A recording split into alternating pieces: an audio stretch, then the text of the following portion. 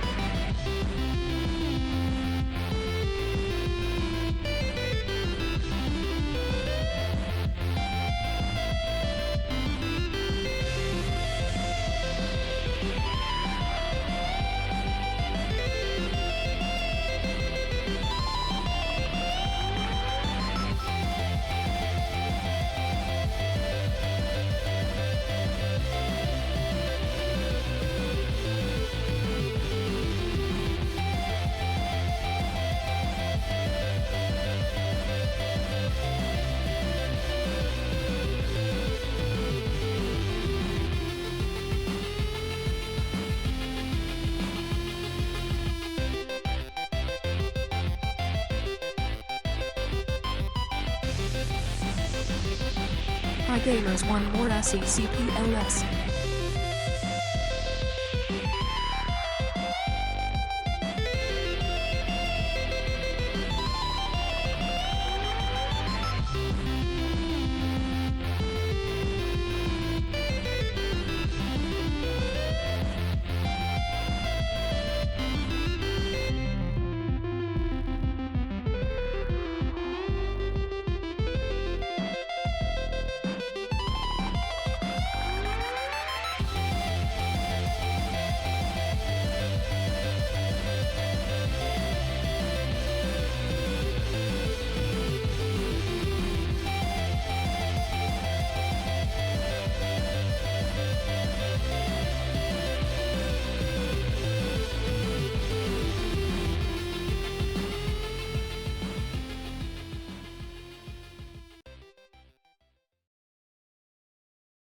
Hi, my name is Sally, and I'm the Half Game Genie hostess of the Last Light Lounge. You're not snacking, are you? Don't you dare touch me with those dirty fingers. Ooh, I got Cheeto dust on your face. Ooh. How much time do we have left? 17 minutes left to beat Prince of Persia. Chat, the government knows that you took those hallucinogenics about an hour ago. You're gonna be in so much trouble. Oh, I didn't kill him. Okay, well, can we clear this level in 22 seconds? I got 2 fights to go.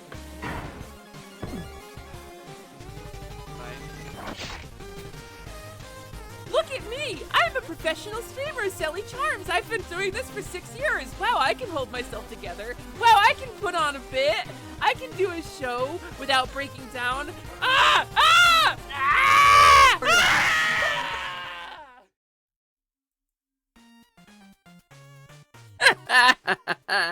Hi gamers! Oh god, my bones. Hi everybody, I'm sorry about my bones. Also, I did not do my vocal warm-ups today. I ate a banana instead, so I'm gonna be a little scratchy until the voice gets going. Hi everybody, welcome in, it's wonderful to see you. Thank you so much for dropping in. Wow, good morning, or good afternoon, I guess. Hello, everybody. My name is Sally, that is short for Celeste. I am the Half Game Genie hostess of the Last Light Lounge, an arcade between worlds.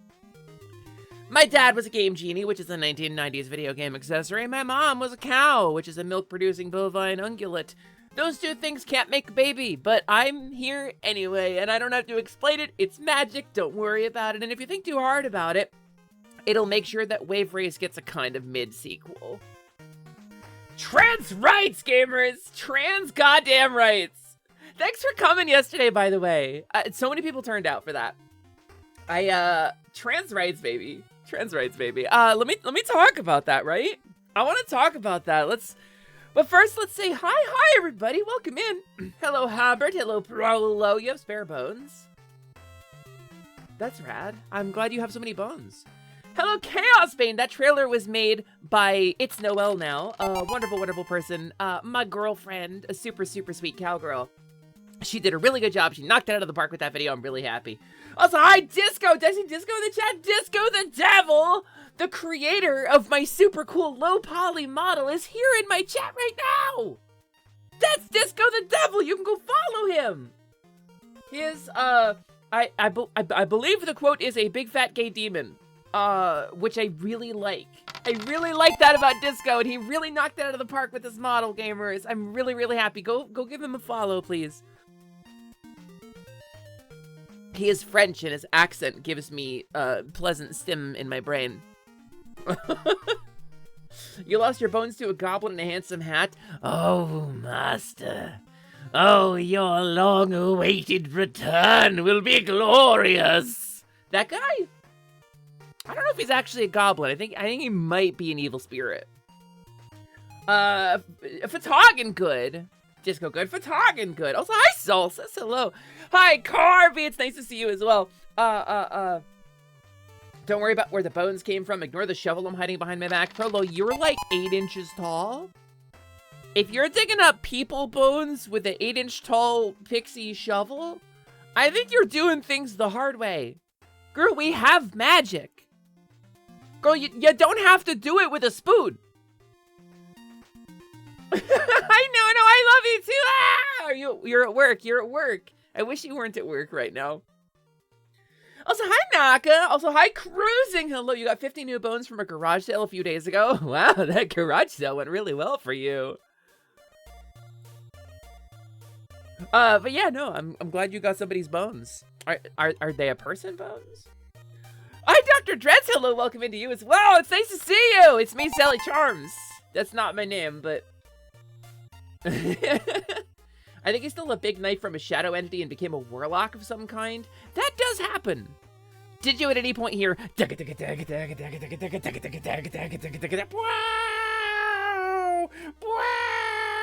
and then it goes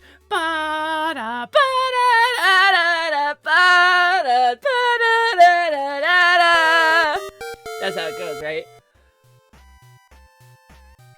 Yeah, Selena Master System Charmeleon, totally not my name. Car. That's a very good emote. Yes, that's how that song goes. Just a lot of high-pitched cursing. Fair, that's very fair. You can always take some gold coins and rent an excavation crew. Work smarter, not harder. I mean, why rent an excavation crew? Fairies can just get one. Fairies just flutter off into the forest and they go, "Oh, sweet hero, prithee, you must help aid the fairy kingdom in our time of need and you will be the king. Please, hero, come with us." And then they come and they're like, "You must use the great machine to unearth the bones of the ancients, or our kingdom will be doomed, but if you succeed, we will marry you to our finest princess and you will become king." But then princess is a pig, and you're king of nothing. They can just call you king. It doesn't mean you got anything, but you used a backhoe to dig up all the bones for them. It's fairy stuff. That's how it works. Genie stuff is different. Genie stuff is like, a guy comes up and says, "Hey, can I have $1 million?" And I said, "No, and also now you're a goat."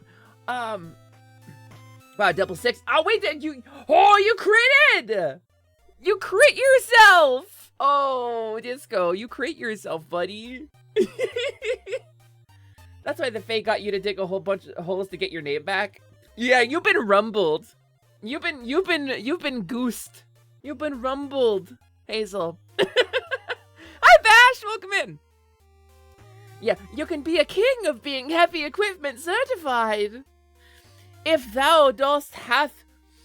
If thou truly hast the forklift certification, then prove thy mettle and become king. I was talking like rules card for a minute. If thou dost thou'st fools. See, the last king you worked for got you forklift certified. You're not actually. I am actually forklift certified. I need you to know that about me. I am forklift certified. That's a very old meme, but I still know how to do it. I thought it was, "I wish I was made of money," and then you turn him into a stack of money and blows away into the wind. That's different Genie. That's different Genie stuff. I don't know.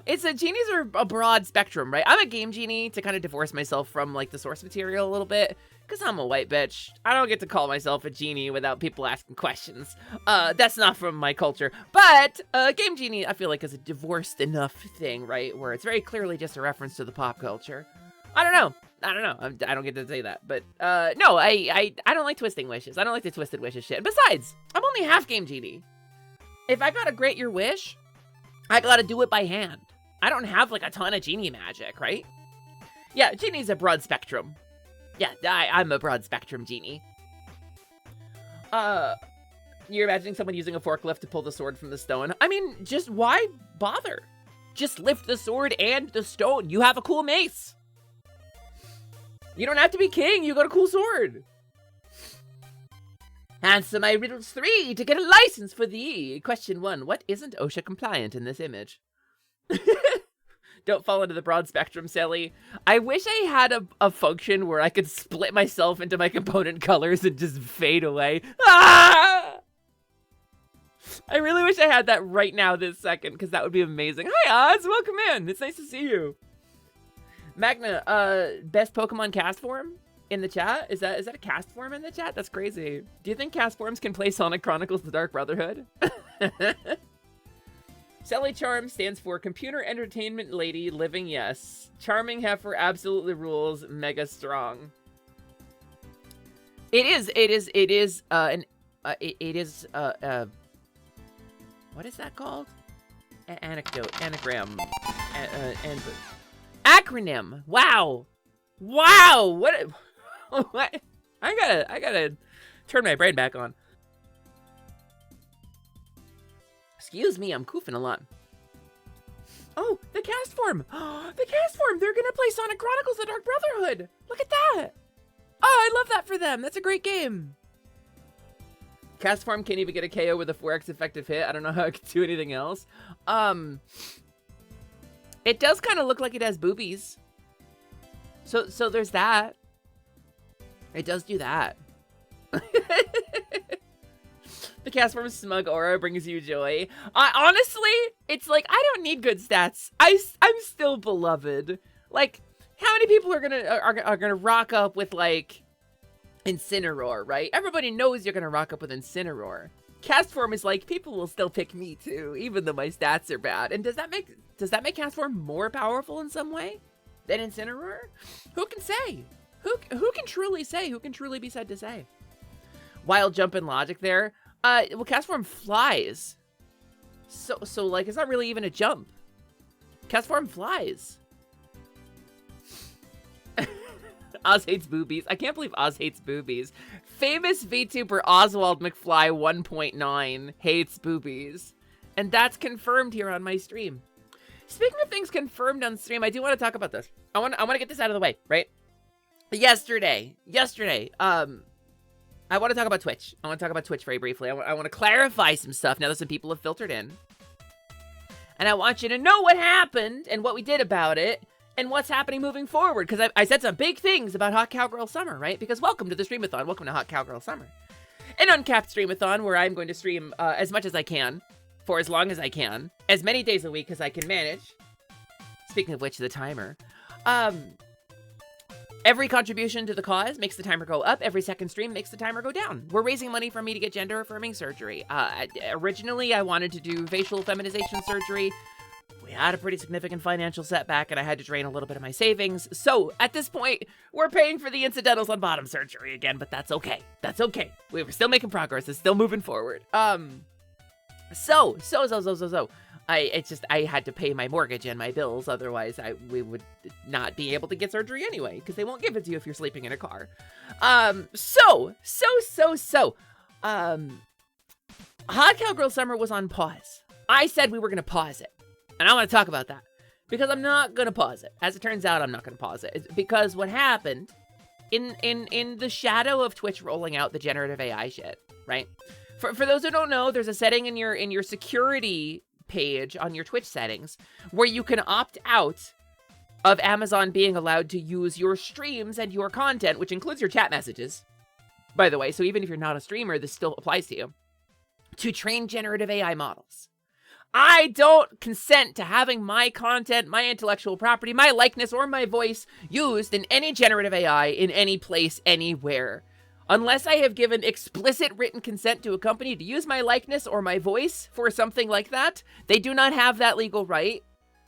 And it's legally defensible. So, like, it's important to opt out of that thing. Because they opted us all in by default, which sucks. And a lot of people are very angry. What I will say is that kind of under the radar, Twitch made some changes to their bad language filtering system as well. And it may be related, it may not. I don't know. This is an internal thing. We don't have transparency on that, which does kind of suck, I'll admit. The lack of transparency really sucks. So let me paint you a picture. About 2 years ago, Twitch revised its terms of service. A little under 2 years ago, I think. Twitch revised its terms of service to include gender identity and topics of it. I don't remember the language specifically, but it was unpleasant language. It was gender ideology under what they call sensitive social issues, which would require everybody who talks about being transgender to flag our streams as mature. Like putting LGBTQ plus books in the adult section of the library. This is unconscionable. It is despicable in a way that I struggle to find the words for. So we had an outrage. We had a big outcry at Twitch. And they changed it. They rolled it back, not completely. They rolled it back. They did not roll it back completely. They clarified. They changed some language, but the policy still exists. To this day, that policy exists. where if I'm going to talk about a sensitive social issue, I need to flag my stream for politics and sensitive social issues, which reduces my reach. It prevents front page. It prevents recommendations. It does, basically it kills your discoverability. So I don't flag my streams because being transgender is not a sensitive social issue. And I need to make that very clear. Twitch still says it is. And while I have been able to stream for this last year and a half without having any enforcement action taken against me, I am a couple of rogue reports away from that happening because this policy is still in place. So I want to be clear, this is the context for what happened. This is a scary place to be for trans people. And I'm not going to sugarcoat that. So they did clarify saying, oh, you can talk about your lived experience. And I was like, well, what does that mean? Who judges that? Where's the line? But it probably, at the end of the day, was just some kowtowing to advertisers to make them happy to keep spending money on Amazon properties. So that's probably what it was. Policy still sucks. So fast forward to yesterday. Yesterday, a couple people started to notice you could not use the tag trans rights on your stream, which is not a call to action. It's not a political statement. It is not an organization.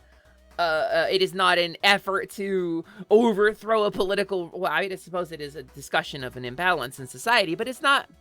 It's not like a crazy leftist, political call to action. It's everybody deserves rights, and we don't have all of them. Right? It's my lived experience. Not having a full suite of rights is my lived experience. So, yeah, Cruising says it best here. System Goddess says trans rights for everyone. Trans rights is an expression of our desire for the right to life, happiness, and self-definition. New 20 Kofi donation. We hope to from live in a Chaos world. 90. They hope this helps a little bit, and greetings from Austria. Chaos Bane, thank you so much. I'm waving to Austria from across the world. Thank you so much for that. That's a huge help. Thank you. Let me have the time for that. It's just 40 minutes is gonna be to 2,400. Yeah, got it. Thank you for adding time to the timer. I appreciate you so much. Thank you for supporting Hot Cowgirl Summer. So, what happened, right, is that Twitch disallowed the use of the tag trans rights on streams, which is really stressful.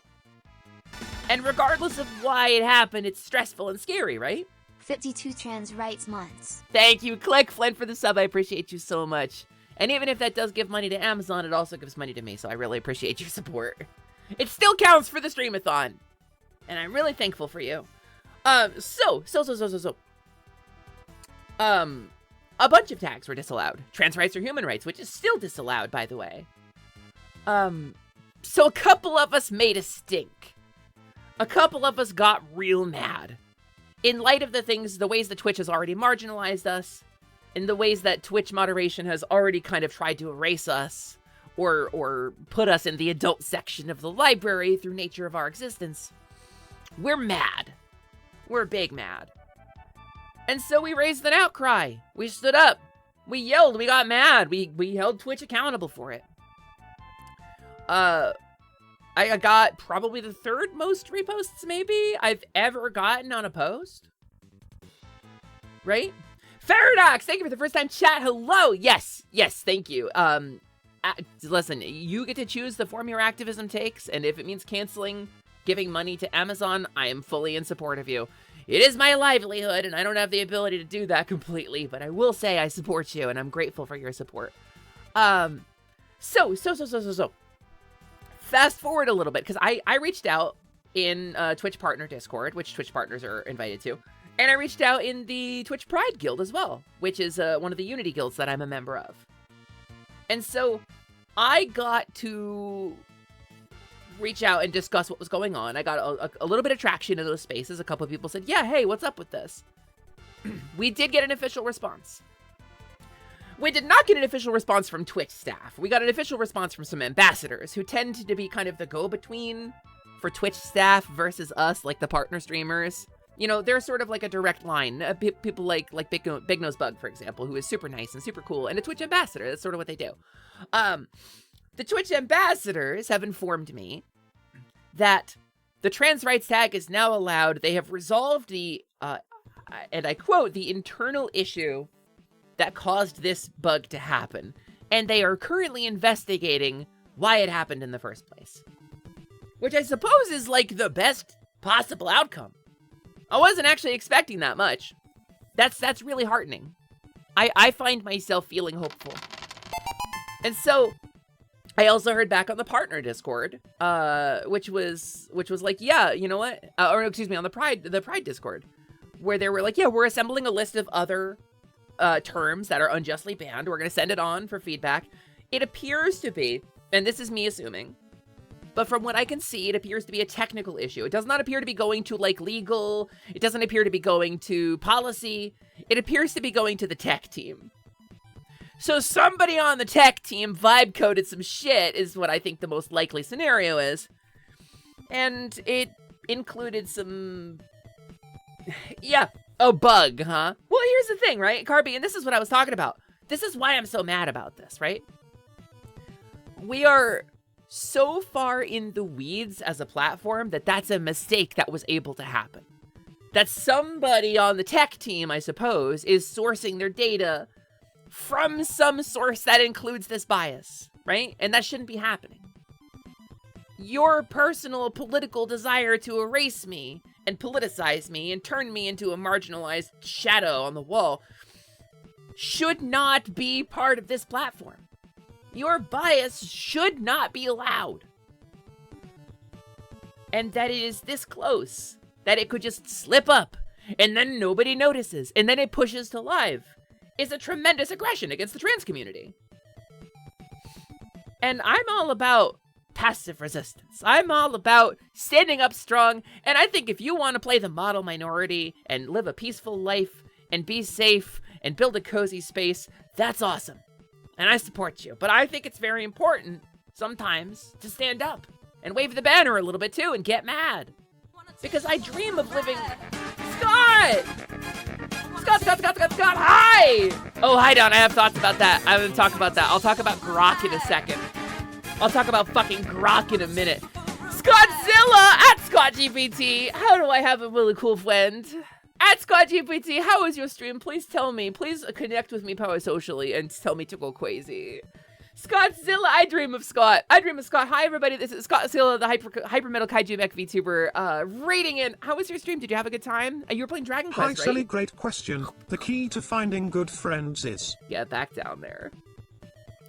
Scott, I hope you had a really wonderful time. I hope you had a really good stream. Hi, Raiders. I'm talking about some complicated stuff right now, but I'm giving everybody an update on what happened yesterday. So,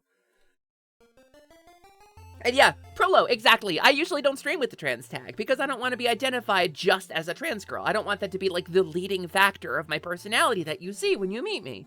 It is a big part of who I am, and I should have the right to say it. So I'm saying it for a little while, at the very least, until Twitch fully de-asses their collective head. But so a bunch of reasons it could have happened. Could have been a bad terms list, could have been a bad configuration, whatever the AI they probably gave evaluating terms, could be a bunch of stuff. But yeah, it could be a bunch of stuff, and we don't know. We don't know, we don't have transparency on it. So if I assume the worst, it's reasonable. It's reasonable to assume this is based on a Twitch policy. Especially in the moment. But at the end of the day, it looks like it's a tech thing. It looks like the tech team is in some way responsible. Some bad filter came from somewhere and included a bunch of trans things. Well, you could go ahead and flag your stream with MAGA. That was allowed. That was not a banned term. You could try to make America great again, but you can't be transgender. So, it shows a bias. And so I want to talk about this a little bit because I have a suspicion. I have a suspicion about this. And my suspicion is that some vibe coding moron reached out to an LLM to create some kind of filter list. I think this shit is based on LLMs because LLMs are inherently biased. The training data that they have pulled from social media is inherently biased. There's a lot of very vocally anti-trans people on these platforms. So how do I phrase this? Your opinions on Twitch have dipped to super negatives after the stunt they pulled with the AI training thing. It's awful, right? And they didn't have a good answer. And an Amazon representative literally said, well, we made it opt out by default because if we made it opt in, well, then nobody would ever opt in. And I'm like, bro, you just does a self-report. So here's what I'm thinking. And I want to be clear about something. In my effort to push back plausibly and sustainably against generative AI in my spaces, I have explored it. I wanted to understand why people keep falling for it. I wanted to know why people keep diving for it. Why people are getting so wrapped up in it that it drives them insane and they think they're going to go intercept a shipment and free AI as a new spiritual leader of a religion. Like, why do people think these things? How does this happen? I wanted to understand it. So I've spent some time. I do not get to wear the gold star of I have never used ChatGPT. I did try. I did want to experience it. I wanted to fully educate myself. I wanted to learn how these things work. And so I want to say, I do not use generative AI in any aspect of my production. All of my art assets and my code and my stream is all human-made. I do not use generative AI in things, and I will not use generative AI things, even in the planning phase. I want to be so clear about that. That's not what I'm saying. I'm saying I wanted to educate myself on how this stuff works. And I wanted to understand why people keep falling for it and how the grift keeps going. And I think I get it now. I think I understand. I think I understand why people keep falling for it, because it is a very convincing lie. The way it is being told is a very convincing lie. But then a platform like Grok comes along, right? Which is X.com, Twitter, Elon Musk's personal fat fest. Grok is the on-platform AI.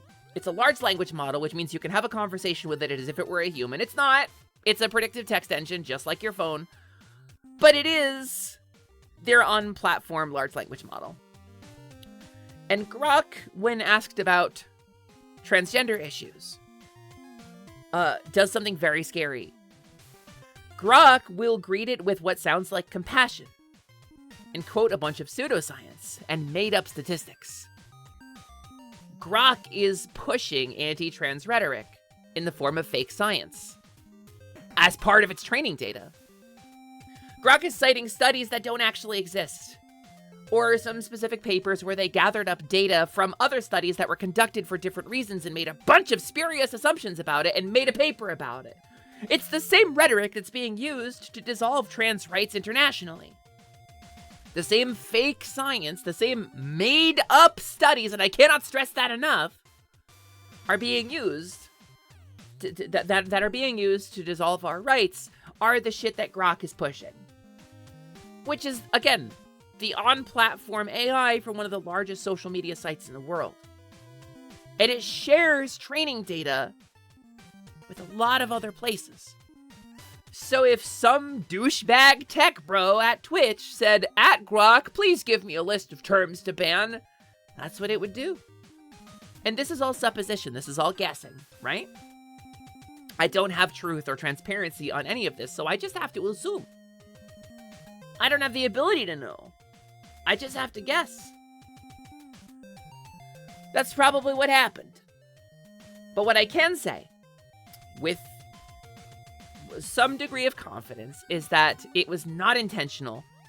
It is not a policy shift. It is not reflective of Twitch's stance on trans people and transgender identity as a platform, and not reflective of any future action.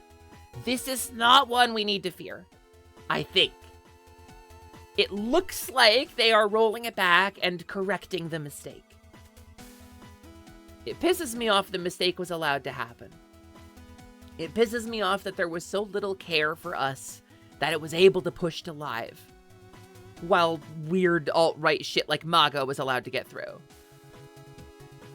But it's a bias that we already know exists, so it's really not news. And we do have advocates. We do. We absolutely have advocates. It is not a one-sided thing. So, I am hopeful that it gets resolved. I am hopeful that this gets resolved and fixed, and I know that the right people have eyes on it now, because we pushed back.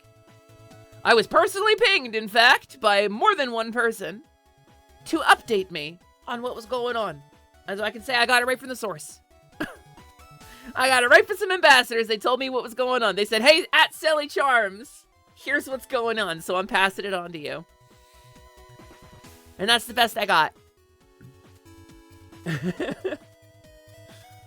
Yeah, almost like we hate the thing, Strap.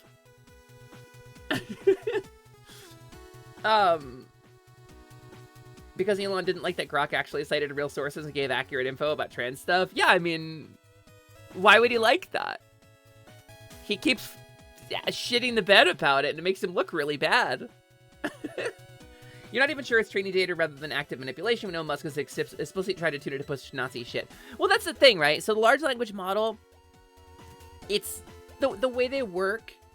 When I say training data, I'm also including the initial, like, initialization instructions, right? It's not technically part of the training data. It's just easier to say it like that. When you make a large language model, it's you make the box and you fill the box, and the ants, as it's training, all dig their tunnels through the box, and then all the box does, once the box is set, it becomes concrete, it becomes unchangeable. You drop words in the top and other words come out the bottom, right? And that's how a large language model works. And so what happens is when you ping a large language model, when you give it a question or a message or something, it actually feeds, and this is really embarrassing, the entire conversation you have had to it, up to date, into the box in order to predict the next viable response. It doesn't hold anything in memory. It doesn't remember. It's just a configuration of gears in a certain order that churns words into a certain pattern, right? So at the top of that, where you can't see it, above your conversation, is a bunch of conversation that the developers wrote. This is called initialization. Or there's another word for it too, and I don't remember, forgive me for getting the technical term. But they give it a bunch of instructions on who it is, how it's supposed to act, and what it's supposed to respond with, and they make this pretty absolute. But this is how jailbreaking works, because it carries the same weight as your conversation, eventually. If you organize your conversation correctly, the word box will start valuing your words and weighting them more heavily than the original initialization. This is how AI jailbreaking works. It's not a hack, it's just the way the system works. That's how people like Kit Boga can do the whatever it was we were talking about last night. So,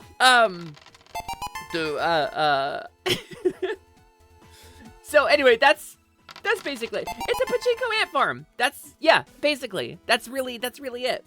Albuquerque, New Mexico.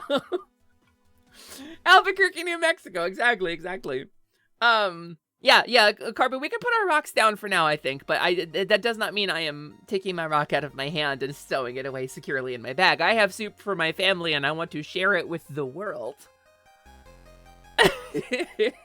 But I will say, for now, this seems to have been one...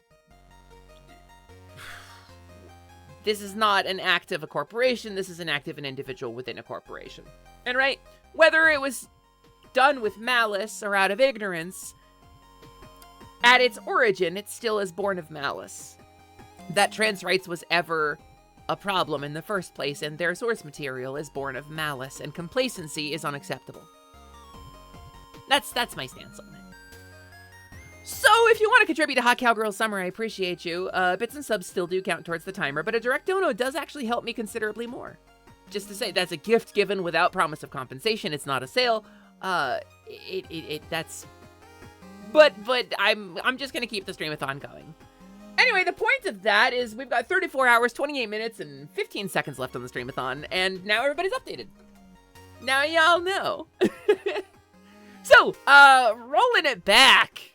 Since we got that conversation, what were we talking about? We were talking about Pokemon, I believe. I believe we were discussing Pokemon.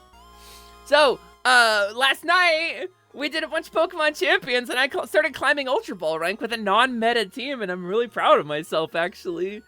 I'm really happy for all the people who've helped me build this team out, because it's really cool, and we put a Zoroark on the team yesterday. Holy shit! Jim Radronga gave out 20 community gift subs. Jim Rad, thank you so much for 20? Wow, that's enormous. Thank you very much. Well, 35 hours, 32 minutes. Holy cow. Oh, you got Carpy in there too, and Blumbles, and Henry, and Disco. Oh, that's a couple of good shots in there, Jim Rad. Thank you very much for that. I appreciate you. So for those who don't know, last night we did a stream, we played some Pokemon Champions, and the only thing you could say in chat was trans rights. And let me tell you, as stressed out and sad as I was, it was really nice to have over 1,000 messages come in a single stream that all said trans rights in some capacity. That was pretty cool. With a big shout to, by the way, because I think I shouted her out last night, but big shout to VTuber for the idea. She did it with like a Patapone stream like a couple of years ago, and it really stuck with me. Trans rights gamers! That's what it is. That's what it is. That's really what it is. But yeah, I know. I put a Zoroark on my team last night. That thing is so cool because it makes people mess up, and people messing up is how I win. Thank you, everybody. You really helped me last night. I think you really helped the community a lot, actually. A lot of people came in, and I think people were feeling really stressed out and sad, and it's really nice. I'm here. I'm queer. My back pain is moderate to severe. So I want to say too, like when we talk about this, when we talk about standing up to oppression or negativity, right? When we talk about our social responsibility to push back against misbehavior when we see it. When we talk about our sense of our shared civic responsibility to push back on bad behavior, it's not necessarily because we expect to fix the bad behavior, right? Like if somebody comes in and says, I hate transgender people, you don't say, well, you shouldn't because we're awesome and trans rights. You don't say that because you think you're going to change that dude's mind, right? Like maybe you will. That's great. That'd be a cool side effect. But you say it so that what happened last night can happen. You say it so that other people stand up and also say it. You say it to inspire other people to say it. You say it so the people who are feeling lost and alone when they saw that dude and they feel hurt and sad and scared because that dude was standing up unchallenged. You say it so that those people are less scared and sad, right? So that's kind of what we did last night, and I'm really proud of everybody. I'm really, really proud of everybody. So we pushed back. We got an answer. We pushed back. We got an answer. Twitch is doing something about it. Feels pretty good, gamers. I'm Spartacus. I will always be Spartacus. Yeah. Yeah. Yo, Blumbles! Trans rights gamer. Anyway, I did my best to steer the conversation back towards Pokemon, but it seems like we're gonna say trans rights for a while, and I'm cool with that too. Let's instead talk about retro games. Let's talk about a retro game. I'm not trying to erase the conversation. I just, at a certain point, I gotta shift gears and let's not be. But let's take a minute to bask in being proud of that, right? But yeah, I guess two things could be true, right, bro? Oh, I have so many DMs. Oh my god, I'm blowing up. I'm blowing up. Why am I blowing up? Oh, easy. Easiest friend request accept of my life. Easiest friend request accept of my life. Okay, cool. Good morning, Text Eclipse. Good morning. No, it's morning. I just woke up. You're fine. So, there's two things I want to say. Number one is I'm going to rock out some N64 games today. That's kind of what I'm in the mood for, and I hope you're willing to join me. We've been talking about Wave Race. I'm going to play some Wave Race. It's going to be fun. Number two, I had a question for you. I had a question for you, because it's been a while since we did, like, a Pokemon playthrough. We haven't done, like, a proper Pokemon playthrough in quite a while. And since I've got my 3DS set up, I can take a save file from my PC and put it on my 3DS, right? So if we play the game and play a Pokemon game and catch a bunch of Pokemon, they can go into Pokemon Home and be real Pokemon and join the squad, right? I dedicate this homemade Alfredo pasta to trans rights. Carby, you made an Alfredo from scratch? Did you make the pasta by hand too? Oh my god, I'm so hungry reading that. That sounds incredible. Also trans rights. Wait a minute, has the chair been linked to your VTuber asset the entire time you've been silly? No, actually. Magna will tell you. Magna will tell you. So the chair has been here since I started streaming as Selly on this channel specifically. But, no, the chair's been here for quite a while. It's been here for a couple months now. Oh, Carby! It's wild. That sounds amazing. Wow, that's so cool, Magna. Wow, that's amazing. Can you believe it? What other VTuber has that? That's amazing. Look at me. It's a slick little asset. Thank you. Yeah, I bought it on like Turbo Squid, and then I texted you.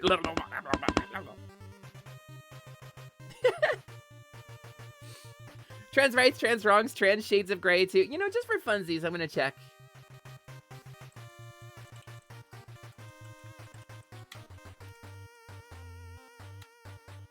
Yeah, okay. Still not fully fixed yet. How about a Pokemon randomizer where your random encounters are on occasion Elden Ring bosses? Yeah. Oh, tarnished Pokemon master. Thou'st traveled far to this plateau of sprawling indigo. But thy journey ends here. As the scaled lords of Eld rise once more. Answer my call, Dragonite! For I am Lance, the keeper of the scaled ones, and thou shalt melt before mine fiery fury.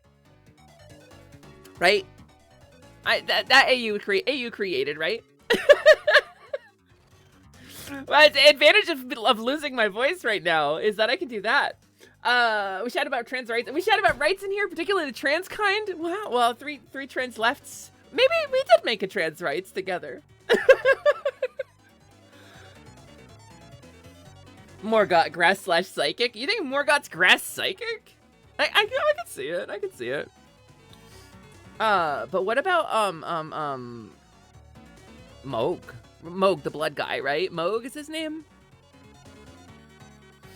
Just imagine the burglar trainer from first gen Pokemon popping out shouting, "Emboldened by the flames of ambition!" I love that little dude. Did you guys know the burglar? The little guy that Drezlov's talking about? Hold on. Hold on. I know I have this saved. Burglar. It's an Avif. It's a fucking Avif. Hold on. Show. File location. If I just rename it PNG, it works. And I don't know why that would be the case, but... Oh, it actually doesn't work. It normally does. I guess not. That's a bummer. There's a little guy. Pokemon Gen 1 Burglar Sprite. Save image.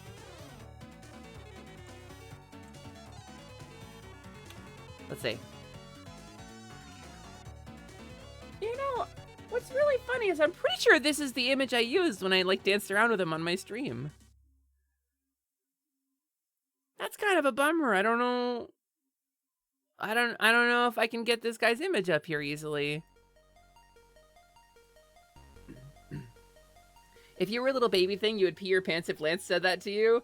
I think Lance would say that to you if they would let him. If TPCI weren't cowards, they would let him spill the blood of the scaled ones of Eld. You know the Pokemon equivalent to holy?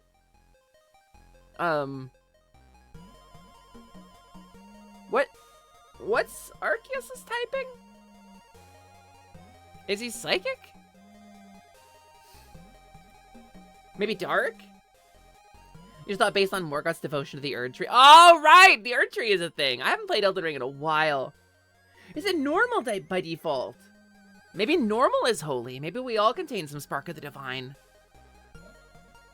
You're coming up with new minions for Drezov, and you were legit considering making 2 of them a father and son based on my burglar and ninja are a family joke. I really like that!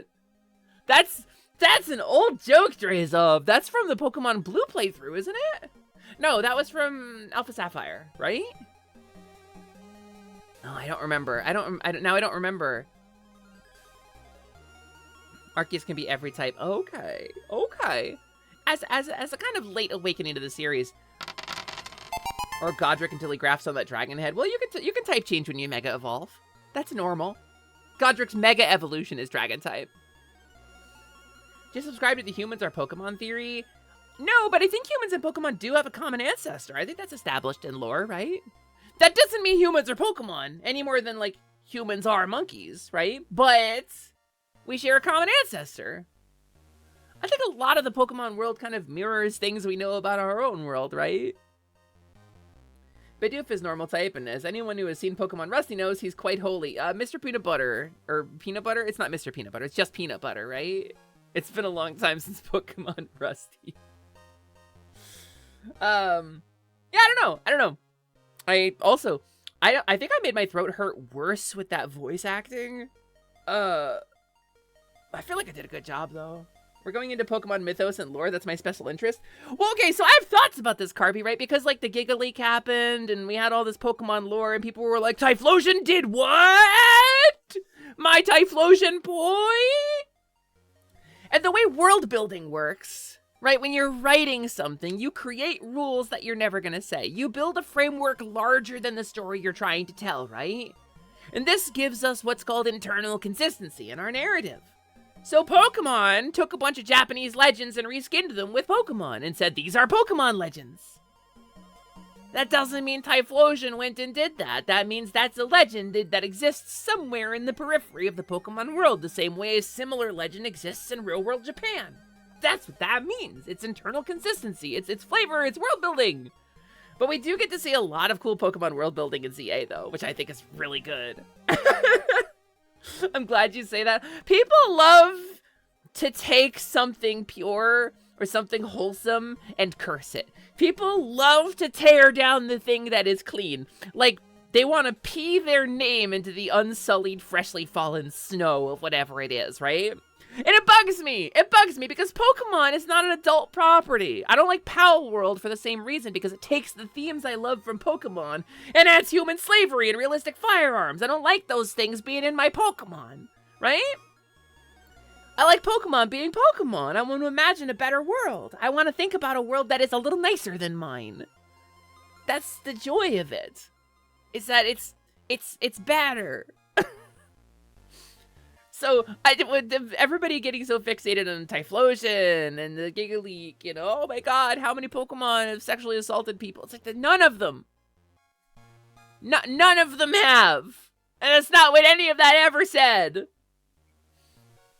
It's like the backstory to Toy Story. They never say what happened to Andy's dad or how he got Woody in the movie, but it happened. It happened. And that's all we gotta know, is that it happened. That's your secret, Sally? You were always cursed? None of them! Okay, this gets into, like, a personal place for me, right? Maybe my, like yesterday, maybe my outrage is born of a little bit of trauma, right? But I spent a lot of my life feeling cursed. Because there's stuff you can't unsee. When you see certain things, when you experience certain things, that toothpaste stays out of the tube. You can't put it back in, right? And a lot of the time, I feel like I have been in some way sullied or damaged or stained by the things that I have seen, by the things that I know. And it sucks. I was an early generation denizen of the internet. I was here for Web 1.0. I was here when this shit was unfiltered. I was here when fucking ogreish was a thing. I've seen shit. I've seen all the cursed image macros. I know all of them by heart. I know all of the things that were ever on YTMND. I know NEDM. I know Tubgirl. I know Lemon Party. I know this shit. And I don't want to know this shit. But you can't unknow it. And so when it comes to stuff like Pokemon, it's an opportunity for me to feel like a little fresher. It's a world that I don't know inside and out, and where those things don't fucking exist. And I can, for just a little while, imagine myself divorced from the cursed being I have become against my will. You can't get that innocence back. But for just a little bit, I get to take a break and pretend you can. And don't take that from me! Don't take that from me! Maybe it's a little personal, but come on! That's why I can't handle Pal World. It's why I don't like Pal World. I think that's the most concisely I've ever said it. You were trying to imply that you try to avoid infecting wholesome things with your own bizarre nature. I mean, do you... Faye, let me ask you, do you relate at all to what I just said? Do you feel that too at all? Like, as a trans woman, a lot of my trans validation in the early days of the internet came from the marginalized spaces where a lot of weird fringe kinks got shoved. Being trans was in the same boat as all the weird stuff. It's not like that anymore. It's a lot of the world isn't like that anymore, but we were all over there. We were slash deviants. That's where we all lived, and I got to see some shit. And it became normalized for me in a way that I can't undo. I never wanted that to happen, and I don't want that to happen to anybody else. I don't want other people to have to find their identity in spaces like that. You deserve to choose whether you want to engage with that shit, and I ain't gonna kink shame anybody, but you deserve to choose. You were lucky to not be exposed to that. It's better to not think about it, right? Yeah, us early interneters have mental scars, deep ones. Yeah, it's really a unique slice of human history, isn't it? That era of the internet. I'll bet you think you ended up managing to avoid a few of the info hazards when you were younger. Lucky. Lucky, you're lucky. Yeah. So gamers, the things that I have listed, please don't. Please don't. Please don't look any of that shit up. Please just don't. But the scars run deep. There's a lot of that. And when people are like, Typhlosion did what? It comes from the same place, I think. I think it comes from the same place. And I don't wanna go there. I don't wanna live there. I don't wanna think about that place. I don't wanna get my hand stamped at that club. I don't wanna do that. No, thank you. I do not intend to return. Have a lovely night. You can spare me the hand stamp. Because I can't wash it off. So yeah, I guess that wasn't really a direct talk about Pokemon lore, but that was sort of a talk about why I care about it, I suppose.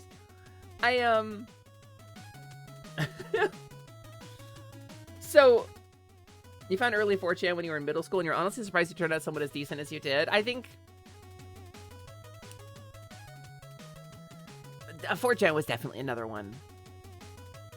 You're in the process of unstamping your hand, and it does kind of work, kinda.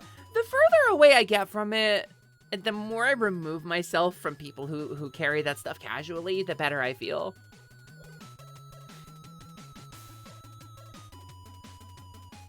It's a genie one can't put back in the bottle. Yeah, or the half-game genie back in the game cabinet. So, I mean, it doesn't make a lot of sense. I'm a game genie, but I'm in an arcade. You can't use a game genie with an arcade game. It's fine. Don't think too hard about it. You're so glad you never found 4chan? You think it would have been a terrible influence on teenage swoos? I mean, I talked about this.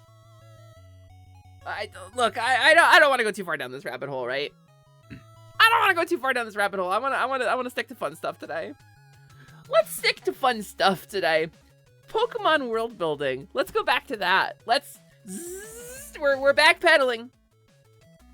Let's talk about a little bit of Pokemon world building. Let's talk about what's the deal with ads?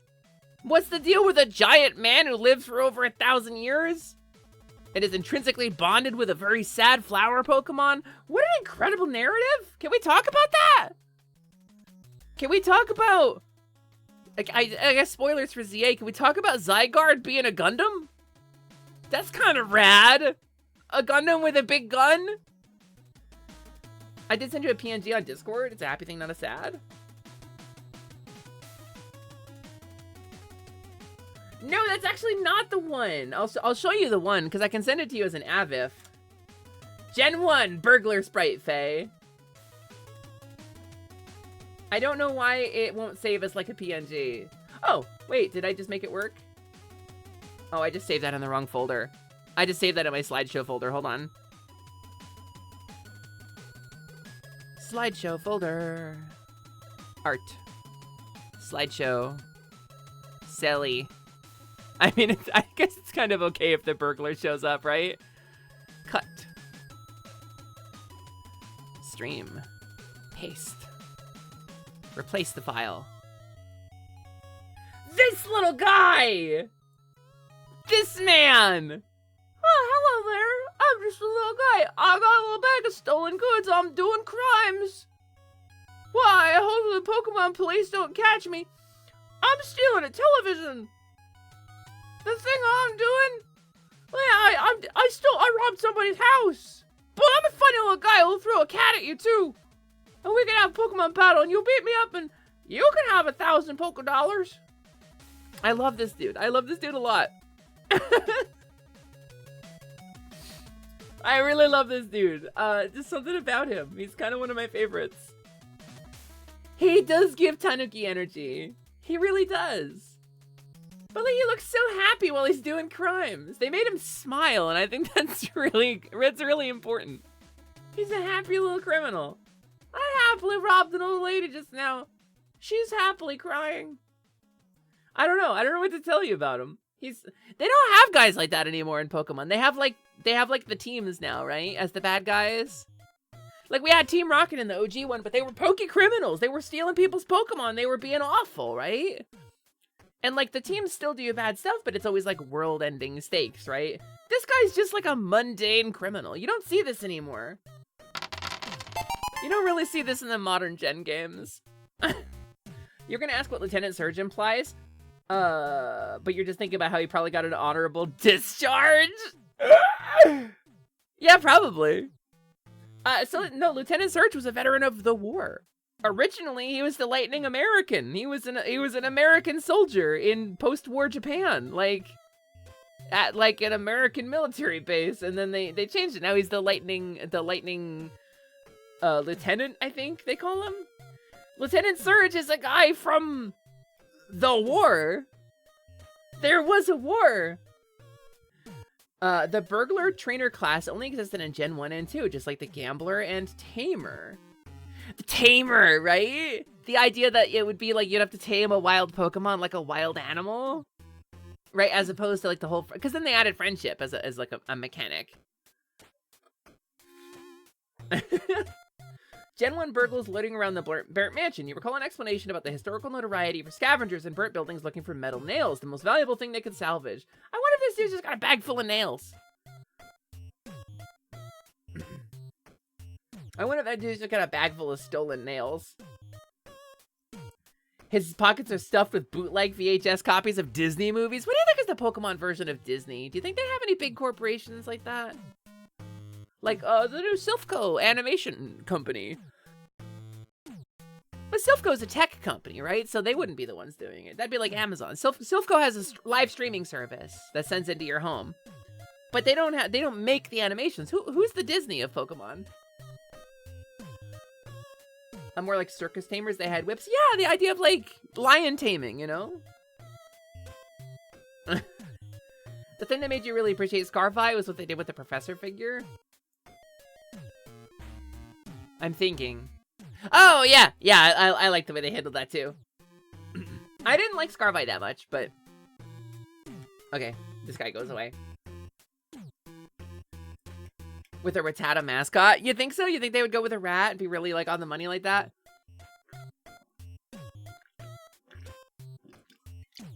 Here's a weird thought. The next Pokemon game could include Steamboat Willie. They could include Mickey Mouse. Mousehold? Yeah, what if it was Mickey Mousehold? Like, canonically, it could include Mickey Mouse canonically. Which would, in lore, connect Kingdom Hearts directly to Pokemon. Hi, Digi! Hello, welcome in! You thought the Scarfy principal was pretty boring, but Clive... Hello, fellow youths. I find myself wandering into your place. My goodness, I mean, radical. I fucking love Clive. Sally, no, Faye, no, you could do it! It's legal! We could watch the entirety of the original Steamboat Willie cartoon on Twitch right now if we wanted to, without commentary or transformative. It wouldn't have to be fair use. It's in the public domain. Does anyone remember that one official Pokemon animation done in the old rubber hose style was Scrafty? No, I don't. I don't. Was that one of the animations? Like when it was Help I Turned into a Gengar? Trans Mafia will not stop talking about Kingdom Hearts. Yeah, Kingdom Hearts is alright. I would say it's above mid. I would put Kingdom Hearts at like a B+. It's a pretty good game. I like Kingdom Hearts well enough. You'd also put it there. Xion did nothing wrong. Xion deserved better. That's kind of my thought. Found it. Scraggy and Mimikyu. Poketoon. It is a Poketoon. Okay, I was right. Even if Kingdom Hearts 3 irks you, if it was just like a 30-hour-long ad for Disney theme parks. They really went hard on the Disney magic aspect of it, right? On them pushing, like, this is the Disney magic. It was their branded shit, like, all over it. Scarvi had a refreshing way to progress the game. Loved that Pokemon that were like alphas, but not an alpha, and the base rating was fun, but could have been better. Gyms felt a bit S, and Sidney knew much to do before the fight. My primary problem with Scarvi was the open world. And I don't mind non-linear progression through the game. But I think... Alright, hear me out. When you encountered a wild Pokemon in the past, it was a surprise. And the screen would flash. There would be a screen wipe, like a full screen wipe while the musical sting fade. Right? And then you'd see the battlefield. And then you and your opponent would cross paths and the camera would switch around. Ching! And it's like, this guy's striking a pose at you. Whether it's a Pokemon or a trainer. And then you would have the spectacle of throwing out your Pokemon. The battle begins, right? There's spectacle. There's build-up. There's drama to it. In Scarvi, you ride your bike dog over a rat, and the rat goes, no. And then you're fighting. And there's no spectacle. There's no build-up. There's no drama to it. That's what bugs me the most about it. It feels unpolished. It feels like an MMORPG.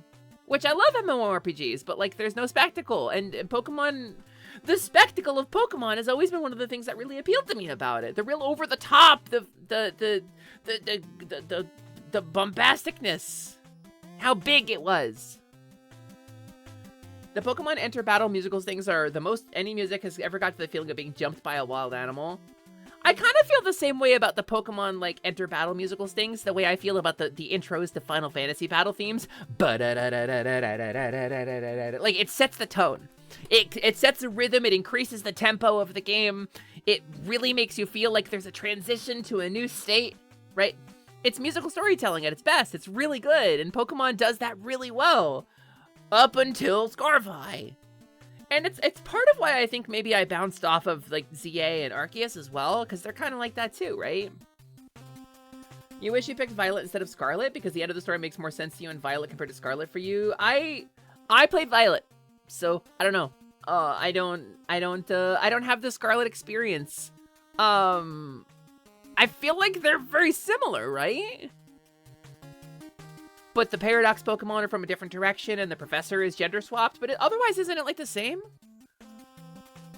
You prefer hidden random encounters, but the Violet map is also just bad. To do it properly by level, you have to go back and forth and go left, right, left, right, left, right, left, right, left, right, left, right.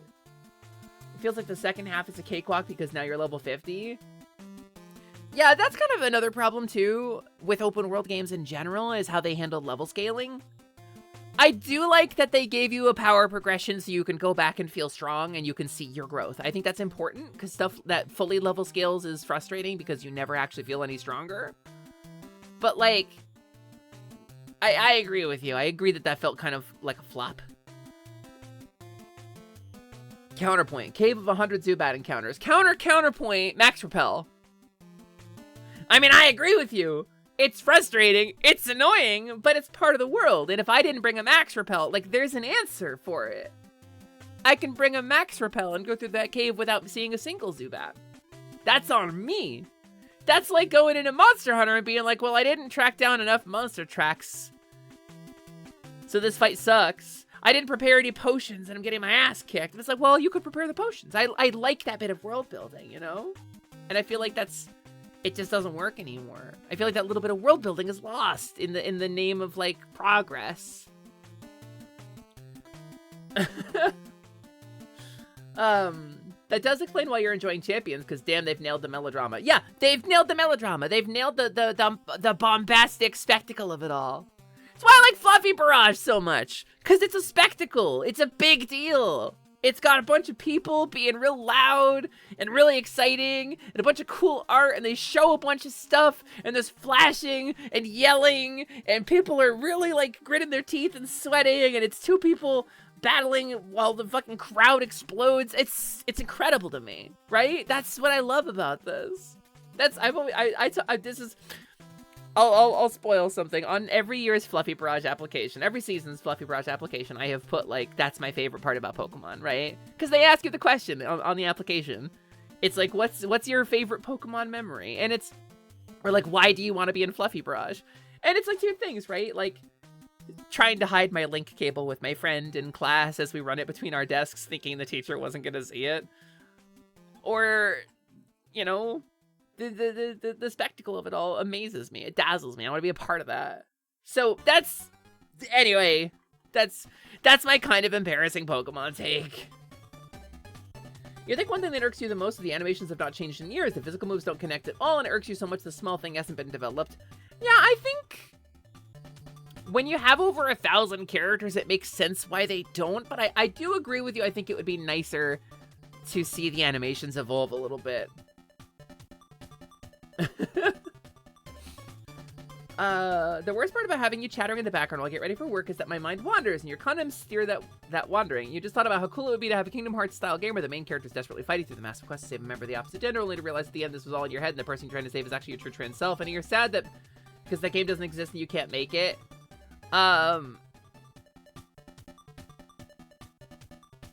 Rescue the princess, but the princess is you? Stamped for approval. Somebody make it. Scarlet and Violet also completely miss the vibes of a long stretch without a Pokemon Center like a big cave. The sense of relief when you finally get to the end of Mount Moon just isn't part of Pokemon anymore, and that's a huge shame. Yeah, there's some... I would put that in, like, the classic RPG tropes category of things that Pokemon is missing now. With regards to classic RPG stuff, which is where Pokemon has its origins, right? So... Spoilers for the end of Scarlet. The end of Scarlet, it's revealed that the big bad Pokemon in the Great Crater... Yeah. And... Oh, that's true, yeah. That's true. That does make sense. I think I can see that cruising. Princess Selly where? Sometimes I'm a fairy princess. I even get a little tiara. I'm just half cow. I ain't a princess. But sometimes I am. That just sounds like a metaphor for therapy. See, I love that as a metaphor for therapy. Save the princess, but the princess is you. Yeah, I don't know. Pokemon good. That's where I'm at. Pokemon good. I enjoy you. I enjoy Pokemon. I enjoy you. I hope you continue to enjoy the streams. What I wanted to talk about is another Pokemon playthrough. I know we have the Soul Lock with Prin on Mondays, which we're hopefully going to be going to next week. We're going to be returning to next week, I hope, if everything goes well. I haven't talked to Prin about it yet, but we'll make sure to keep you posted. Because we're playing Sword and Sword, and we've cleared our first gym together, which is awesome. I'm having a lot of fun with the Soul Lock with Prin. I will say, I have a thought. Right? So I was going back and playing through a lot of Pokemon games on stream. A lot of things that I have played in the past, but don't clearly remember, whether from the brain injury or from simple, I don't know, ennui, general depression, forgetfulness, ADHD. I've really enjoyed going back through stream because I find myself thinking back to like our Pokemon Blue playthrough, right? Or our Alpha Sapphire playthrough. Or our X and Y playthrough. I played Pokemon X on stream and I did it in like a week and a half. And I remember those things. I remember those playthroughs. Those are wonderful memories. So I want to do more. And my thought was, I mean, Black and White exists. But also, I never played Ultra Sun or Ultra Moon. And those are pretty current. And I've got the hardware set up so that those Pokemon could be legitimized. Those could be legit Pokemon that are added to our roster of Pokemon we've met on this streaming journey. So maybe I remember hearing that Ultra Sun and Ultra Moon were controversial, and some people didn't like them. Ultra Moon is just what Moon should have been. Play it, but ignore Moon. Now, I think I had Sun. I had one of the two. I played it. I remember playing it. But I have very little memory of what actually happens in it. So I got set up for it. And then I never streamed it. And we just didn't stream it. So I tagged today Retro, because I was thinking of playing some N64 games, but we could pivot. Like, pivoting is an option here. And we could start a new Pokemon playthrough today. And I wonder how you feel about that. It's kind of what I wanted to ask. Made it Kazoo Iron Man? No, that dude deleted all his videos. You really enjoyed Sun and Moon? There's always Zelda 2. I was going to play Wave Race, but I want to play that with No. Noelle brought up, I want to play Wave Race with you, and I'm like, yeah, let's play Wave Race. So I want to play that with Noelle. You really enjoyed Sun and Moon? How do you feel about that?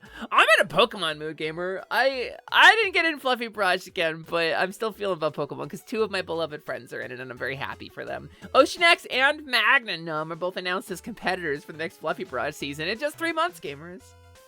So I'm kind of feeling Pokemon, frankly. Frankly speaking. I don't know if you can tell from the music I selected for today. Silly was killing it with the Trick Room team last night, so Pokemon coded. Honestly, Dr. Swiss, thank you, by the way, for posting in the Discord. We do have a Discord, by the way. I know some of you aren't in it, and that's okay, because I'm not in anybody's Discord either. Like, I'm not active in Discords. We do have a Discord community for the stream. We do have the Last Light Lounge. And Dr. Swiss actually posted in there a Trick Room guide, like a quick and dirty Trick Room guide for Trick Room teams, which is really awesome. You admittedly have no idea what Fluffy Barrage is. I talk about it sometimes, Faye. Fluffy Barrage over on twitch.tv/WafoBafo. I'll give a Discord link in a sec. I have to do it manually because I don't want people to wander in when my mods are sleeping and post a bunch of nasty stuff and target our vulnerable community, you know? But I know mods are awake. I give a link when I know mods are awake. Over on twitch.tv/WafoBafo, a couple times a year, and now it's kind of like every year, like once a year, they host a very big production of an indie, like, VTuber Pokemon, like, competitive doubles Pokemon tournament. And it is targeted primarily at people who don't have competitive experience, and they have a bunch of competitive players who do things like make and organize and assemble teams for the competitors and help train them and practice and build up this big spectacle of a double elimination tournament. It's really cool. It's really cool. I watch it. I have now, I want to say 7 or 8 close personal friends who have been in it. So, like, I'm kind of, whether or not I'm in it, I'm kind of intrinsically linked. I'm in for life at this point. But it's really cool. It's all the spectacle I've been talking about. That's exactly what the hell that's about. So you've already got all your chants made to say in chat for every competitor this season. Let's go Cruising. I met Cruising through Fluffy Barrage, actually. Cruising kind of came to this community through there. Fluffy Barrage super fan, Cruising VT there in the chat. Oh yeah, it's super cool. It's super cool, Deprestrogen. It's super cool. I'm a big fan. So, I was thinking Pokemon, I don't know, like Ultra Moon or something, as a playthrough on the stream. And if you're into it, I can get it set up right now. It won't even be hard for me to do. It wouldn't be my first time play, but I don't remember playing it, so it puts me in a weird place. Let's see if I have it all set up. Let's see if I still have it all set up ready to go.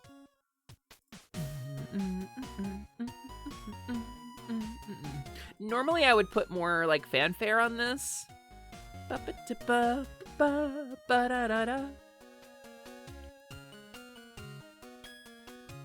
Alright. I had it set up, but let's see. There's X, there's Alpha Sapphire.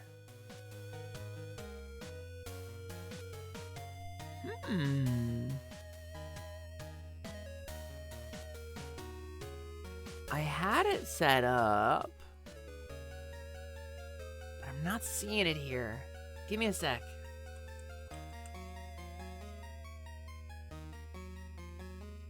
I mean, I could do the thing where I just stream it directly from my 3DS, but that was being really unreliable, so... I love when folks make safe and accessible spaces for people to enjoy stuff. Fluffy Barrage does say trans rights. There's a bunch of trans and non-binary competitors. It's a very good place.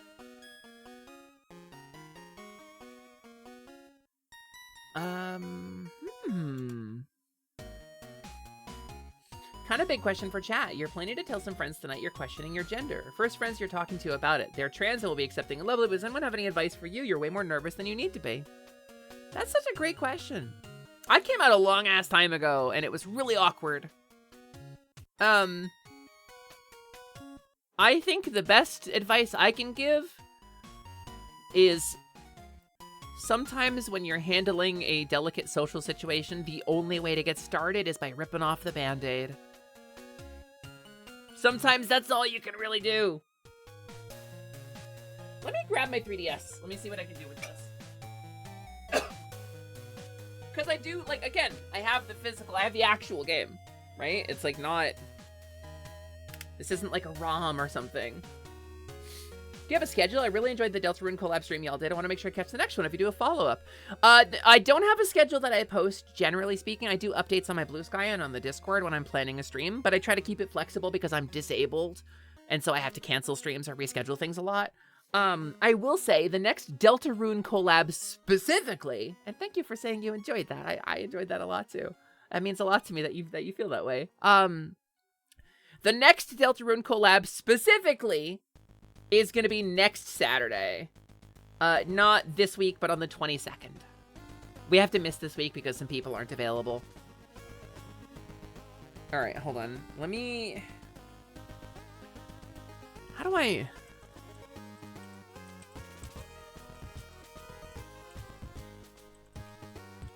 Let me look some stuff up real quick.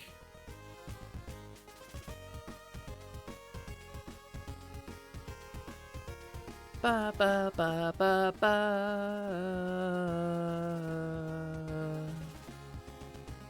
All right, hold on. Let's see. Oh, I gotta like move my SD card and stuff for that. Hold on, I think I have a better solution for this. I think I have a better answer for this.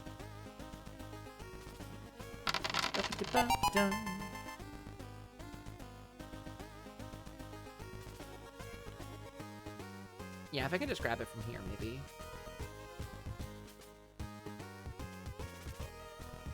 I know I have this.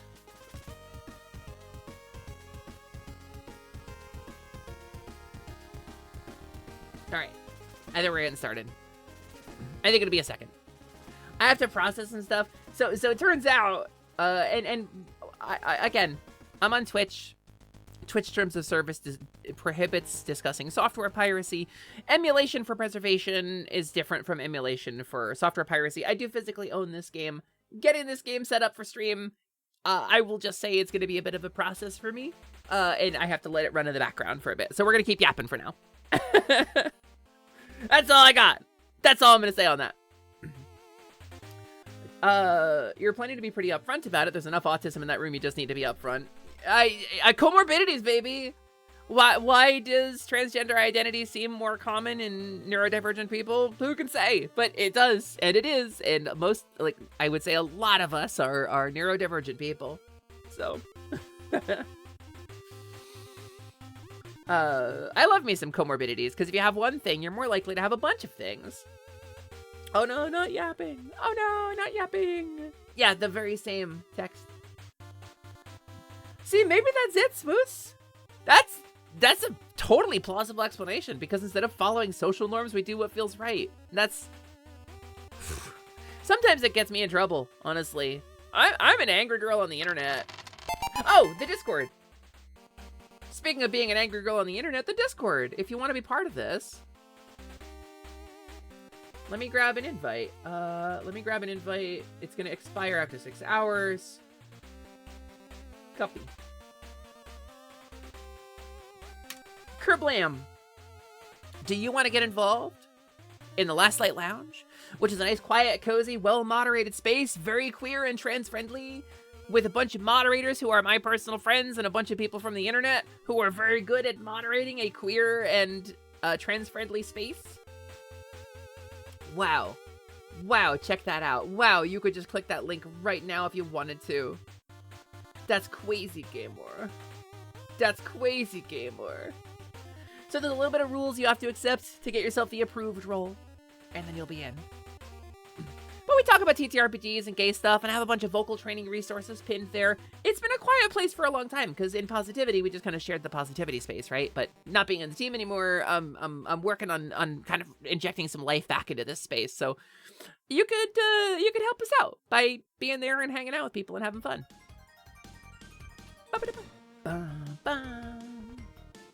Please dump faster. But yeah, so welcome in, everybody. Welcome to the Last Light Lounge. It has previously been Atelier Lumi, it's been Milk and Data, it's been a bunch of different places, but here it is now. The Last Light Lounge, the arcade between worlds. There's actually a bunch of really cool people in there. We talked about TTRPGs kind of recently, and there's a couple of folks running some TTRPGs in there. I will say one of the things I always kind of fantasized about for this space was that people would use it as like a matchmaking system for TTRPGs. Because one of the frustrations I had as an online TTRPG player was when I was looking for an online game, because I couldn't get one in person because I didn't live near anybody and my friends weren't generally available for that kind of stuff. I wanted to find an online game that was queer or trans-friendly, where I wasn't going to have to explain my gender every 30 seconds, right? Or justify my existence, because that happens in online gaming spaces. You never know. But this is a well-vetted, well-moderated community of people who would generally share those interests, so we're trying. Hopefully it takes off. It's been a couple of times. We've had a couple of false starts. So far, the only games that have really had any staying power are the ones I've personally been involved in. And that's a bummer, because y'all are really cool people, and everybody in that server is worth hanging out with. But I don't know. I don't know what the best answer is. I don't know what the best way to do it is. But I always sort of imagined, like, this is the back room to the game store. I have a bunch of tables. Go nuts. Have a good time. I don't know. I know people will just, like, make their own Discord or their own VC or their own group call, so you don't have to, like, have the game hosted in the server, right?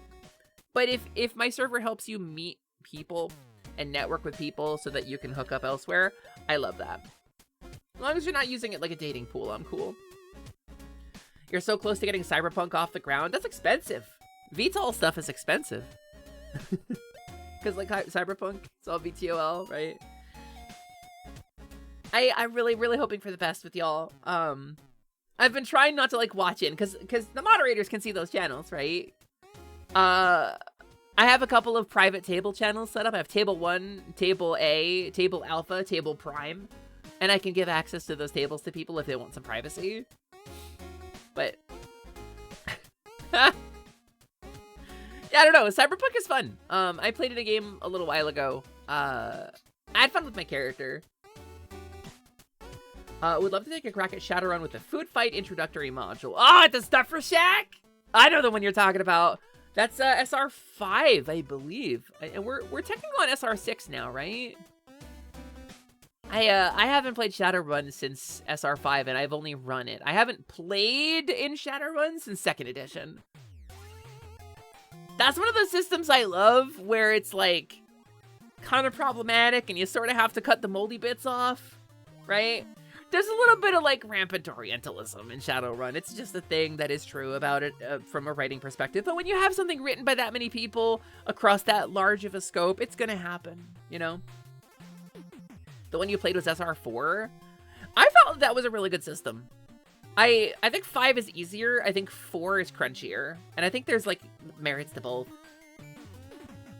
You've never played Cyberpunk, but you're real excited. Your character is a rollerblading investigative anarchist reporter. Very jet set. I love that! You couldn't be more off the grid. That's amazing. You've played like 4 editions of Shadowrun, been a decker in 3 and a hacker in that one where they changed the name due to it being self-conscious. It's crazy they changed that. It's crazy they changed that. And I agree. You're a hacker now because the wireless Matrix, right? Post-crash Matrix, it's wireless, Matrix 2.0. Now you're a hacker because the cyberdeck isn't necessarily required and you don't physically plug in. So when I run Shadowrun, I don't put wireless stuff in most places. You can have a wireless drone. Most buildings are hardwired. Because I think decking is cool. You played Wrath and Glory a while back, the 40k TTRPG, and Shard ended up throwing out most of the system. I've heard that about Wrath and Glory. I have heard that about Wrath and Glory. Don't really know. Shadowrun has cool lore besides their treatment of Native Americans being very of its time. I think a lot of Shadowrun is of its time. And we know better. And we have an opportunity to do better. So we do better. But I'm not going to throw it out because of a little bit of mold, right? I will just talk about the mold and we will not eat the mold. Did that work? All right, hold on. Hold on. I'm looking. Where did you put it? Where did you put my file? Did it go correctly? Are you in the process? It's doing something. They were so worried about being up to date because they didn't want their future with elves to seem weird. A little bit, yeah. You were gonna play 5, but your friend's cat spilled Kool-Aid on it, so we replaced it. We got 4 by accident, so you played 4. I mean, that's valid. Oh, I have a file. Hold on. Hash check? You seem okay. Are you complete?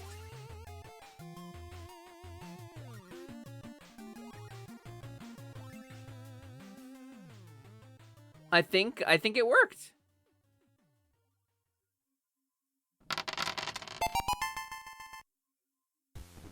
I think it worked. I'm gonna close my 3DS now. Hold on, I can turn this off.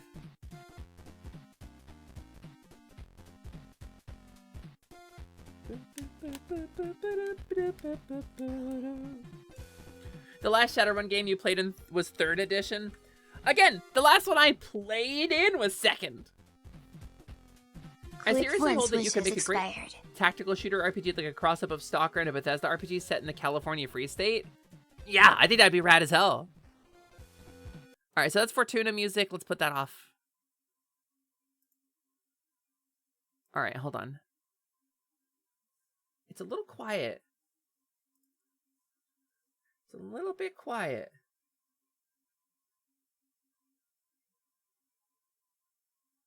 Why did you do that?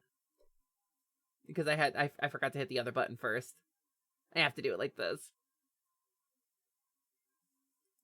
All right, how's my capture looking?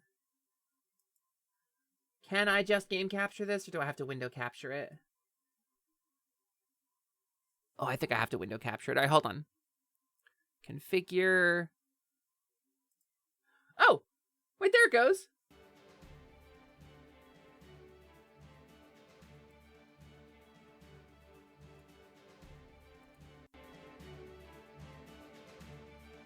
You get any music, or you have audio?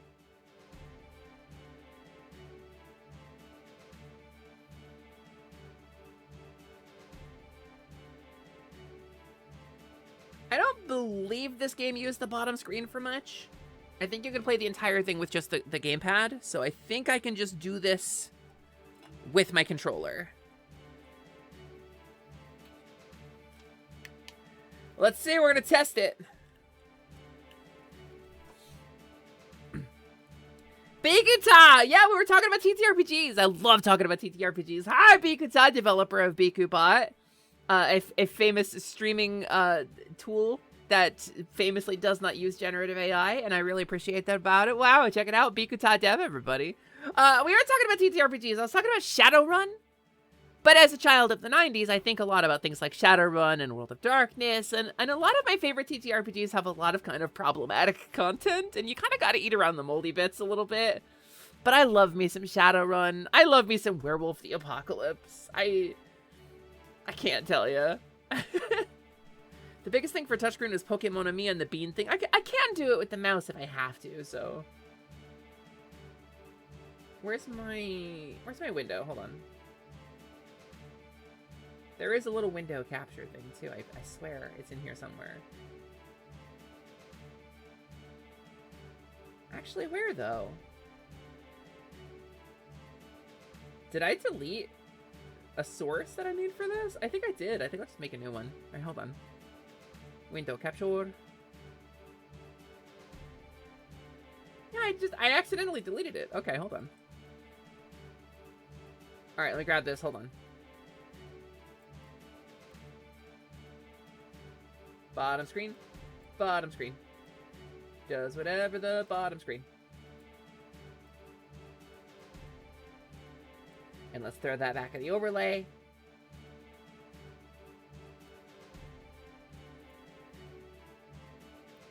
Beautiful. That's too far down. It goes there. And then I gotta do... This is also sized wrong. This is also sized wrong. Is this... Yeah, oh, this is sized way wrong. Okay, hold on. A lot of this is getting cropped. This was all set up for Kid Icarus Uprising, so I'm, like, surprised that it's not kind of working correctly by default right now.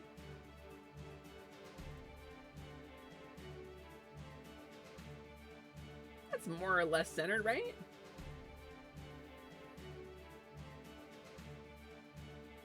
Alright, and let's do one more polishing step, right? Hold on. I have one more polishing step to do. One more Polish step to do. Okay, Give me a sec.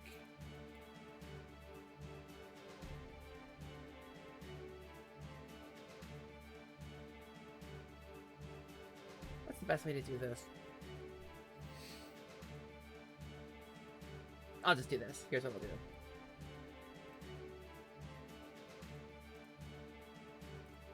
There we go. Just grab that. Throw that down there. We'll put it behind the thing. We'll put it behind this, but above this.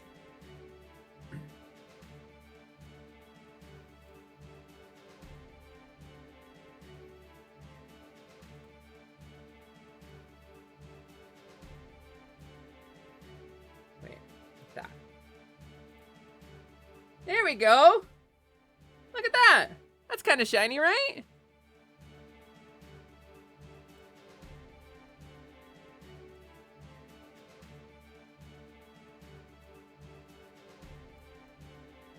It doesn't exactly fit. But it's shiny enough. Never played that you've been interested in trying it and love watching Critical Role. Critical Role is so cool. I love Critical Role, and I don't watch Critical Role. I've been a subscriber to Critical Role since the middle of campaign 2, and I want to be so real with you.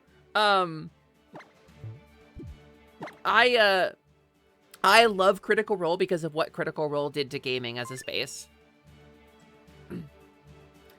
I could talk about this for a long time because people talk about the Matt Mercer effect or whatever, right? But like, if you're talking about the Matt Mercer effect, you've got players who forget that they're not Marisha Ray or Laura Bailey, right? Or Travis Willingham, right? You want Matt Mercer to be your GM, you got to be those guys, right? That's the standard that you're holding somebody to. But Critical Role kind of made D&D sexy. And it kind of opened the door to TTRPGs being part of the mainstream of media and pop culture. Prior to things like Critical Role, we didn't have that. It was still really fucking nerdy. But a bunch of cool voice actors and a bunch of really attractive people played it very famously, and it got really big, and it changed the way people view TTRPGs in a really positive way. And so for all of the how boring some of the actual episodes can get, I spent an hour and a half talking about their drink order. I don't want to hear that. I want to hear the story about the characters. They're just kind of doing boring riffing right now. I'm more of a Dimension 20 enjoyer, but Critical Role has a special place in my heart for what it did for gaming. Been watching since like episode 30 of season 1. Oh, so you were there when the cast split. You were there for the loss of their Dragonborn buddy. When they straight up threw somebody off of the cast. That's wild. That brings me back. I watched a little bit of it back then, but I didn't get into it. I did not get into it back then. I want to say that was after episode 30, right? That was like 40 or 50. That was like the middle of the season of campaign 1. I want to say when they got rid of what's his name? Was that around 20? Oh, so you came in just after that. Okay. The biggest thing we had was that one episode of Community we don't talk about now because Ken Jeong costume choice because Dan Harmon's a jackass. Oh, I don't know about that. I've seen Community. I don't remember an episode that was like that. C2. Yeah, Campaign 2 is peak. Not the Brave is one of my favorite D&D characters that's ever existed. Only seen Vox Machina. That's the best way to watch it. It was like one episode of the Briarwood arc. I see. They do address him being absent in the TV series, don't they? It's like he's dead or whatever. You have a message from the Alola region's own Professor Kukui. Let me change my category, actually. Let me change my category here.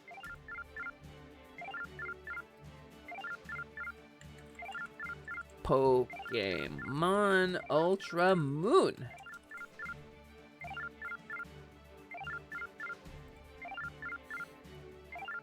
Oh, right! I do remember that, Drazov, yeah. I do remember. So, I remember it being a joke about blackface being tasteless. And I remember them kind of lampshading it as saying, like, this is really fucked up. But they did also still do blackface as a part of the joke. So, like... Oh, hi! Oh, next page! Hello, welcome in! You have a message from the Alola region's own Professor Kukui! Your new dad! Your dad's my best friend. Hang on now. Just give me a sec. Hey there, good evening! So the day has finally come that you're moving to Alola. Alola is a region made up of several islands. That could be the reason the region is chock full of nothing but rare Pokemon, yeah? There's no shortage of cool Pokemon out here in Alola either. Such mysterious creatures.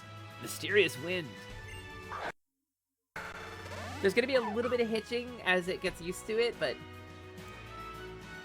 Oh, we're a little cropped. We're missing a little bit of the window. Hold on.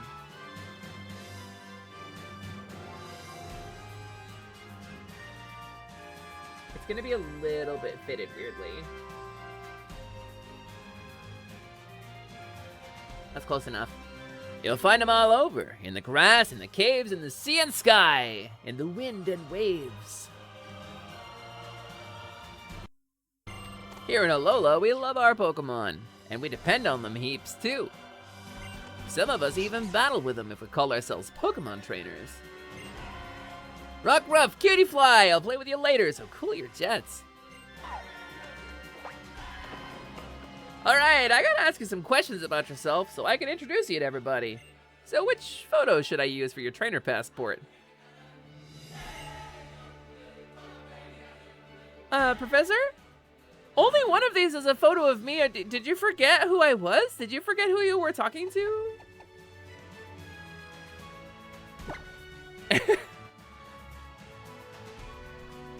The trans rights tag is back. Yeah, Ace. So, quick update. We pushed back. We got loud. Twitch has responded via ambassador rather than making a formal statement. They sent some news down via the Twitch ambassadors. They're looking into it. They're trying to figure out why it happened in the first place. It wasn't intentional. And a couple of tags are still disallowed, but they are compiling a list to offer some feedback. It appears, by my best estimations, and don't quote me on this, because I'm not 1000% sure, and this may be inaccurate, my understanding of the issue is that it is a tech team issue and not a policy issue. So they are in the process of fixing it, I think. You okay with the one you chose, yeah? Alright then, I'll let you spell out your name for me. Your name.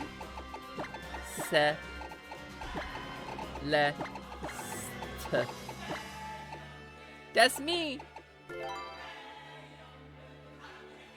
Your conspiracy brain, it was all removed to distract from the AI crap. So, complicated. I don't disagree. smoke screening is a common tactic when people are trying to strip our rights away.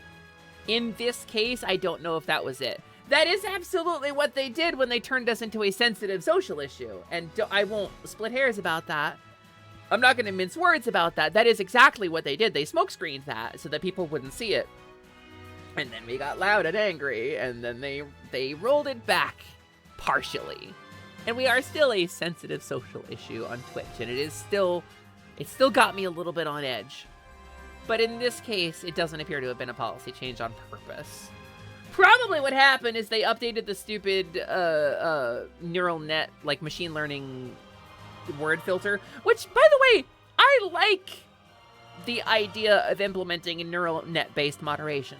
That's not a large language model. That's not generative AI. That's different. It's a different thing. A neural network machine learning system is very similar to how my face tracking or hand tracking work. Those are not the bad kind of AI. Neural net moderation, for example, for banned terms, and here's the thing, is trained on moderation that is taken by you, the Twitch users. If you're a moderator for someone, you delete a message, that becomes training data for the neural network. And so the neural network learns, much like when you're clicking every square that contains a stop sign in a CAPTCHA, you are training a neural network on what is correct and what is not. And probably a lot of biased training data was fed into the neural network. Some moderator banned a lot of times somebody said trans rights, and there you have it. It's probably what happened. But it's all supposition and probablys at this point. Probablys at this point. We don't have any idea. They haven't made an official statement. I don't have any official word, but I do know there's some people looking into it. The right eyes are on it. We can hope. The new AI policy is worth protesting. Even Twitch doesn't like it. Little known fact, Pokemon professors actually have access to multiple dimensions. That's what they're never quite sure which new kid they're talking to until said kid clarifies. I'm Schrodinger's child. May have been the unexamined biases of the programmers, or of whatever large language model they use to vibe code their stupid bullshit. I don't know. It's a lot of guessing. I hope it's a nothing burger. It's like a something burger. It's a small amount of something burger, but it's not a big something burger, right? So I'll take it. Also, hey there, Tayu, welcome in. So you go by Celeste? Ah, it's rad. 10-4, good buddy. I'll let everybody out here know you're on your way. Celeste!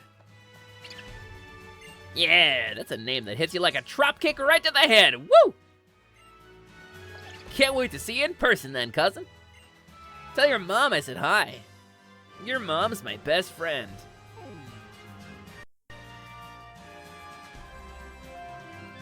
Celeste, come help me with these boxes. Whoa. Oh, look at that. Who was that in that picture in the bottom right? Is this why the games were never voiced?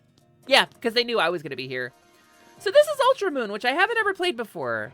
I played like a half an hour into this one time in a Discord call. But she is one of my favorite character designs in the entire series. Yeah.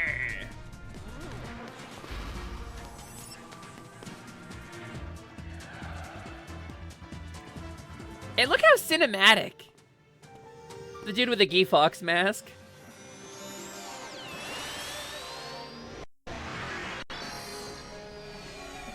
It does compile shaders in real time, so it is occasionally gonna stutter. She's my favorite trainer. Pokemon Ultra Moon.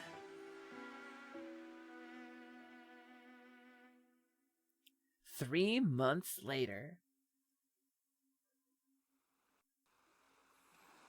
Oh look, a glue. Hey guys, I found a glue. I'm glad my Saturday squad isn't here right now. What makes it Ultra? Plus Ultra. Oh, there's a Meowth!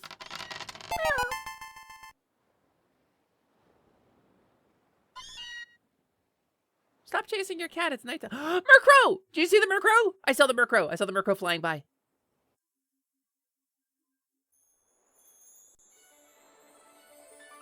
It's one of the few games you never finished, although you loved Regular Moon. You know who loved Regular Moon? El Nino. Why, you're not the moon, you're just a cloud? Ah, could anything be more soothing? The first evening spent under Alola's calm moon.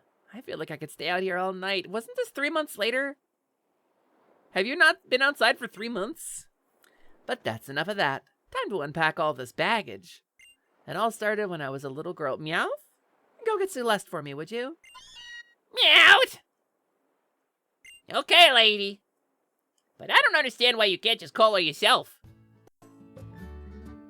Wow, that's a lot of people to disappoint. Whoa! I haven't been inside. This place is great. Whoa, Snorlax! And somebody signed that whole picture? They scribbled all over it. Why'd they do that? That's not how you sign a picture. Why is she sleeping in her clothes? She not out pajamas or nothing?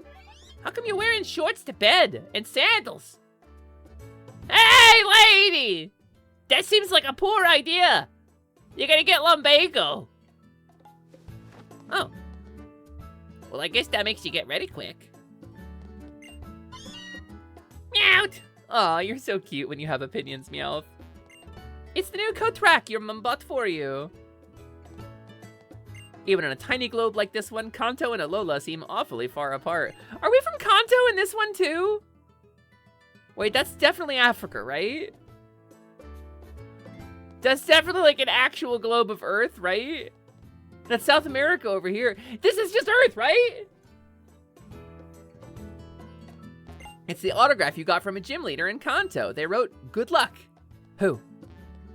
Whose signature is this? Who is the gym leader in Kanto who wrote this? Meowth! Lieutenant Surge? The Lightning American? You checked the book your father gave you. Game Freak's never created an official world map. No, they haven't. It's a game console you can even take outside and play. Wow! What a cool game console you can even take outside and play! How neat that it's on display here with the Joy-Con controller mount and the Nintendo Switch in the Nintendo Switch dock. That's amazing. But this clock has no hands. We're in a timeless purgatory, a prison without end. Just like our minds. We are our own jailers. A Snorlax cushion. Ooh, that looks cozy. It is said to be so ruinously comfy that you could waste away your whole life lazing about on one. Oh, wretched tarnished. Ultramoon had the Switch? Apparently, yeah. Hi, Bagel. Hi, Babajul. Bungus Bagungus. You were out like a light, weren't you? You ought to be full of energy by now.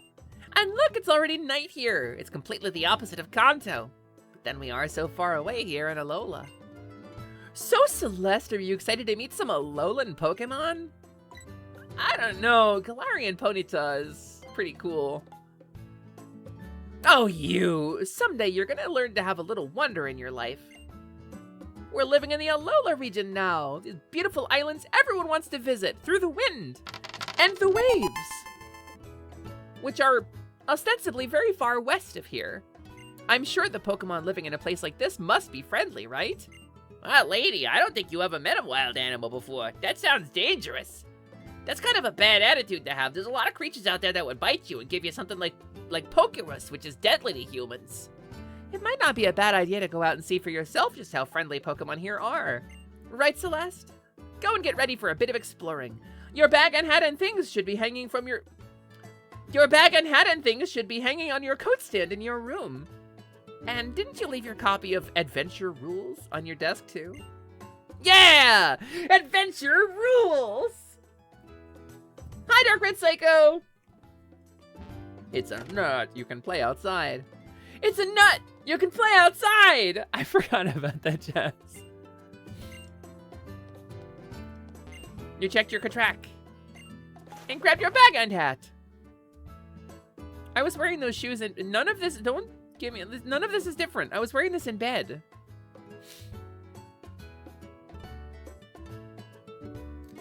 What the fuck is that switch being kept on the floor, not plugged in anything? Are you saying I'm a fake gamer girl? You saying I'm a fake gamer girl, Dr. Swiss, because the switch isn't even plugged in? It's wireless. It's wireless technology. It uses 802.11n. Now you look ready for anything. Oh, but even so, Celeste, try to be careful walking through the tall grass. Still, I have to admit that I'd love to have a new Pokemon around. Ever since your father left, we could use one of those big man Pokemon. Can you catch me a Machop? Why don't you head up towards Icky Town and see what you discover in Alola? Meowt! Icky Town! That place sucks! Oh, Meowth, no one can understand you. What? I thought you could all understand the English I was speaking! It looks like it's probably food, but when did Mom buy it?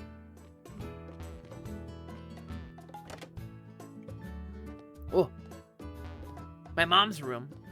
Haven't we been here for 3 months? I love that she has 3, like, mostly identical dresses. Also, a little bit of world building.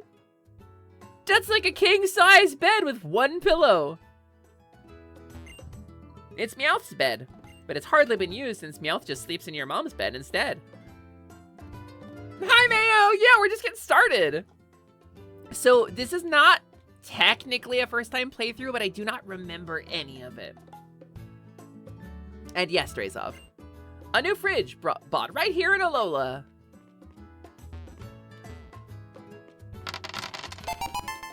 Here's Meowth's favorite dinner bowl. You brought it all the way from Kanto with you. That's right! It's a watering can shaped like Whelmer, the ball whale Pokemon. The ball whale Pokemon? That's a weird thing to call a guy. Hi, Morgan. 3 months, still not done unpacking. That happens when you go to a new place and you find it doesn't feel like home. Celeste's house. It's my house, not my mom's house. It's my house. Okay, wait.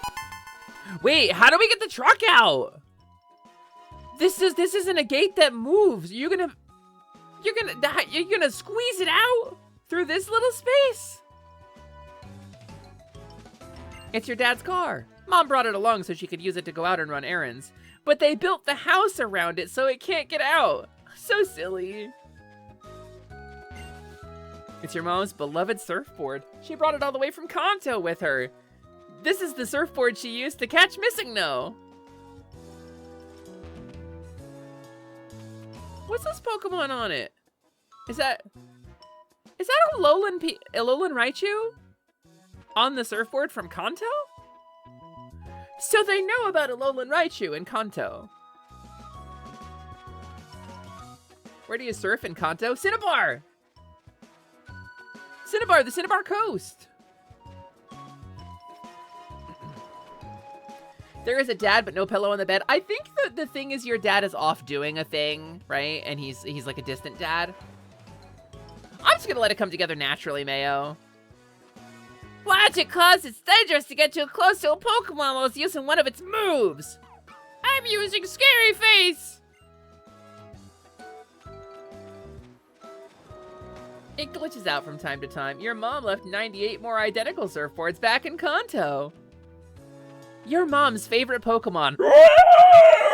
It travels with her everywhere. It's able to duplicate Master Balls. Sometimes it starts spewing Master Balls and doesn't have the ability to stop. Our whole bedroom filled up with Master Balls, while all it did was quiver and glitch. It's like some kind of missing number. Because in your playthrough, you had 4 or 6 members decide before you even started. No, I don't have any, like, preordained idea, you know?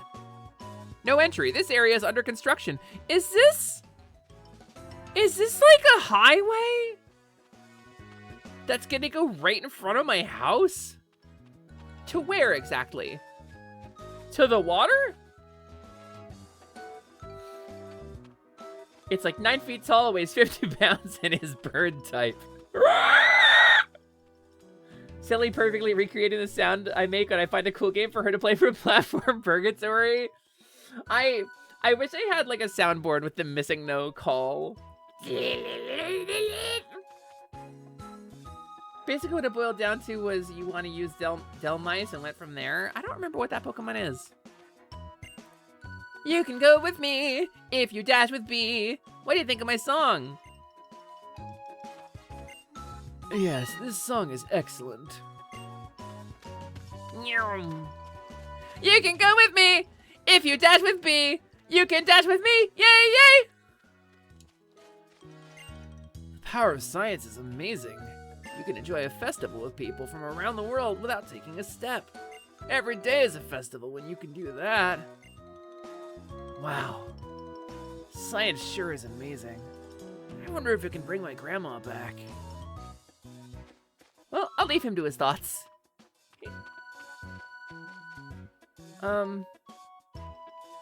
Well, Mom did say to stay out of the tall grass, but I am also 12. Something is coming at you from the tall grass. It's the burglar! Yeah! Oh shit, it's a chompy boy. It's a wild animal. Oh, there's my baby, there's my baby.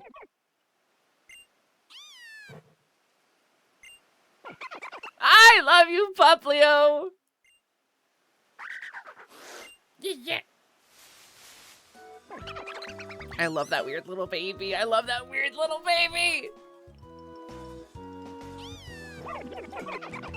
It does a flip for you. Hey there, cousin. Hang on, I know you. You're Celeste, right? You okay? I saw you get attacked like that. I was scared spitless. You and me both, cousin.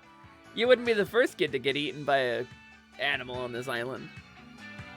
I'm looking after these Pokemon, but they dashed right out on their own to save you. But I guess I'm getting ahead of myself. Welcome to Alola, the Pokemon Paradise. That's what I'm supposed to be saying. I'm Kukui, yeah, the Pokemon professor. People and Pokemon live and work together here in Alola too. Don't you ever forget. You can go anywhere, yeah, as long as you got Pokemon in your corner. Wild Pokemon could be lurking in the tall grass, yeah? Just waiting to leap out and bite you. But you'll be fine if you got a partner of your own. Hey there! Here, let me introduce the Pokemon that helped you just now. This is the grass-type Pokemon Rowlet. It's a ball we painted to look like a bird. Okay, wait, that's actually really cute. And the fire-type Pokemon Litten. It's Eggman's cat. One day, it'll grow up big and strong and be a burly man like your mom likes.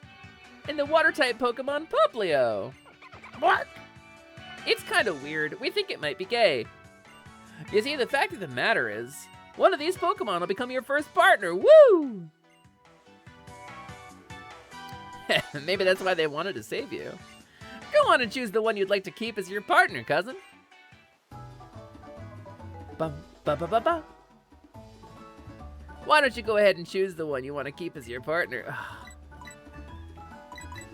Bum ba bum bum ba bum bum ba bum. Ah, Rowlet's little spin is killing me. I don't like the Decidueye that much. And I had it's. So the question is, how much of this do I want to try to like revisit my playthrough, right, of Sun and Moon? Cause I'll take Poplio if that's the case, right? I come in just like a Pokeball. I only wanna catch them all. Yeah, you you got it. Rowlet is a potato owlet. What's not to love? It is a little potato that looks like a bird. Do you want the old one but better, or a new everything? Well, I don't still have my Poplio, so like, I kind of think I want to take the water starter, I think. Poplio works hard and makes some pretty awesome balloons. So you want to go with the water type Pokemon Poplio? I know the feeling, cousin. I had a real hard time choosing once too. Oh, I hit the wrong button.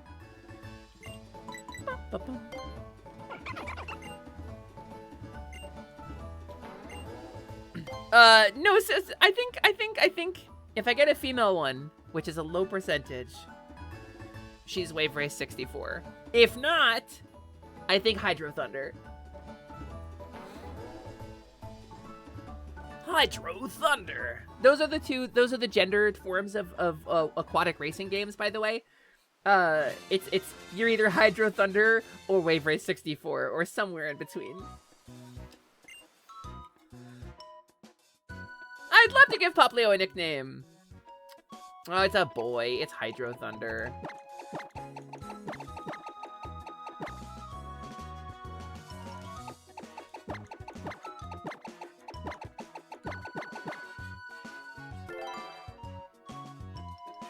Hydro Thunder has been added to your party.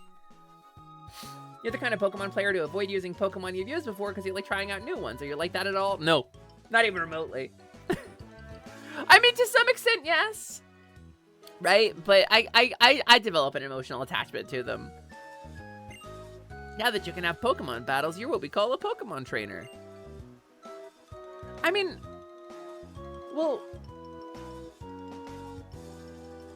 I've only ever taken the Fire-type starter once, and that was Scorbunny.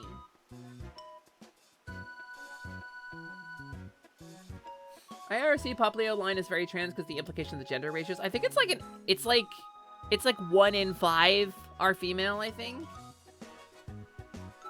Something in between, like Kelly Slater's Pro Surfer. Yeah, that's the non-binary aquatic racing game. Yeah, 1 in 8. 1 in 8, that's right. So it's like 12%. Hi, D-Zera! Disco, hold on. I'm balancing precariously over the table in a Panera, trying to take a dusty, grainy photo of my 3DS showing the Pokemon Ultramoon logo. And I'm gonna post it to all of my social media, and I'll be like, hey trainers, what's your favorite starter Pokemon? What is your favorite starter Pokemon though, trainers? Let me ask you genuinely.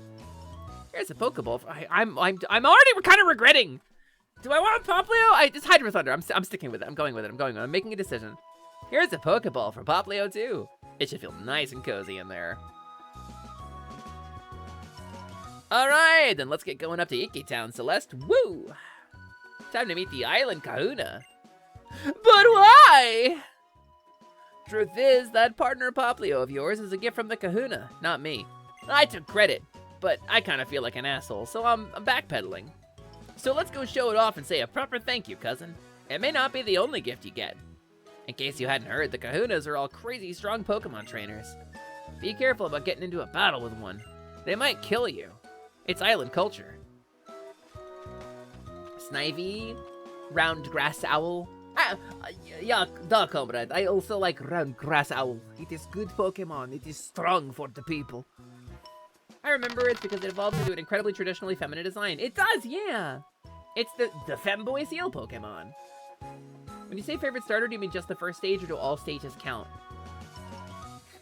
Just you wait, but I like Totodile. Somehow I knew. Disco, somehow I knew. But wait, what about, hold on. No, hold on. Hold on. Let me find an image. Disco, I have a question for you. And Disco, my question for you is Emboar. Did you not know about Emboar, or? Cause like, this is my question for you. I'm just surprised that like you're not allowed to have variety in your preferences, you know? Actually, I kind of really like Emboar. I'm gonna be so real with you. I think I'm like giving you Emboar, and I'm like, no, actually, I think I'm gonna take him for myself.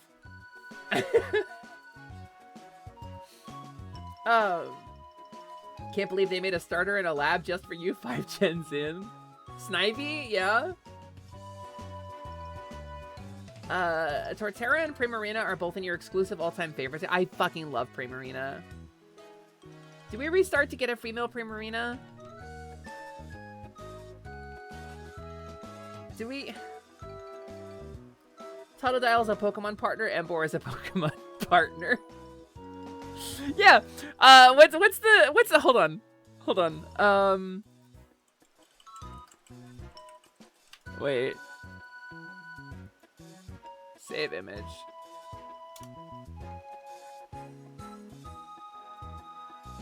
By Happy Roadkill. Wake up, son. We need to have a serious discussion about the type of Pokemon you've been catching lately. Elaborate.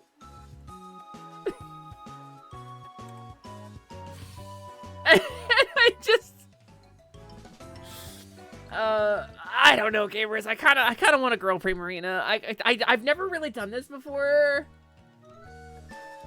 Okay, so Wave Race 64, right? Wave Race 64 in Pokemon Champions is a Pokemon that I acquired from the ranch in Champions.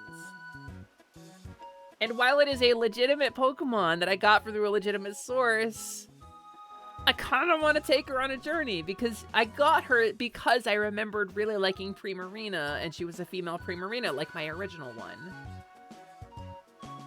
And so, I kind of want to restart. I kind of want to legitimize her. I think I'm going to be insufferable.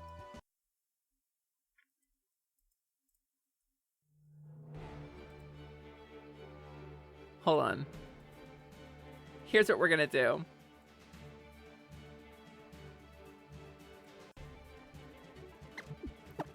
Here's what we're gonna do.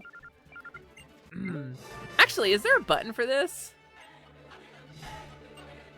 Maybe there's a button for this. Configure. Controls. Hotkeys.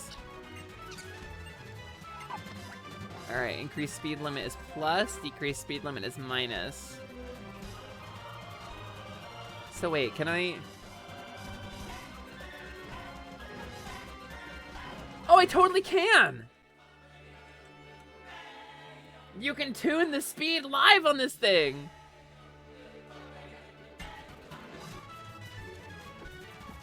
It's me!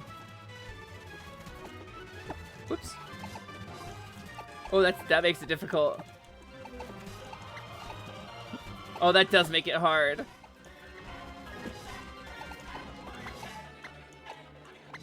The music's a little crazy like this. Hey, hey, hey, hey!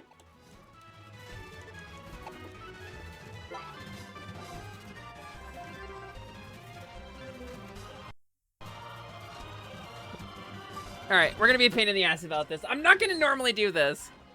But I will, Dr. Swoosh, because I'm running this legitimately, I'm gonna be able to send this directly to my actual 3DS.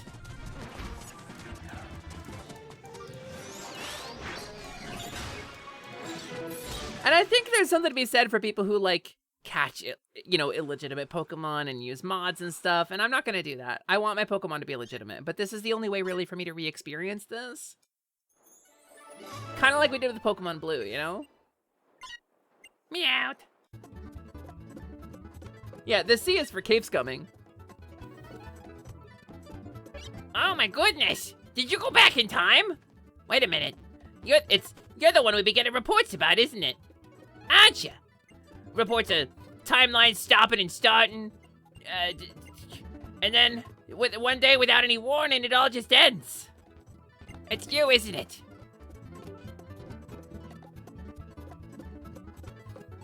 Oh, we tried to fix the machine, but none of us can. You've all seen the happiest ending, you know? Nyum. Nyum. Nyum. Science is amazing. So if I could just, I don't know when it randomizes this. Is it when you first pull the trigger on the game? The mouse left eye turns blue. That's Peter Griffin.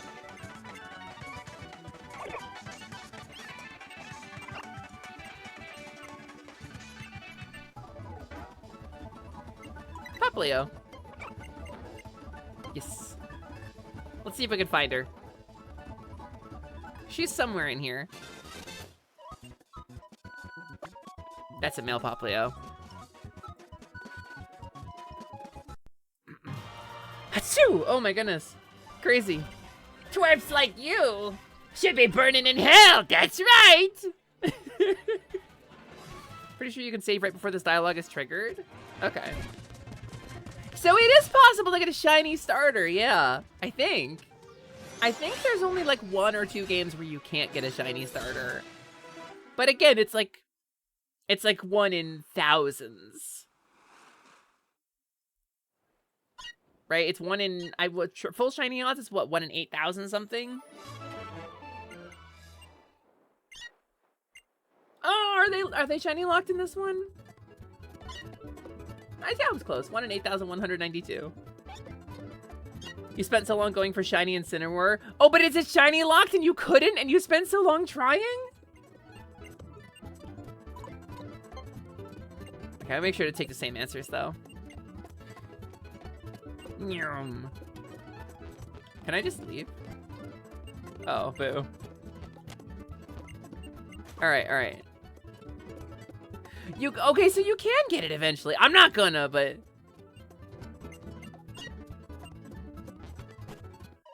I'm already taking advantage of save states to kind of recreate my OG Pokemon. So I'm not gonna cheap it that hard. It's important that they be legit, you know? But this is just for starting out.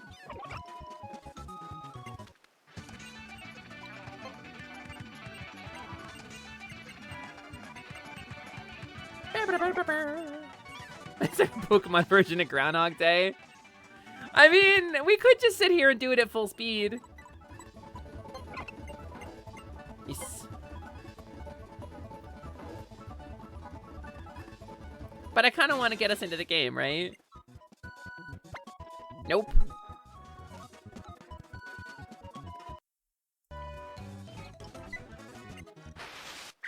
Maybe it depends on whether you have the regular version or the Ultra version.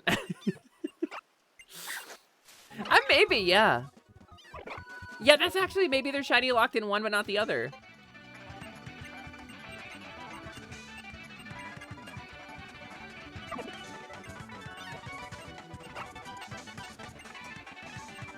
Let's see. 1 in 8.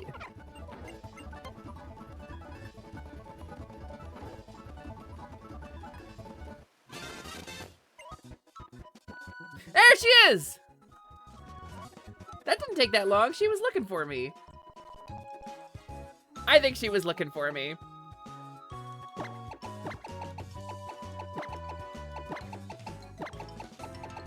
And here she is. The official.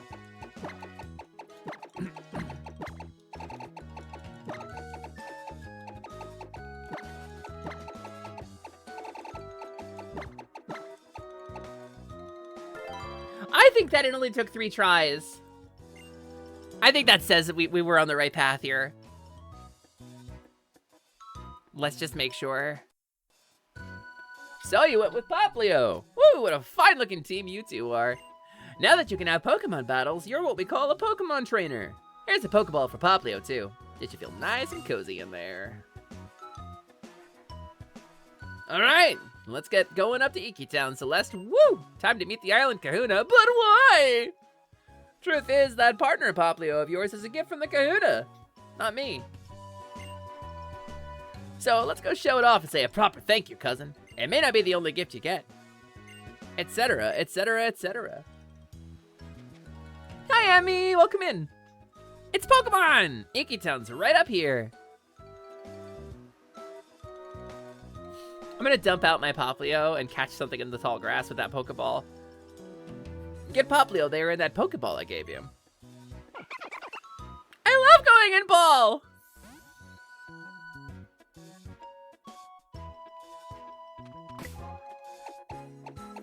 Save game, the first official save. And just so we are so clear, there will be no modifying, no saves coming, no cheating on this playthrough. I just wanted to start us right. I wanted to reclaim the Pokemon that I lost. This is kind of a personal thing for me, and I'll give you the summary because we talked a lot about it previously when I did my Pokemon Blue playthrough. At one point in my life, Lost all the Pokemon stuff I had. I had to get rid of it all. I was homeless. I had to sell stuff to make rent. I sold my computer. I sold my old laptop. I sold my gaming consoles. I sold all my games to try to make rent, to try to make food, right? I had to sell it to survive. It sucked. It was very sad for me, and I carried a lot of sadness and pain about it. This game, and when I talked about it during Pokemon Blue, I talked about trying to revisit the series, right? After all that happened. I talked about trying to come back to the series. This is the first time I really remember feeling like I had fallen off the series. And that pain of loss was like becoming apparent to me. And so this game I had, and then once again, I ended up selling my video games after that. It wasn't because of homelessness, it was different running out of money issues, but this is another Pokemon that I lost. So while I'm not going to be cheating on this run, we're not going to be doing anything weird, we're not going to be doing any mods or hex editing or anything like that, I did want to start strong. I did want to start with the Pokemon that I had, so this is a little bit of a recapture run for me too. This is when I talked about my sadness, I think this game, or the original version of this game, is the first time I ever remember really feeling it and noting it as a specific feeling. So this is the last part. This is the conclusion of our recapture run. This is the conclusion of what we started with Pokemon Blue, I think, and I've been wanting to do this game for a while. Chat, did you know? Trans rights? Hey there, gamers! It's me, Selly, from Selly Charms VT, here to say to Royal Milk, trans rights. Hi, Milk. Chat, did you know? Chat, did you know? Yeah, I was almost for a little bit. I came out as trans, and I lost my housing, and I had what I refer to, what my therapist, I should say, referred to as stray cat syndrome. I had my stray cat years for a while, and those are over. Those are behind me now, and now we're just kind of picking up the pieces with things like my Poplio, Wave Race 64, who did not previously have a nickname. Look at the baby. Look at the baby. There she is. Actually, what is her nature? So she has Torrent as an ability. Do I not get to see her nature? Oh, Modest. What is Modest? What is a Modest nature? She's competitive viable. Really? Oh, shit. That's awesome. That's baby. Plus special attack, minus attack. Wait, really? Oh, that's... I think she showed up on the third try. I think she was meant to be. Oh, Rattata! Alolan Rattata! He has a little mustache!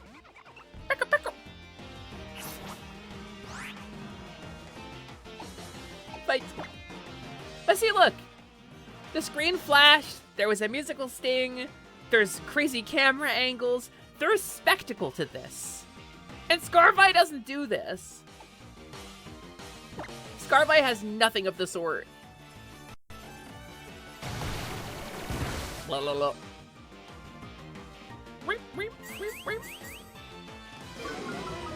Oh no, my defense! If this were a Nuzlocke, I'd be concerned.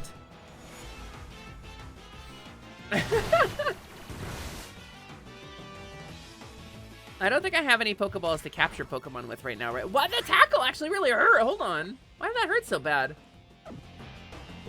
Right? He didn't give me Pokeballs to catch with? Okay. Wait for 64. I'll pound this guy. X and Y sort of had this too. It did, yeah. X and Y sort of did, and they had like static sprites for the trainers, I believe. She's also modest, so she's not gonna brag about that strength. That's true. She'll be very good. Much as like Scarvi, it did kind of lose some of the sauce the previous games had. Yeah, the presentation is a really good way to put that. They're not, it's just not presented the same. Ooh. This one's only levels 2. Probably is.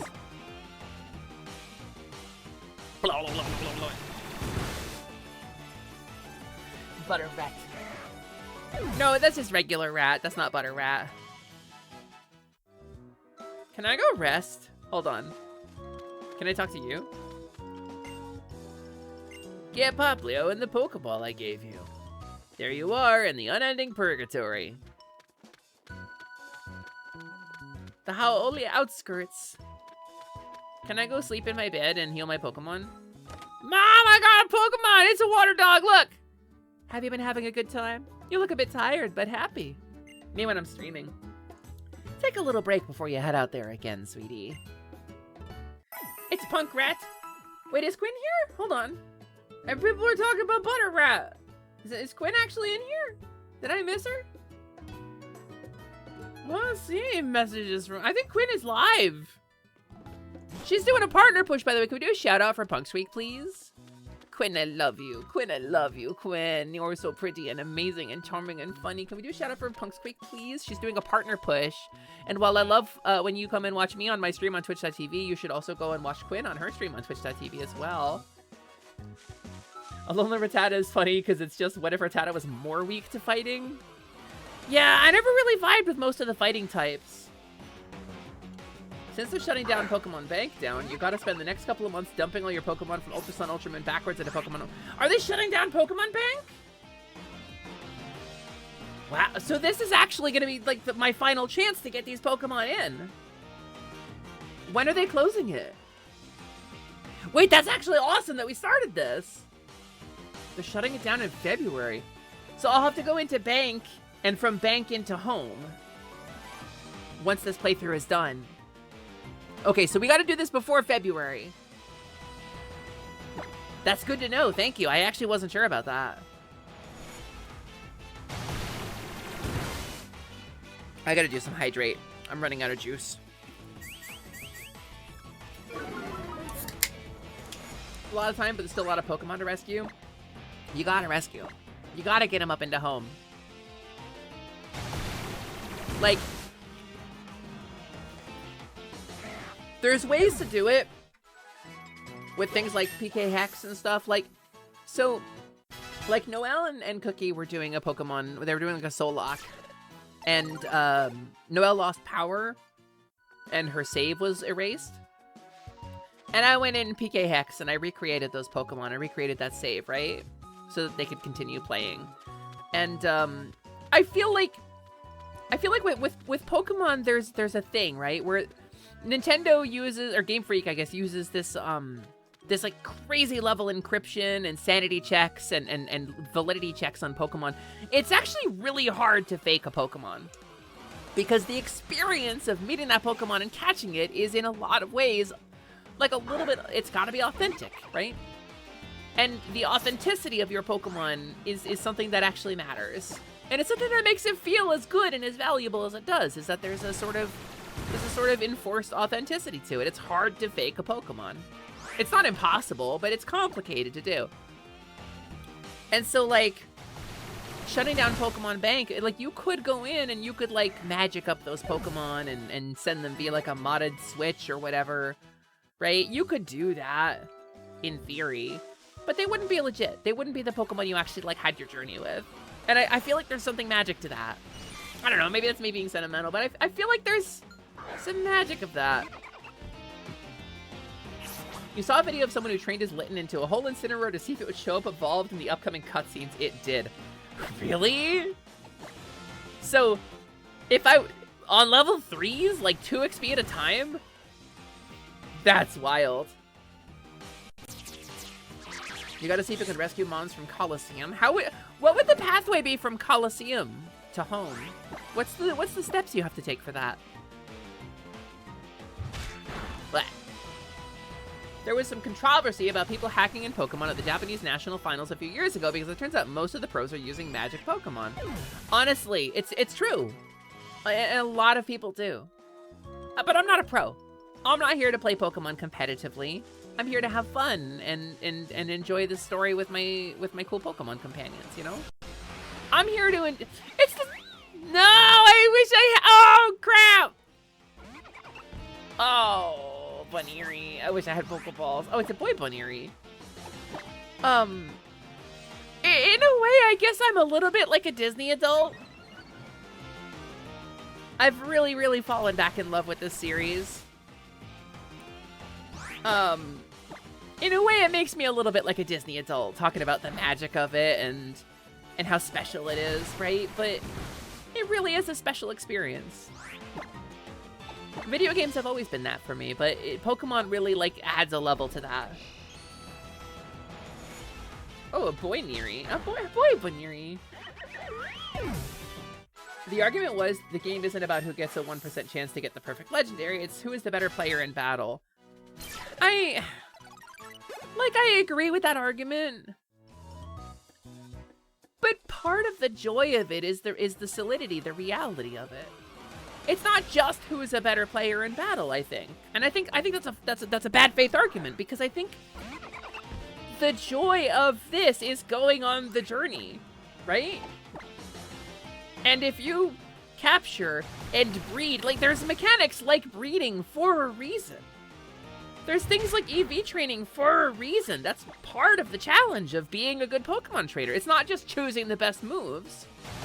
And that's, if I have any objections to Pokemon Champions, that's it, right? I agree that it should be fun. I agree that we should be having fun, and all EV training is, like, really fucking dreary to do, and breeding is really fucking dreary to do. But that was always part of the challenge. And if they had taken something like Pokemon Champions and given us, like, a breeding and raising system, right? I would be doing that instead of just doing the hyper training and stuff. Like, now, TPCI has sort of taken out those aspects altogether anyway in the newer games. Like, you don't need them to play competitively. So I guess it's a moot point, but like flying mounts in an MMO. You skip over the world, so the world becomes irrelevant. And the only part of the world that matters is the destination, and there's no longer a journey. And that bugs me. Especially in a multiplayer game where the journey is, like, the point. You're skipping the journey in a game about the journey. It doesn't make sense to me. But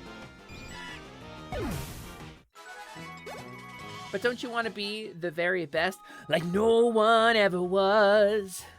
Wait, that's the wrong key. Hold on. Let me see if I can hear it. Let me see if I can hear it in my head.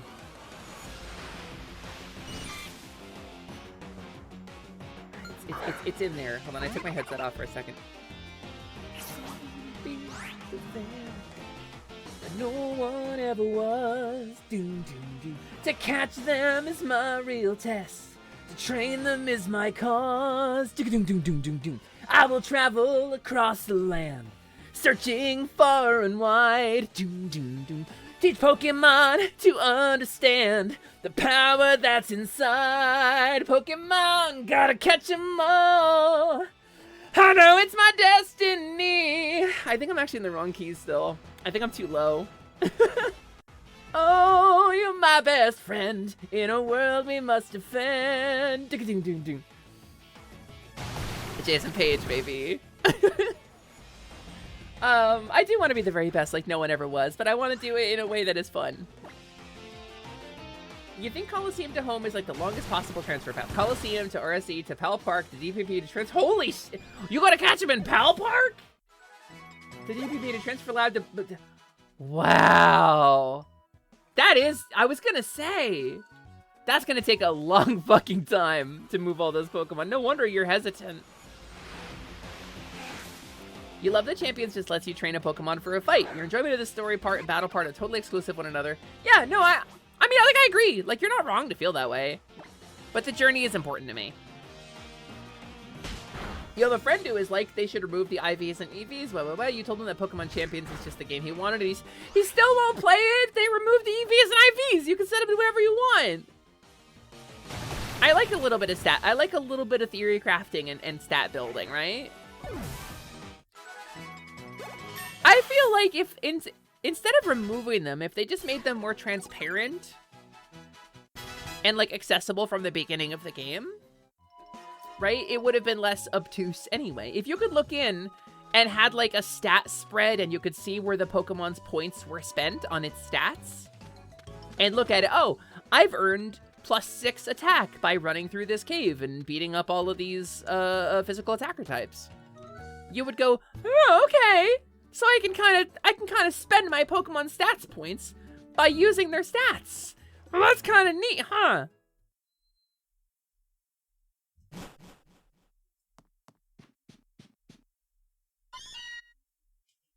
What? Hi, Meowth. Hi, Nyarsu. Hey, lady. I gotta take a big crap. Can you let me outside? Hey! It looks like something fell from Meowth's hands. You obtained an awakening. Take this, child. It is yours, the beginning of your journey. The gods have spoken. The light has awakened behind your eyes. Your brain now exists on a third plane. I can't understand what Meowth is saying, but he's so cute when he says Meowth, isn't he? I didn't know about that. That's really cute. The Meowth kissed me in awakening, so I'll wake up. That's really cute. And it doesn't even heal my Pokemon. Poplio, I just took a whole sleep and Poplio has been stuck in that ball half dead. Wave Ray 64. You want to let your furret carry its weight? Yeah. They only matter that much in competitive play anyway. Yeah, that's true, because you can just out-level shit in this, regardless. Yeah, it's dumb that it's so hidden, Swoos. Okay, so it's... I understand. Oh, okay, hold on. I say that, but I'm gonna clarify that. I'm gonna add a condition. I'm gonna make that conditional. So like, Pokemon is a game for kids. It is. Like, it started as a game for kids. It's always been a game for kids, but now the kids have grown up. And they're like, I guess the adults still play Pokemon too, so we can do, like, both, I guess? But they have to make it accessible for kids, because that's the primary market still. So, to have a complicated stat building system in the game kind of flies, it's kind of at cross purposes with that, right? So they don't have a complicated stat system in the game.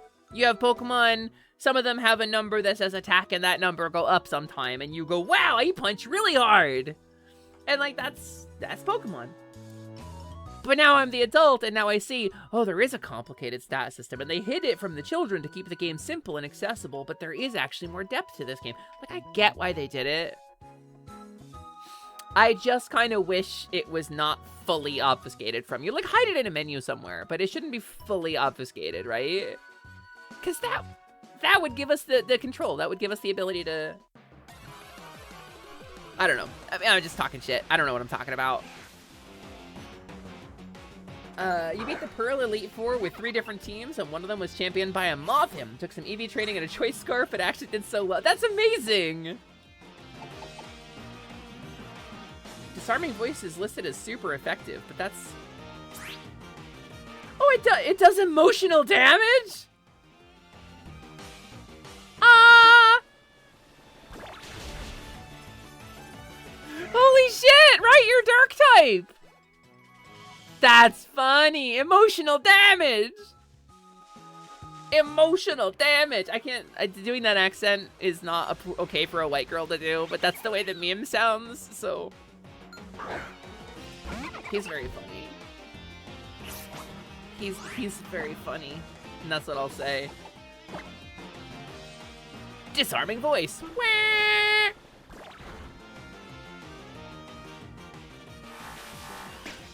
The kids with the spicy brains adapt. That's true. I mean, I was playing Final Fantasy and Dragon Quest when I was a kid. I was spending stat points in MMORPGs. I played Ultima Online when I was little. I gave you permission, is that race? Oh, that's a dangerous thing for me to take. That's a dangerous thing for me to say. Okay, cool. I think I will leave it to the pros. One of the many cases of starters who will gain secondary types on evolution, learning a move of that type early on, kind of like a sort of teaser. I think that's so cool, actually. Get bugged on. I really don't need to be farming here. I don't know why I'm doing this. I'm just kind of having fun farming. I feel like we're earning back, right? Because we skipped some time on the startup, so we're earning back that time. Whap. Leave it to the pros. I don't know. What do you want? Now we know the origin of your lifelong love of Never Go Up. Yes. Also, hi Zoe. Trans rights. Wow, incredible. That's awesome. Everybody, Skylord Zoe. Everybody. Hi Zoe. How you doing? How's it doing? How are you doing? When are we playing Doke of Pawn? When are we playing Doke of? I'm gonna have bottom surgery. I'm gonna not be able to play Dokapon in a couple months. Sally about to check if Primarina shows up in the cutscenes. It'd be nice! I'm just saying, it'd be nice! dorsh. We do have a lot of emotional damage. We all do! We all do. That's the whole vibe of the stream. We all got emotional damage. Chat, do you not have emotional damage? Sound off in the chat if you don't have emotional. One's in the chat if you don't have emotional damage. One in chat if you are emotionally well-adjusted and don't have emotional damage.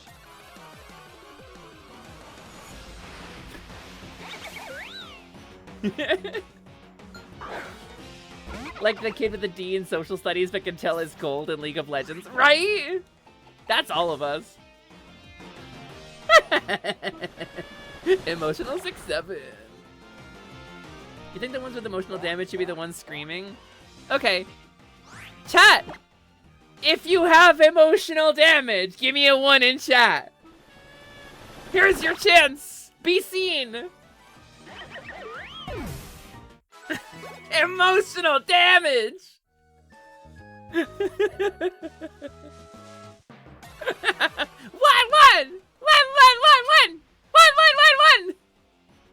1-1. Wow, a lot of dogs out here tonight, huh? This is crazy barking. 1-1. Itzy. Hana. Ein.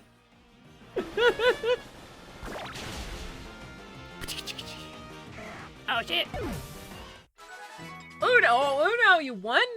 Nah, bro, I don't have Uno. I got like the old Xbox.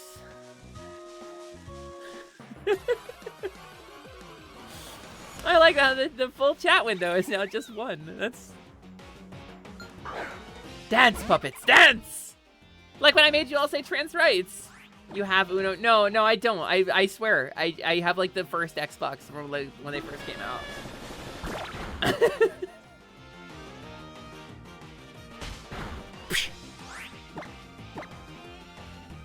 Yeah, why am I grinding here?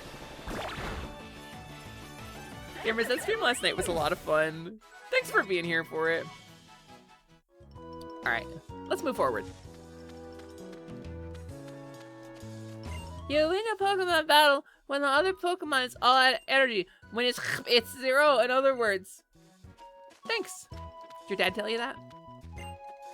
If you happen to pick up a potion anywhere, use it on your Pokemon when it's low and it'll be feeling better before you know it. Why are you still here? A potion. Hey, did you put this potion here? No, what are you talking about? Well, you just said if I happen to pick a potion up anywhere and there was one right there. Yeah, what about it? Are you a cop? You have to tell me if you're a cop, you know. You missed that stream, trans rights?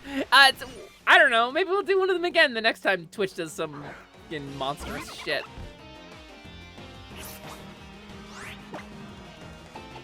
DW, Gabby. Sully is single-handedly wiping out the Route 1 population, Pokemon population. Hold on. I've got a bit for this. I have a really funny bit for this.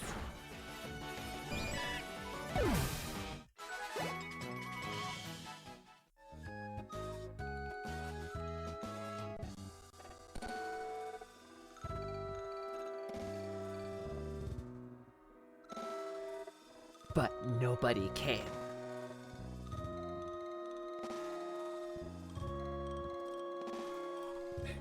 That's very funny to like half of you.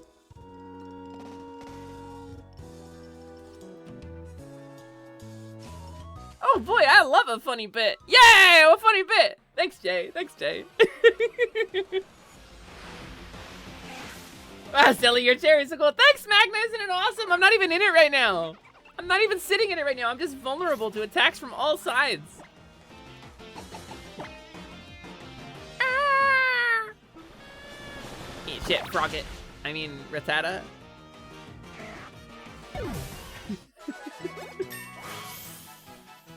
Wave Race 64.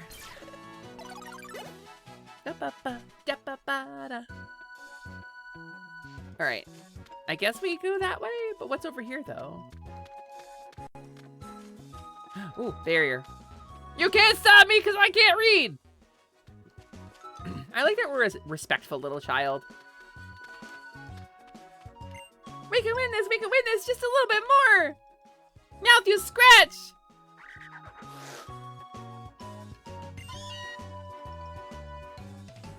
They're having a little battle. They really are just having a little battle. Oh no, it'd be awful if someone came to tickle you right now. Don't do it! Don't do it! Don't do it! I actually got scared! There's a bunch of people that you could contact who could come tickle me right now, and I don't want that!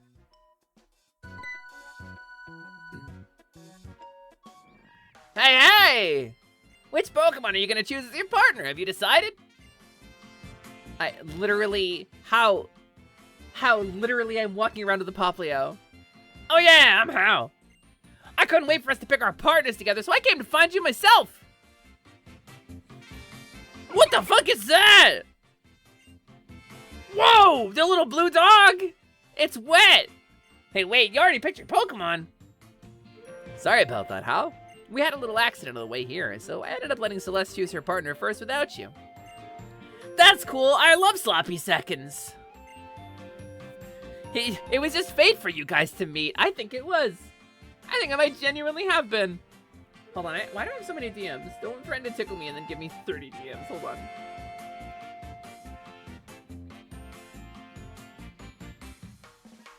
All right, hold on.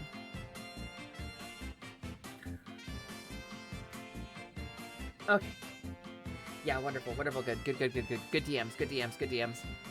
8 lane super highway. Hi, no, I love you. Hope you're doing well. Welcome home from work. But you can choose one of these too, How. Well, yours looks wet like a dog. And cats hate water, so I bet my cat will be really strong against it. Alola, friend. I decided ages ago you were the one I wanted to have an adventure with. We're gonna do so much awesome stuff together, just you wait and see. Litten. Professor, you'll take good care of Rowlet, right? You better believe I will, How. Come on, Rowlet. I'm gonna go teach you how to play basketball. Wait up! Midland, I have a favor to ask. Be our opponents in our first ever Pokemon battle together? No. Then I'm gonna wait for you, so you better come back and battle me. Oh, this is hostile! I said no! This is hostile! Okay. I think Wave Race is ready.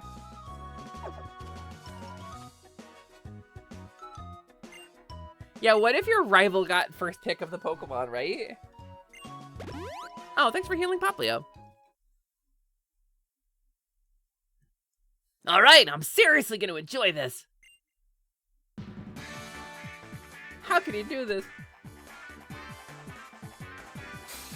I'm standing. He has some style, actually. How, you kind of got some moves on you, buddy. You're like Hop with teeth.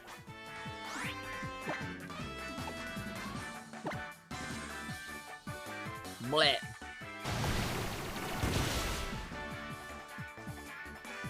Well, Professor Litten died. Can I have the Rowlet?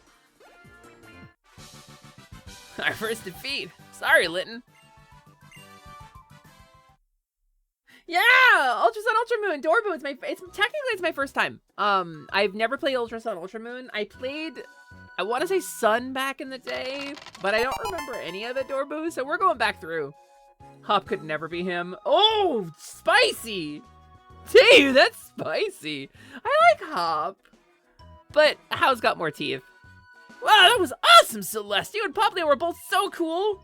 Defeating me with one move. I didn't even get to move. I didn't even get to take a turn. Ha! You've gotta have the kind of battles where everyone has fun. Not like that EV training shit you're up to. You and your partner Pokemon too, you know? Right on, Celeste. You and How both brought out the best in your partners and pulled off some spectacular moves. Mostly you, because How didn't get to do any. Icky Town's right up those stairs. Come on, Celeste. You love Gen 7, you might like it even more than Gen 3. Really? You should totally, hold on. You should totally check out Iki Town. Okay, but first, consider.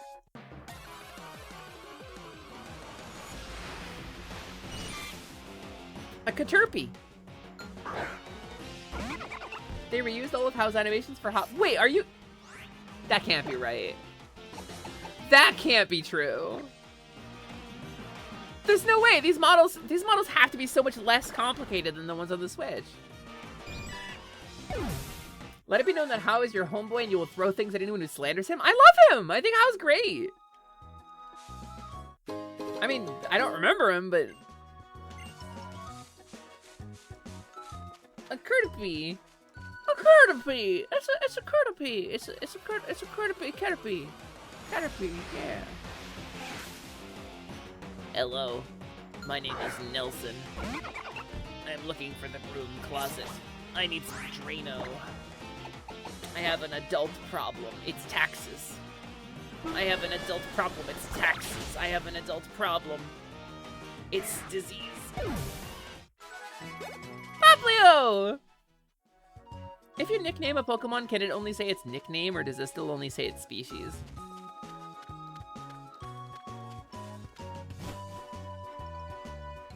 That was just a general warning to chat. It always makes you sad how many people dislike. Why do people dislike him? What is to dislike about that boy? This is like when people dislike the handler in Monster Hunter World. And we're here. This right here is Iki Town.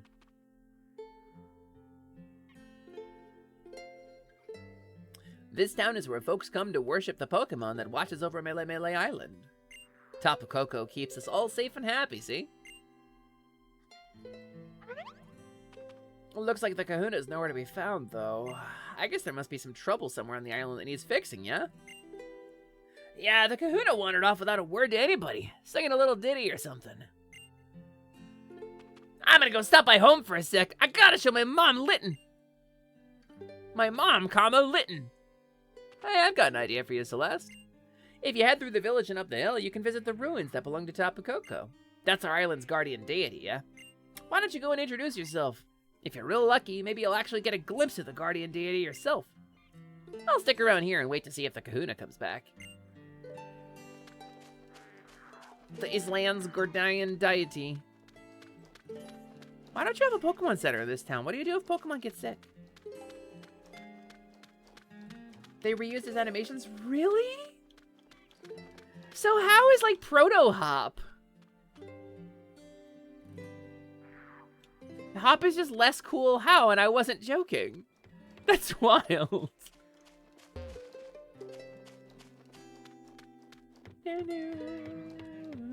Is having a Rotom possess your game console a good thing or bad thing? Good side, the games run better. Bad side, your game console has a personality and can tell you when to stop playing.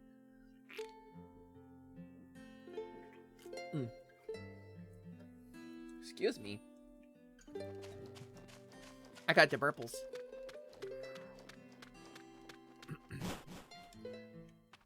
The Mahalo Trail. Going to pay your respects to the guardian deity? It's a fickle one, but I hope you meet it. Meowth. No, I just did click flip, but thank you. Thank you for thinking of me. Meow. It's you! It's you! I know. I'll take you to the ruins. So please stay in the bag. We could get in trouble if anyone sees you.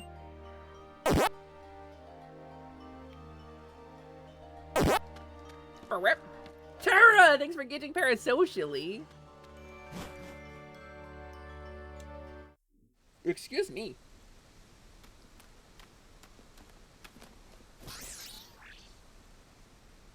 Hey, buddy. I love this little freak.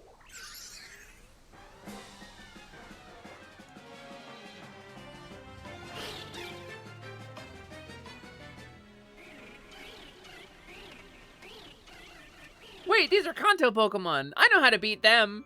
Shotgun.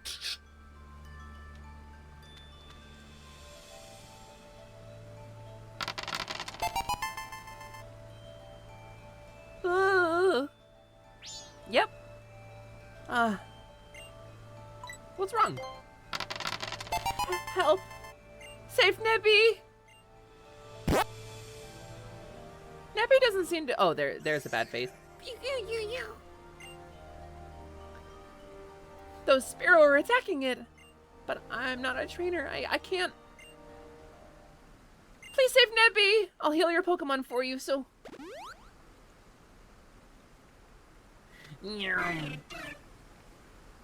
Ah! You kind of came out of nowhere, Spearow. Why are you standing? Why are you a man standing emoji? Why are you on the ground? That's weird.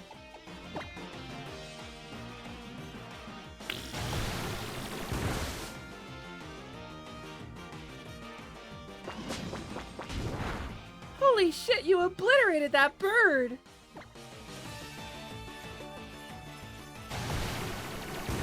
That's just Cloud Slimin'. Climbing?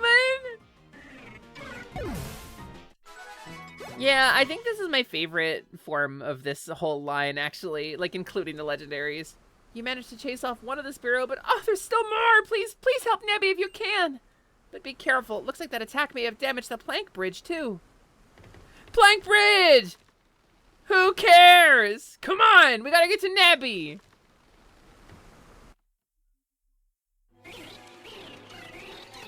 Our little Cosmog guy. Aw, look at me being good.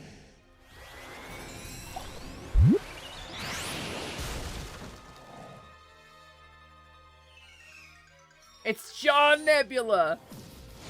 It's John Nebula! Whew, a glimpse of a guardian deity. Oh, shit! That's right. I am oh shit.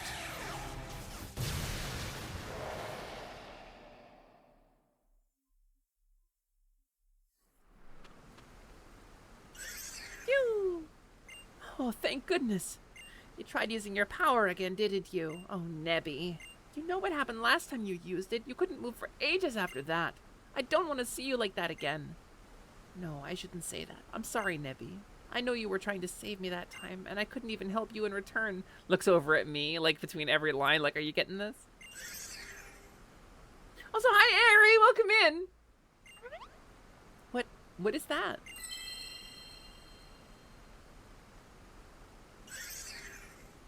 A sparkling stone? It feels almost warm somehow. Please forgive me. I am so grateful to you for helping us out of that dangerous spot. Are you the Kahuna? I'm Lily, and I suppose this stone must belong to you.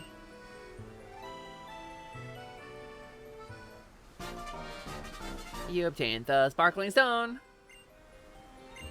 Please, don't tell anyone about this, about seeing Nebby. It's a secret, okay? Come on, into the bag, Nebby.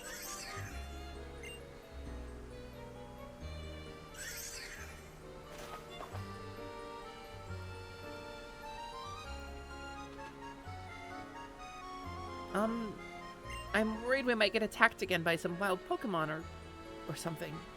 I know it's too much for me to ask it, but do you think you could see us back to town? It's about 15 feet that way. I love her outfit, but you were wearing way too much white to be out in the woods. In this damp of a climate, you are not dressed for this.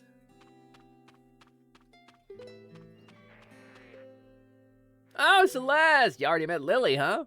She's my assistant, yeah?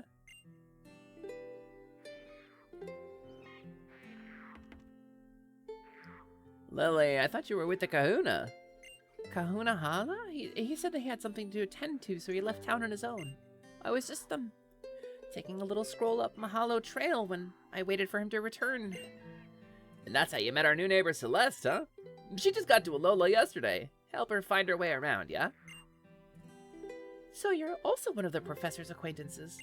It's nice to meet you.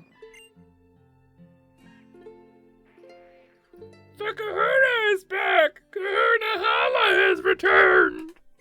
Our guardian's chosen one is back! Only one of the strongest Pokemon uses an Olalola, yeah. It's me. Hello.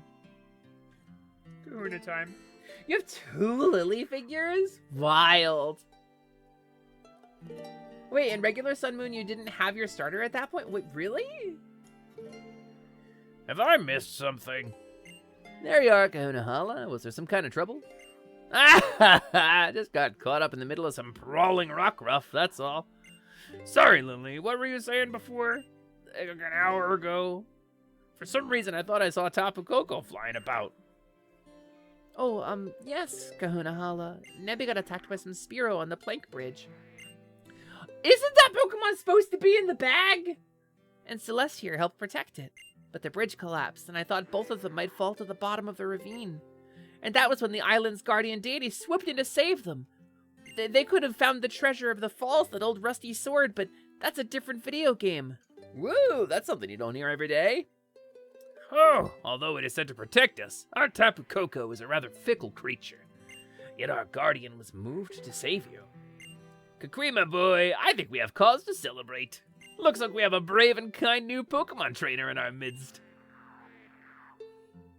I'm glad to meet you, child. I'm Hala, the Kahuna of Melemele Island. Welcome to Alola. Young Kukui had told me of your coming. I'm glad we got the chance to meet today. Pew. Oh, when did you get out again? I know that Kahuna Hala and the professor will keep you safe from any harm, but you should still stay in the bag and out of sight. It's safer that way. Nebby, well, it seems to have taken a liking to you. You'll probably catch it someday. I have read that Pokemon like it when you pet them or take care of them, you know. Alright, here's a lovely gift from me to help make today's special, Celeste. Yeah, I'm the one with the star name, but whatever, you can have the space Pokemon, it's fine. A Pokedex is a real high-tech kind of tool, yeah, that can automatically record facts about any Pokemon that you meet, even though we already have all of it researched. I don't know, it's mostly about your personal journey. The fact it takes so long to get your starter is a common complaint with that game. I see. Well, you got to meet the Kahuna at least. Ready to head home now, Celeste? I really, appreciate what you did for us on the plank bridge. I won't forget you and Poplio. Now that you met Tapu Koko, we can't wait to see how far you can go as a Pokemon trainer. If you two can work in harmony with each other, you can go anywhere together. Oh yeah, Celeste, hold up a sec. What is it, How? Did you forget something? Did you forget your underwear again? No, nothing like that this time. Who's the one here who forgot to tell everyone before wandering off for a little stroll and a sing without a word, huh? Celeste, would you be so kind as to give me a look at that sparkling stone you have there? Hi, Zero, welcome in. Welcome back from ads. Silly, that's because you're legendary. Oh, you. Could it be? Toto, isn't that? You were rescued by Tapu Koko at the bridge, isn't that what I heard, Celeste? That's when I got the stone. So it even deigned to give you a stone. Perhaps you are here in Alola, Celeste, because this is where you are meant to be. Allow me to borrow the stone for now. Fret not, I'll return it to you tomorrow evening. You have the makings of a brilliant trainer. I can see that light within you, too. You must do us the honor of joining in our festival tomorrow. First, I'll make sure you get back home safe today, though, Celeste. Lily, you two should come with us, too, yeah? Wouldn't want to go losing you twice in one day. You are that precious Pokemon of yours. Yes, I will keep an eye on... Hee, I'm a little shit! No, you, would you try not to escape the very moment you were told not to wander off? Everybody's laughing, but the weird space guys with the Guy Fawkes masks are like lurking in the bushes, like, here's our chance. Welcome back, Celeste. So what did you think of Kahuna Hala? Is he hot? Oh, and look who you got with you. Oh, it's a weird water dog. It came running out to help you. What a sweet little thing. Right there. That's right. Right there on Route 1. And it saved you. That's amazing. It must have been fate that you met. I think so. The two of you look great together. I feel happier just looking at the pair of you.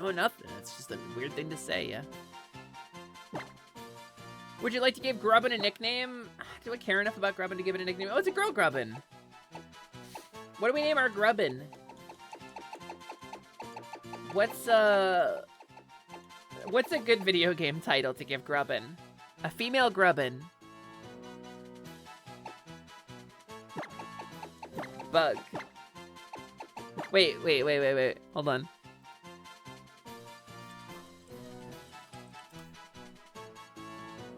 There's a Saturn game.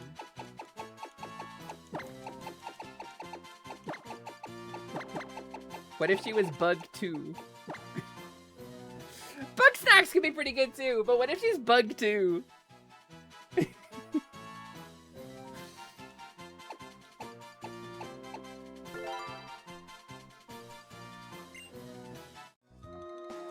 besides, I know Prin likes Bug, and I know Prin likes Grubbin. Not gonna lie, this gen has some pretty good bug types. Golisopod is your all-time favorite bug type. Really? Young Goose, there's the guy! The weird little tubey boy.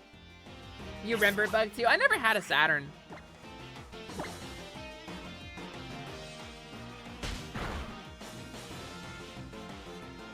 One damage. I guess we get a Young Goose too, right? Hold down and B.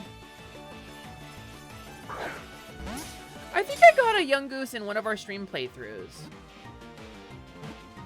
Because I think I named him Chilchuck. Alright, what's a video game name for Young Goose? Let's see.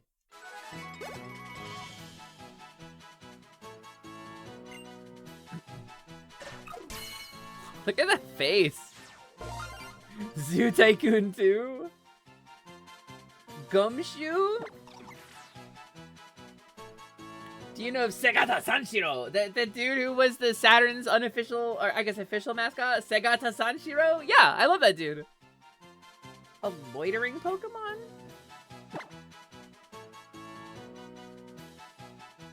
Yeah, we're naming all the mons after video games. It's a male Young Goose. We'll save Shenmue for a fighting type. I mean, Dick Gumshoe does make sense, but that's not the name of the video game, right?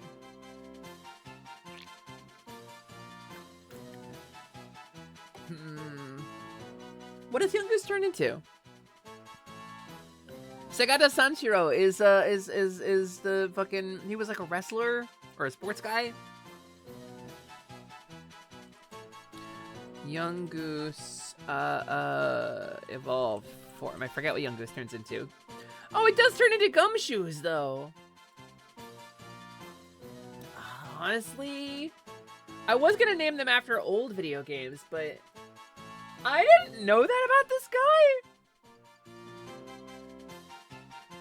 He could have been a Zenigata if I had a different naming scheme. In that case, does Ace Attorney fit?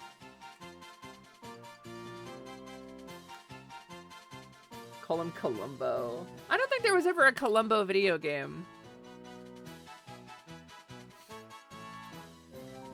We could name him Ace Attorney.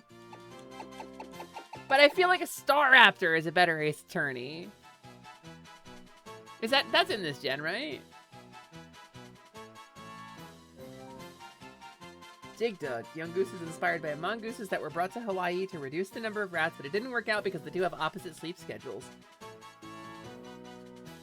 Dig Dug makes sense. But can it learn Dig? Wait, Nightshade! Hold on! Now that's a deep cut.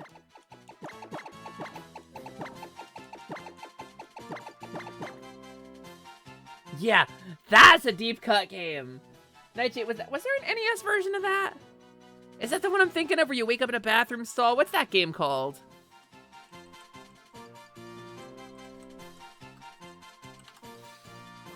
No, that's Deja Vu.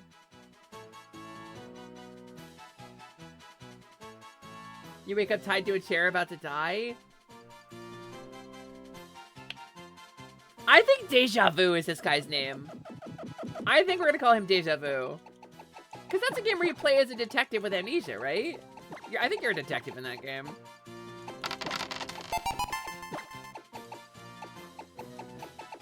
I think there's a weird character in it, but I don't think I have access to them in this.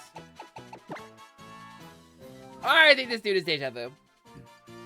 The previous comment is not an endorsement of JonTron or his viewpoints because he's a bitch-ass motherfucker. Yeah, okay, let me say this so clearly. Consuming problematic content or content by problematic creators is something you are allowed to do. That is okay to do. If it doesn't specifically upset you what they got into, you're allowed to. I don't think I like the things that JonTron has said. I don't think I like the viewpoints. I don't think I want to watch his stuff anymore. But I think some of his older videos, before he couldn't shut up, are actually really funny. I mean, I kind of fell off during the Sonic 06 playthrough in Game Grumps when he kept dropping the N slur during the playthrough. I think that's kind of where I drew the line with him as a creator. But his video on Hercules games is really fucking funny, and it sucks that he's such an asshole. Nightshade in the claws of yeah. Yeah, so what a great. My great-great-grandfather had a great that was greater than this great, though. Nightshade NES. Wild, really? So, wait. So is Nightshade, you play as a detective? Hold on. That's an important question. You play as like a spy in that one.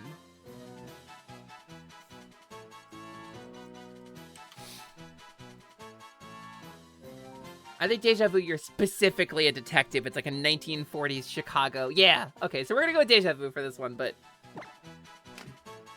Oh, I messed up. I hit the wrong button.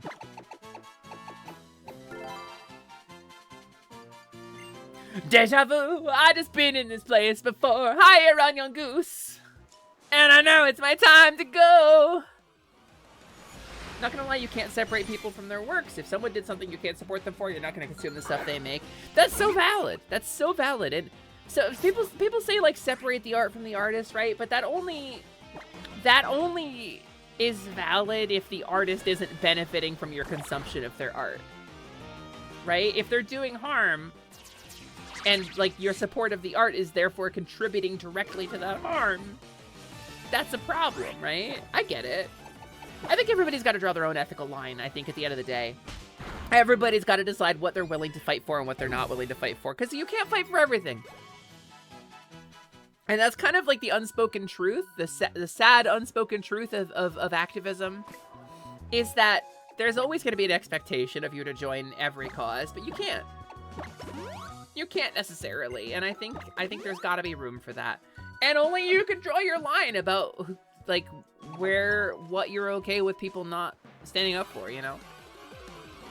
You find orange chicken in your fridge? Oh, orange chicken sounds so good. Ladybug! Oh, I love this little freak. I love Ladybug so much. Are you a girl Ladybug or a boy? You're a girl Ladybug too? Okay, hold on. Can you survive the pound? Are you strong enough to join my team, Ladybug? Oh, you are so strong. Oh, you're a strong woman. Crap corpse. Hi, Rabba Lily, welcome in. We're about to catch Ladybug. We're gonna have a team full of bugs. I don't remember, Ladybug evolves into something, right? Emphatic weh, trans rights. Hi, Vera! Vera! Okay, let me tell you, as one of the people who was ferociously emotionally affected by the shit yesterday from Twitch, have you seen the updates? I gotta cut my stream for just a second because I know it was something that you were very twisted up about as well. Have you seen the updates? Have you seen that they're working to reset it? And it was not a policy choice? That it appears to be some dumbass with an LLM doing vibe coding? I was really relieved. And while I am exhausted and it is not excusable, we held them accountable and they answered. And that feels really good, so thank you for being loud with me.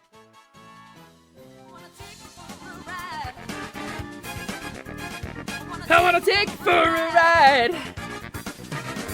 I wanna take for a ride. I wanna take for a ride. Cookie! You're coming to steal my cookies, but you are the cookies. Cookie, you are the cookies. Oh, I'd kill for some cookies right now. I'm so hungry, actually. Hi, Cookie. Welcome in. It's wonderful to see you. Thank you for the raid, Raiders. Hi, my name is Celeste. You can call me Sally for short. I'm the Half Game Genie host. This is the Last Light Lounge, an arcade between worlds, and we're playing Pokemon Ultra Moon today for the first time. We're getting warmed up. How was your stream? Did you have fun? Did you kick ass? What did you do? What did you do? Did you have fun? Hi, Cookie.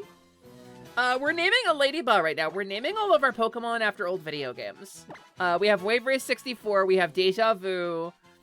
I already forget the third one.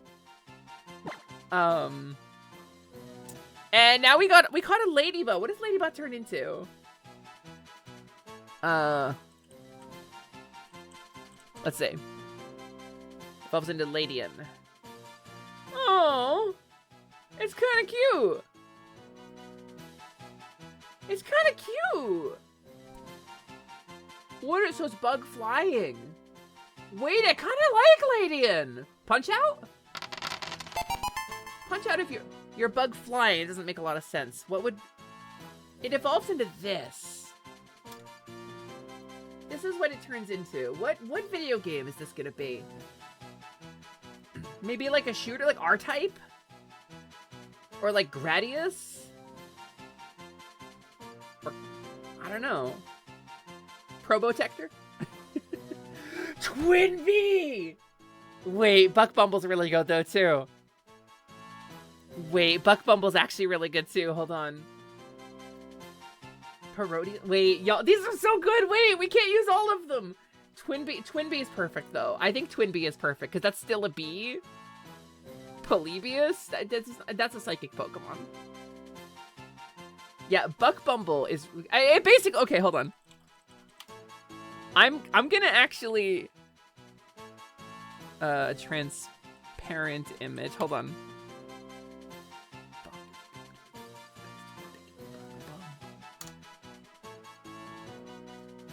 Like, Twinbee is a great name. But so is Buck Bumble. But Buck Bumble's a boy. So, let me be so real though. Let me be so real though, because we actually do have a problem here.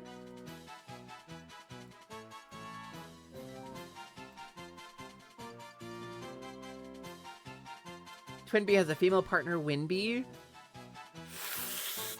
This does make it hurt a little bit. It's really right. It's like exactly in the middle point. What do we do? I mean, both names are good. I think we gotta make a poll. I think we gotta make a poll. I think I need your help with this one. What name Ladybug? Twinbee, Buck, Bumble, or just for completion's sake. All right, 2-minute poll, everybody. We get to name this Pokemon. Ah, yes, the two genders, Twinbee and Buck Bumble, both of whom are male canonically. And we do have a third option just in case. But everybody, poll is up for the next minute and 30 seconds or so. The next, like, minute and a half. Please vote for the name of this Pokemon. Wait, Twinbee's going hard. Hold on, Twinbee's in the lead right now. You're gonna go self-care and get some food before your friend hang out later? Yeah, Cookie, have a wonderful night. Thank you so much for the raid. Raiders, the same goes for you too. If you gotta go raid and fade after your long stream, after hanging out with Cookie for so long, thank you so much for raiding. Please feel free to bounce if you got to. You're going with Parodius because it's genderless and the game is kind of a joke. I fucking love Parodius. Twinbee's way ahead though. What's a shiny Ladian look like? Oh, it's orange. It's a little further off, I think. I think Twinbee's in the lead. I think we got about 45 seconds left in the poll. I think Twinbee is ahead by a wide margin. I'm feeling like Twinbee's probably gonna win. Ah! If we name the Buck Bumble, they have one of the hardest tracks produced for the N64. You are so correct.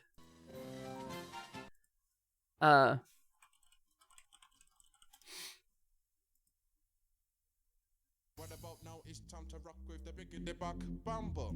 What about now? It's time to rock with the biggity buck bumble. Bum to the bum to the bum to the bass. Bum to the bum to the bumble. Bum to the bum to the bum to the bass. Bum to the bum to the bumble. Bum to the bum to the bum to the bass. Bum to the bum to the bumble. Bum to the bum to the bum to the bass. Bum to the bum to the bumble. Bump to the boot to the boot to the boot boot. Bump to the bass to the bass bass. Bump to the boot. This was just the title theme for an N64 game for no reason. And it just goes. But, what if I type this in? What comes up?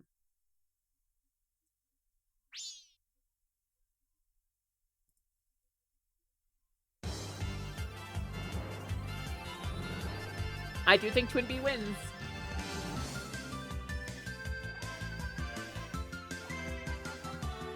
She's Twin Bee.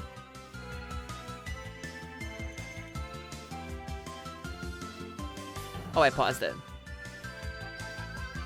This game also has a good soundtrack, so... Hi, Ganny! I hope you're doing really well. Hello! We're doing good. We're doing good. How are you today? You didn't even know that was from a game?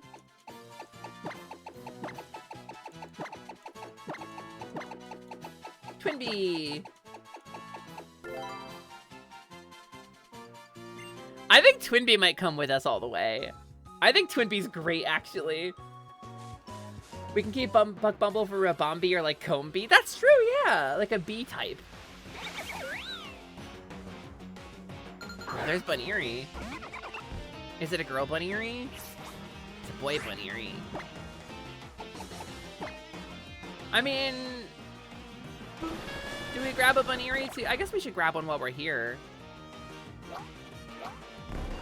Sally's definitely ditching Twin Bee before the second gym. How dare you! How very dare you! I would never give up. I would never throw away my sweet girl Twin Bee. I'm not, but I ain't gonna drag down the mood talking about it. I'm sorry you're having a rough time, Guinea. I hope things look up for you. I hope you find comfort and peace and joy. Yeah, I get some good work done. I'm right here.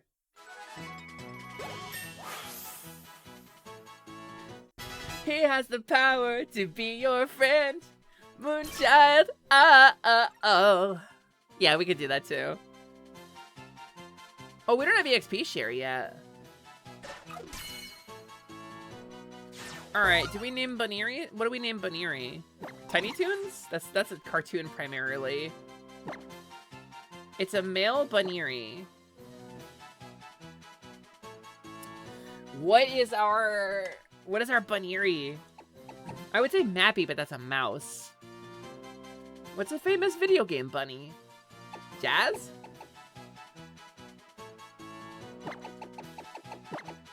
I mean, Jazz makes sense even if he has a kind of insensitively named little brother.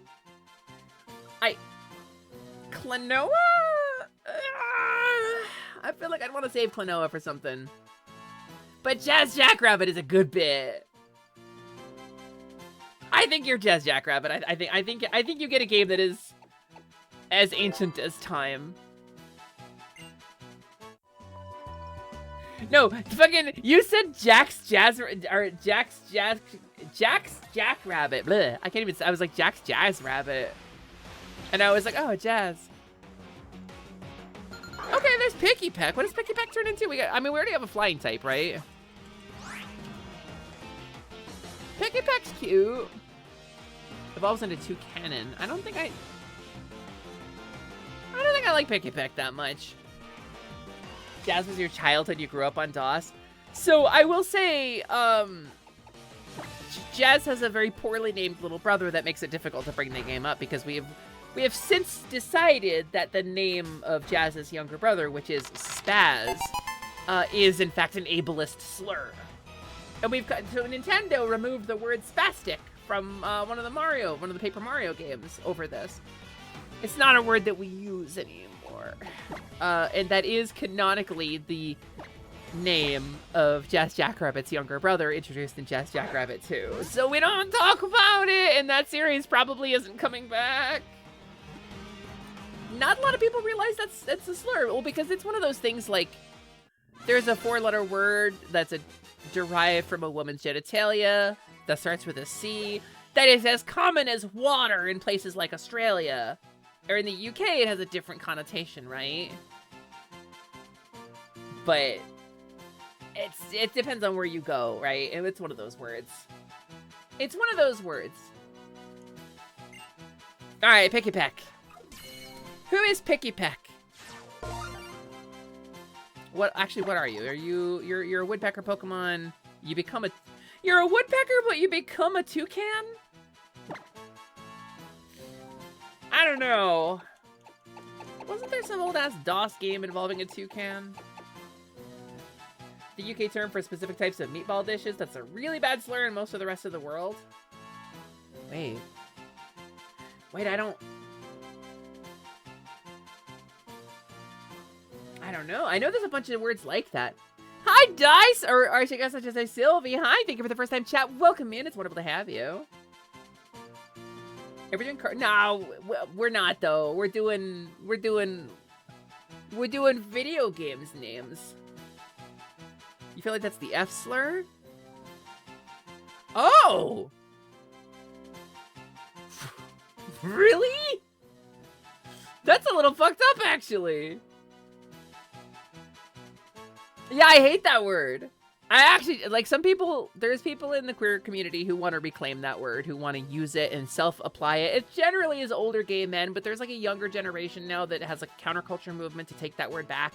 I don't like it. It was used to beat the shit out of me. It's a word that is associated with a lot of negative things for me, and I will usually remove people from my space if they drop it. It's not a good word.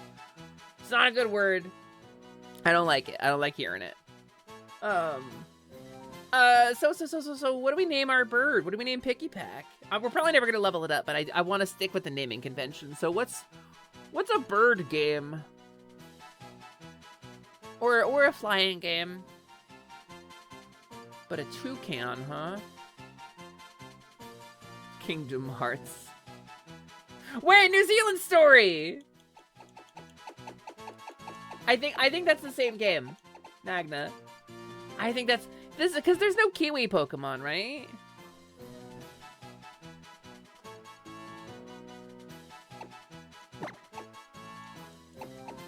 We're just gonna call you N Z.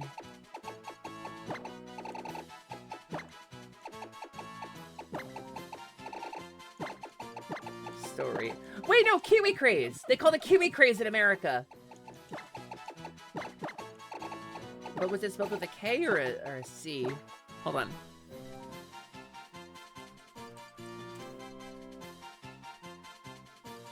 With a K. Okay. That'll fit. Kiwi Craze. That happens with you too. You pretty much grew up with it being used as a slur. You still struggle with the Q word. Oh, wait, really? You know, that's true, actually. I have a pretty similar experience.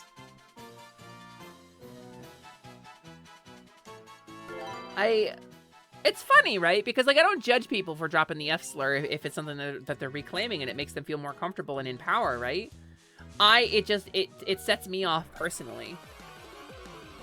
But, like, I would say very commonly, a lot of us self-apply, like, the queer community. So, like, it's a very difficult place because you want to be very respectful, but everybody's got their own limits, right? Splat. Still very much the same with the F word, even though a group of friends you hang out with and use it a lot in a reclaim sense makes you flinch every time you hear it. Yeah, I got an invite to a circle recently. Because I left a bunch of social spaces and someone was like, hey, you should come hang out with us since you got a lot of free time now. But we do say that word like a lot. We do throw that word around, and I was like, no thank you. I have to turn you down as much as I want to. No, we already caught one of these, Shuyo. We already caught one of these. Also, Lance Trans Rights. Hi, Lance Trans Rights. Oh, sorry about the snake eyes. 30 to 50 feral hogs. You always knew it as New Zealand story? Yeah, it was Kiwi Craze in this territory. Also, wow, Mystic. Hi, Mystic. Thank you for the fairy spell. I have it now. It's mine.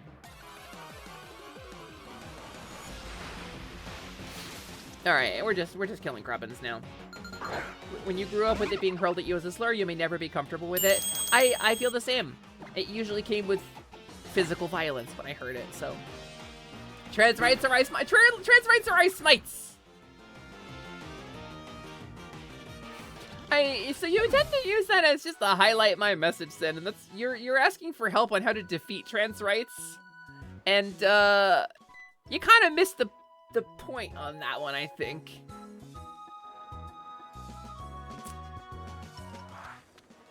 I think you kind of missed the memo. When the eyes of Pokemon trainers meet, you know what's gonna happen, right? A Pokemon battle! Yeah, it's not my job to justify that, though. Last, Audrey!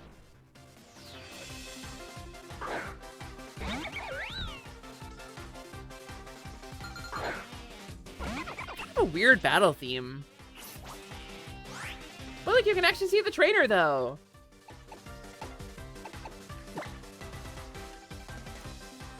Blah, blah, blah, blah, blah, blah. Oh, shit! You felt that exact way about the R slur. It annoys you how normalized it is. That word. All right, so let me talk about that word, right? The R slur, because legally speaking, I wore that appellation for a while. That was a thing that was assigned to me, like, because I was a special ed student. I heard that word a lot, medically, at times, when I was undergoing diagnosis as a kid. Now, I don't have a developmental disability.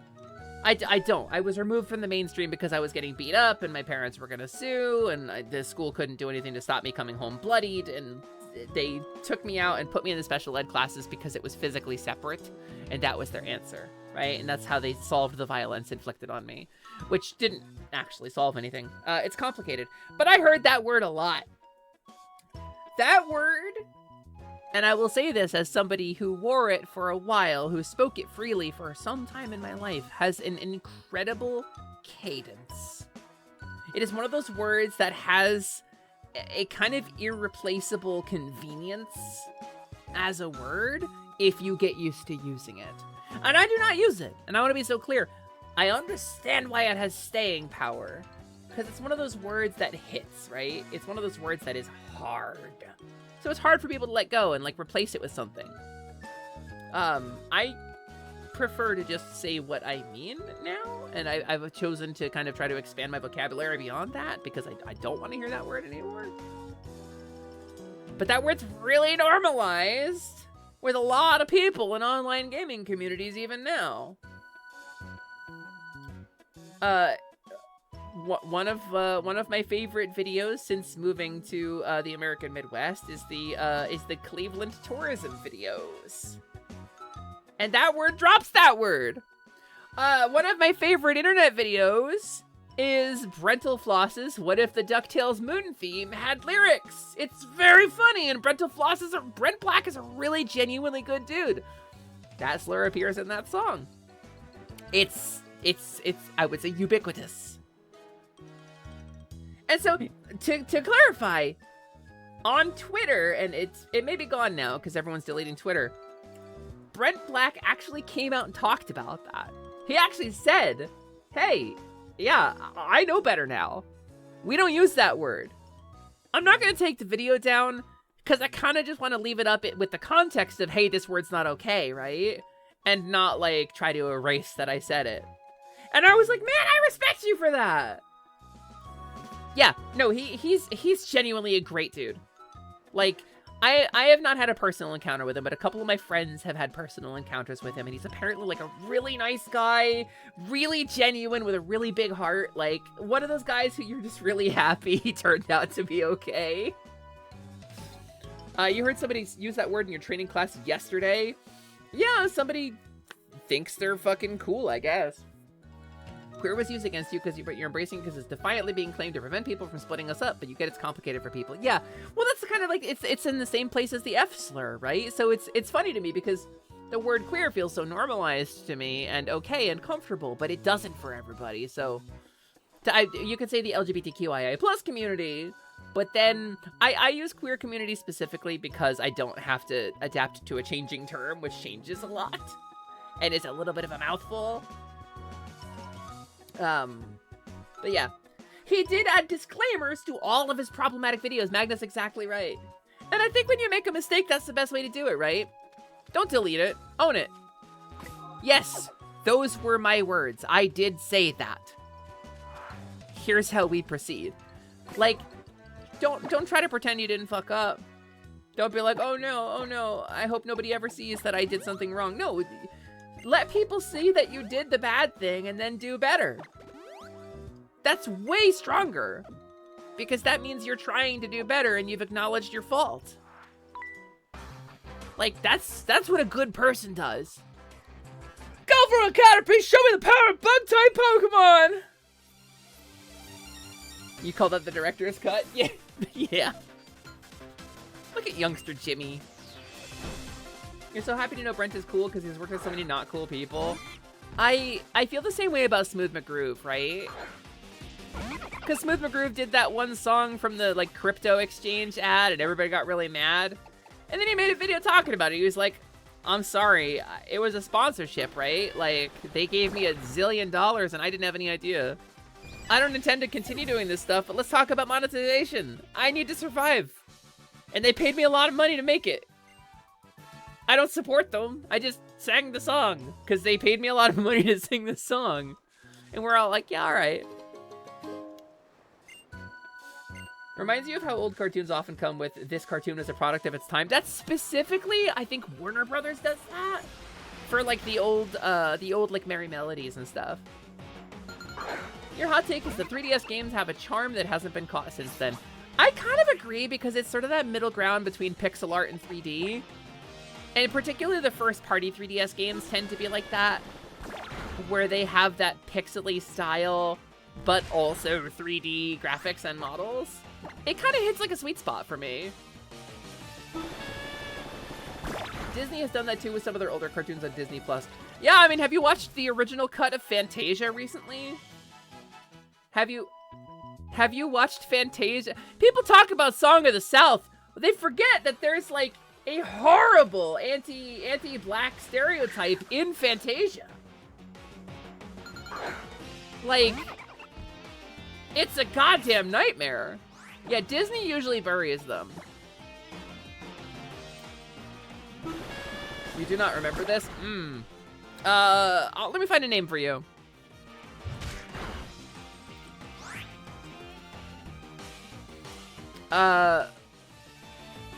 There's a character named Sunflower in Fantasia from the 1940s. And that's all I'm gonna say. You can do your own research on this, but it's awful. It's like real bad.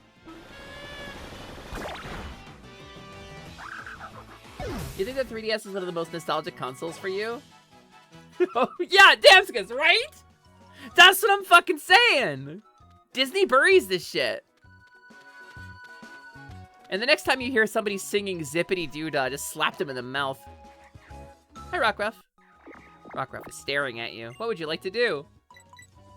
Turn to the right. Ah! Hey, you liked that! Oh, wait! Turn to the left. You liked that? Wait, I don't remember this at all! Let's play Peekaboo. Bah!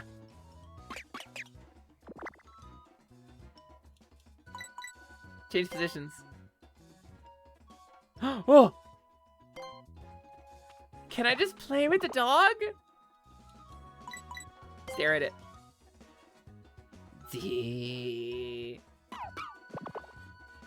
Rockruff is wriggling with joy. Okay, bye, Rockruff. That's so cute! Rockruff is a really friendly Pokemon. You should try playing with it a bit, too. Wait. Oh, I love you, Rockruff. You're so sweet. The The festival's in Iquitos gonna start in a minute. We should hurry up and go. Remember watching the 70th anniversary edition with your dad and you had a whole conversation about how it wouldn't fly today? Valid. You're also trying to remember which Disney movie had the very, very problematic Native American portrayal. It was Peter Pan. That's Peter Pan, yeah.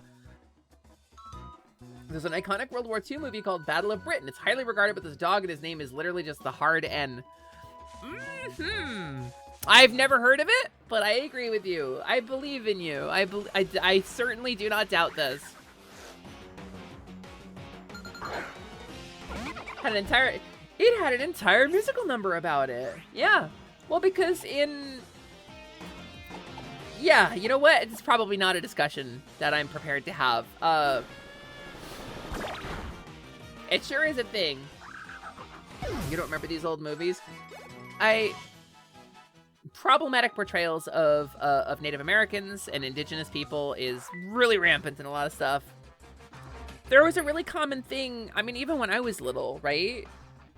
And it was falling out of fashion, obviously. It was like most of my parents' generation, but like there was a game that children played that was referred to as Cowboys and Indians. This is the thing that my parents talked about.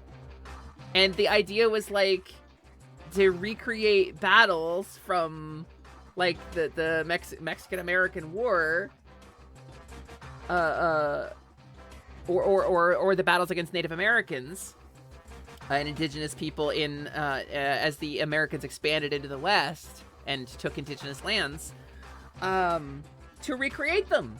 And of course the Indians, the natives, were the bad guys in it, and the cowboys were all the heroes, and that's the game that children would play with toy guns and stuff. Like, that's a thing. That was a really common thing culturally in the United States, like up until like the 70s and the 80s even. It was replaced with cops and robbers, which is not exactly better either. I always wanted to be the robber. I think that says something about me. I think that says something about me, Aki. Is that I was a criminal from the day I was born. But yeah, hello, welcome in. It's nice to see you. Hope you're doing good. Arson. Listen, if the robbers didn't win, I was always really sad. You remember hearing it? You didn't need to know already? Yikes. God. You think some services that show those kinds of things put an advisory notice up before? Yeah, we were talking a little bit about it. Warner Brothers does that, right? Oh, I should save these guys up here. These guys look like trouble. You only recently learned that a lot of First Nations people prefer the term Indian and Native American. Really? I have never heard of this. I believe you, but measuring the aura readings here, the numbers appear to be a bit high. What do you think, Captain? Why are you like this? What was that? What was what? Did you say something? I was certainly not distracted by this foolish display of festivity. So there are aura readings in this place. I think maybe the effects of that one they call the Island Kahuna. But everything is so bright here in Alola. Far brighter than we have been told it would be. I find it loathsome, this awful brightness. Even though this is the night we have sought for so long? Yes, I suppose you are right. We must carry out our investigations to return the light to our own world as well, before the blinding one can awaken. Is this motherfucker about to do a rejoining? Are you an Asian? You are not native to Alola either, are you? You seem to have come from far away.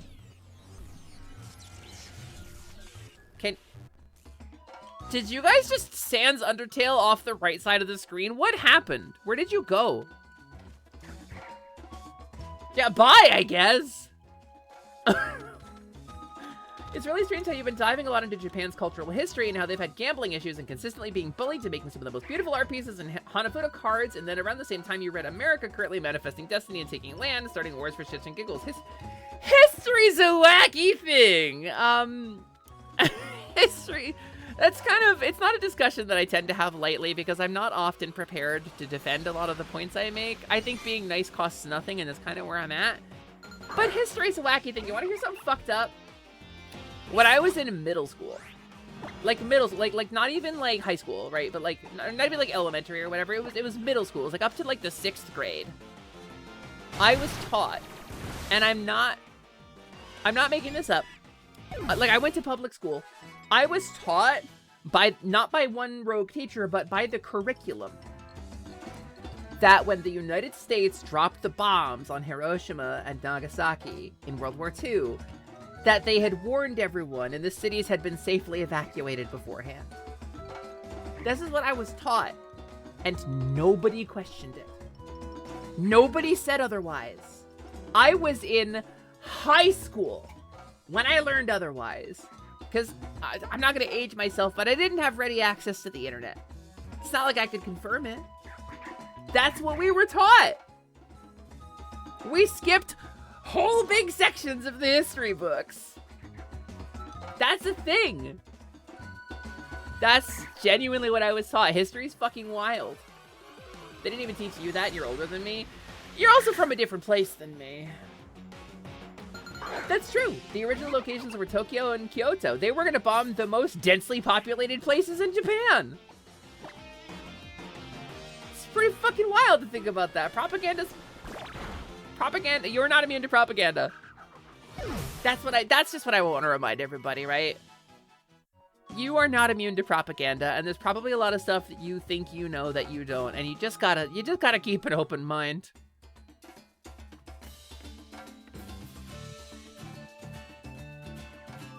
Well, I mean, I don't want to get into politics. I think, there's a YouTube channel, and there's a guy who does, like, videos like, worst dads in history, and talks about recently deleted history as one of the little mini-series, right? And I just think that's a cool thing to pay attention to. I don't want to get into the current events politics, but I mean, it's not a new thing. What's going on right now, it's not a new thing, is what I'm saying. They flew over and dropped thousands of warning pamphlets. Was that not correct? I am told that was correct. I do not know. I believe that is the case. I mean, if a plane flew over your town where you live right now, and you picked up a pamphlet and said, we're gonna drop a bomb on you, and you said, that sounds scary, and then your government said, no, they won't, what would you do? Would you pack up your whole life and evacuate, flee the country on short notice? Or would you just go, okay, the government will keep me safe? Right? What would you do? What would you do in response to that? Crazy to think that Nintendo might not even have existed. I worked at Nintendo for a while. They started with Hanafuda cards. Yeah, extra history, that's the one. You'd leave? With what money? Where would you go? What would you do? What would you do? Would you quit your job? Would you throw away everything you own and leave?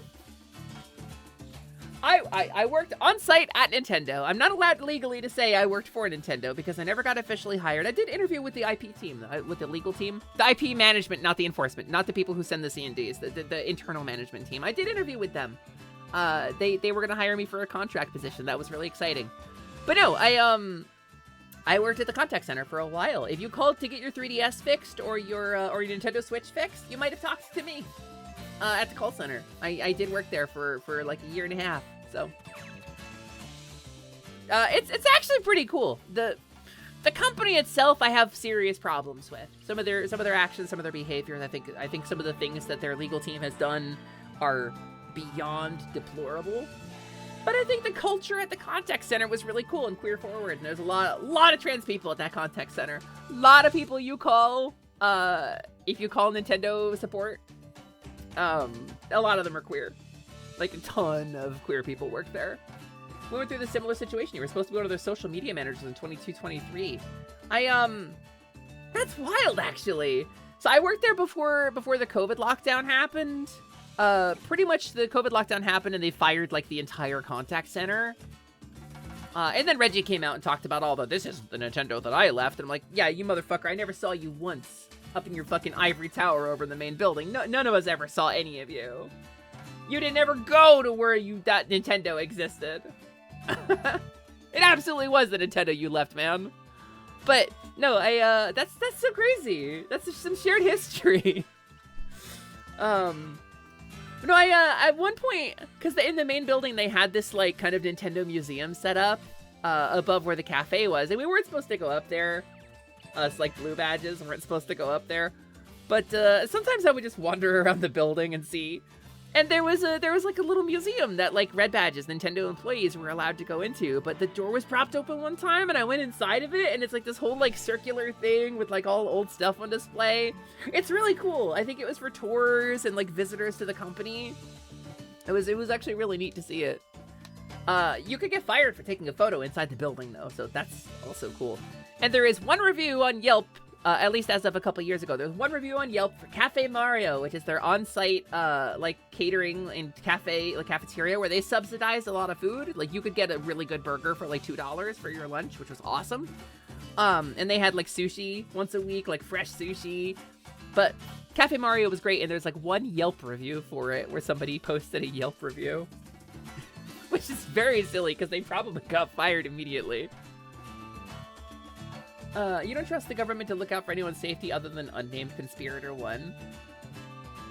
The Alola region is made up of 4 islands, and each island has its own guardian Pokemon. Our festival today is held to express our thanks to these great Pokemon guardian deities for always remaining by our sides. Well, we may call it a festival, but it's just this little thing you see here. There may not be many of us, but at least every last one of us here goes all out. Festival! I really like the music in this game, actually. Oh, there's Hao. Are we fighting, Hao? Do we fight here? You've got your cat out. So Hao was standing there, pussy out. Oh, how's it, Celeste? Man, I thought you'd never make it. Me and Lit have been waiting for ages. Wait, you keep your puppy on a ball? That's kind of fucked up. Yeah, I made her do that. But why exactly? That's wild. I'd love to talk to you sometime about that. I didn't get past the interviewing stages because the second interview they wanted you to be in person in Seattle and you couldn't. Yeah, I lived in a suburb of Seattle. I lived in a Seattle suburb for like 11 years, 12 years, something like that. We lived over the water to the east, and I can say it now because it's been long enough.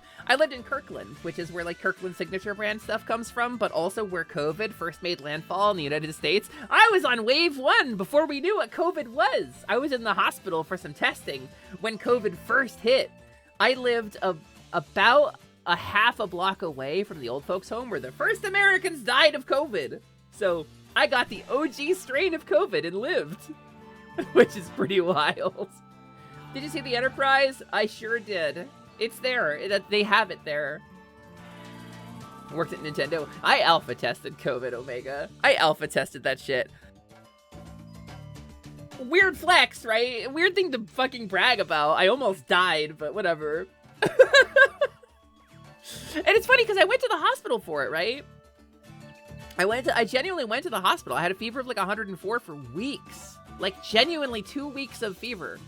And I went on like day 4 because I was coughing up brown, and I couldn't like stand up for more than 30 or 40 seconds at a time. I was feeling really weak, and they were like, yeah, your O2 is a little low, but you got a really bad bronchial infection. Just sleep it off.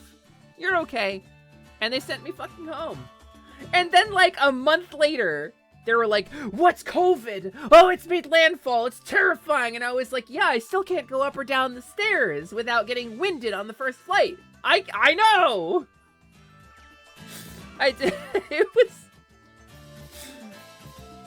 They said, check that shit and forward smash. Listen, Aki, I will tell you one thing. You know what? My experience with tech that shit and forward smash, playing Smash with the people who worked at the contact center, because there were floating games of Smash. There were floating games of Smash, just floating around the contact center. They always had one in the break room. When I say, like, I've been to locals, I've played against some pretty good Smash players online in For Glory. I've played, like, Rivals of Aether players online and ranked, right? Nothing fucking compares to the power of those motherfuckers at the contact center. It was crazy. Some of them I couldn't even land a hit on.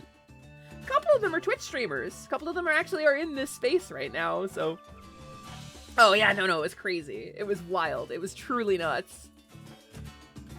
Pretty sure COVID is part of why your migraines got worse, even vaccinated, still fighting to get onto disability. Yeah, long COVID is real. Long COVID is very real. You have a story for me? I want to hear it. Is it a talk about it in the... Oh, you're probably stuck in ads anyway. You're probably stuck in ads right now. You saw a car race interview where a guy was struggling with symptoms, but it was before it was known that it had spread, so he said, well, I haven't been to China, so at least it's not At least it's not COVID! You can share a story if I'm cool with jumping in. Yeah, do you want to jump on stream? Like, you're welcome. I will get your ass on stream. I would love that, actually. Let me pull up the Fuki website so I can get you a reactive. That's awesome. I'm really honored to have you. Everybody, can we get moderators? Can we get a shout out for Orange, please? Can we, this be the first time officially Aki and I have been on a stream together. That's really exciting. Aki had Boncha on a couple months back. So I kind of rub elbows with I was just bowing a little bit. She's gonna be like, nah, I changed my mind.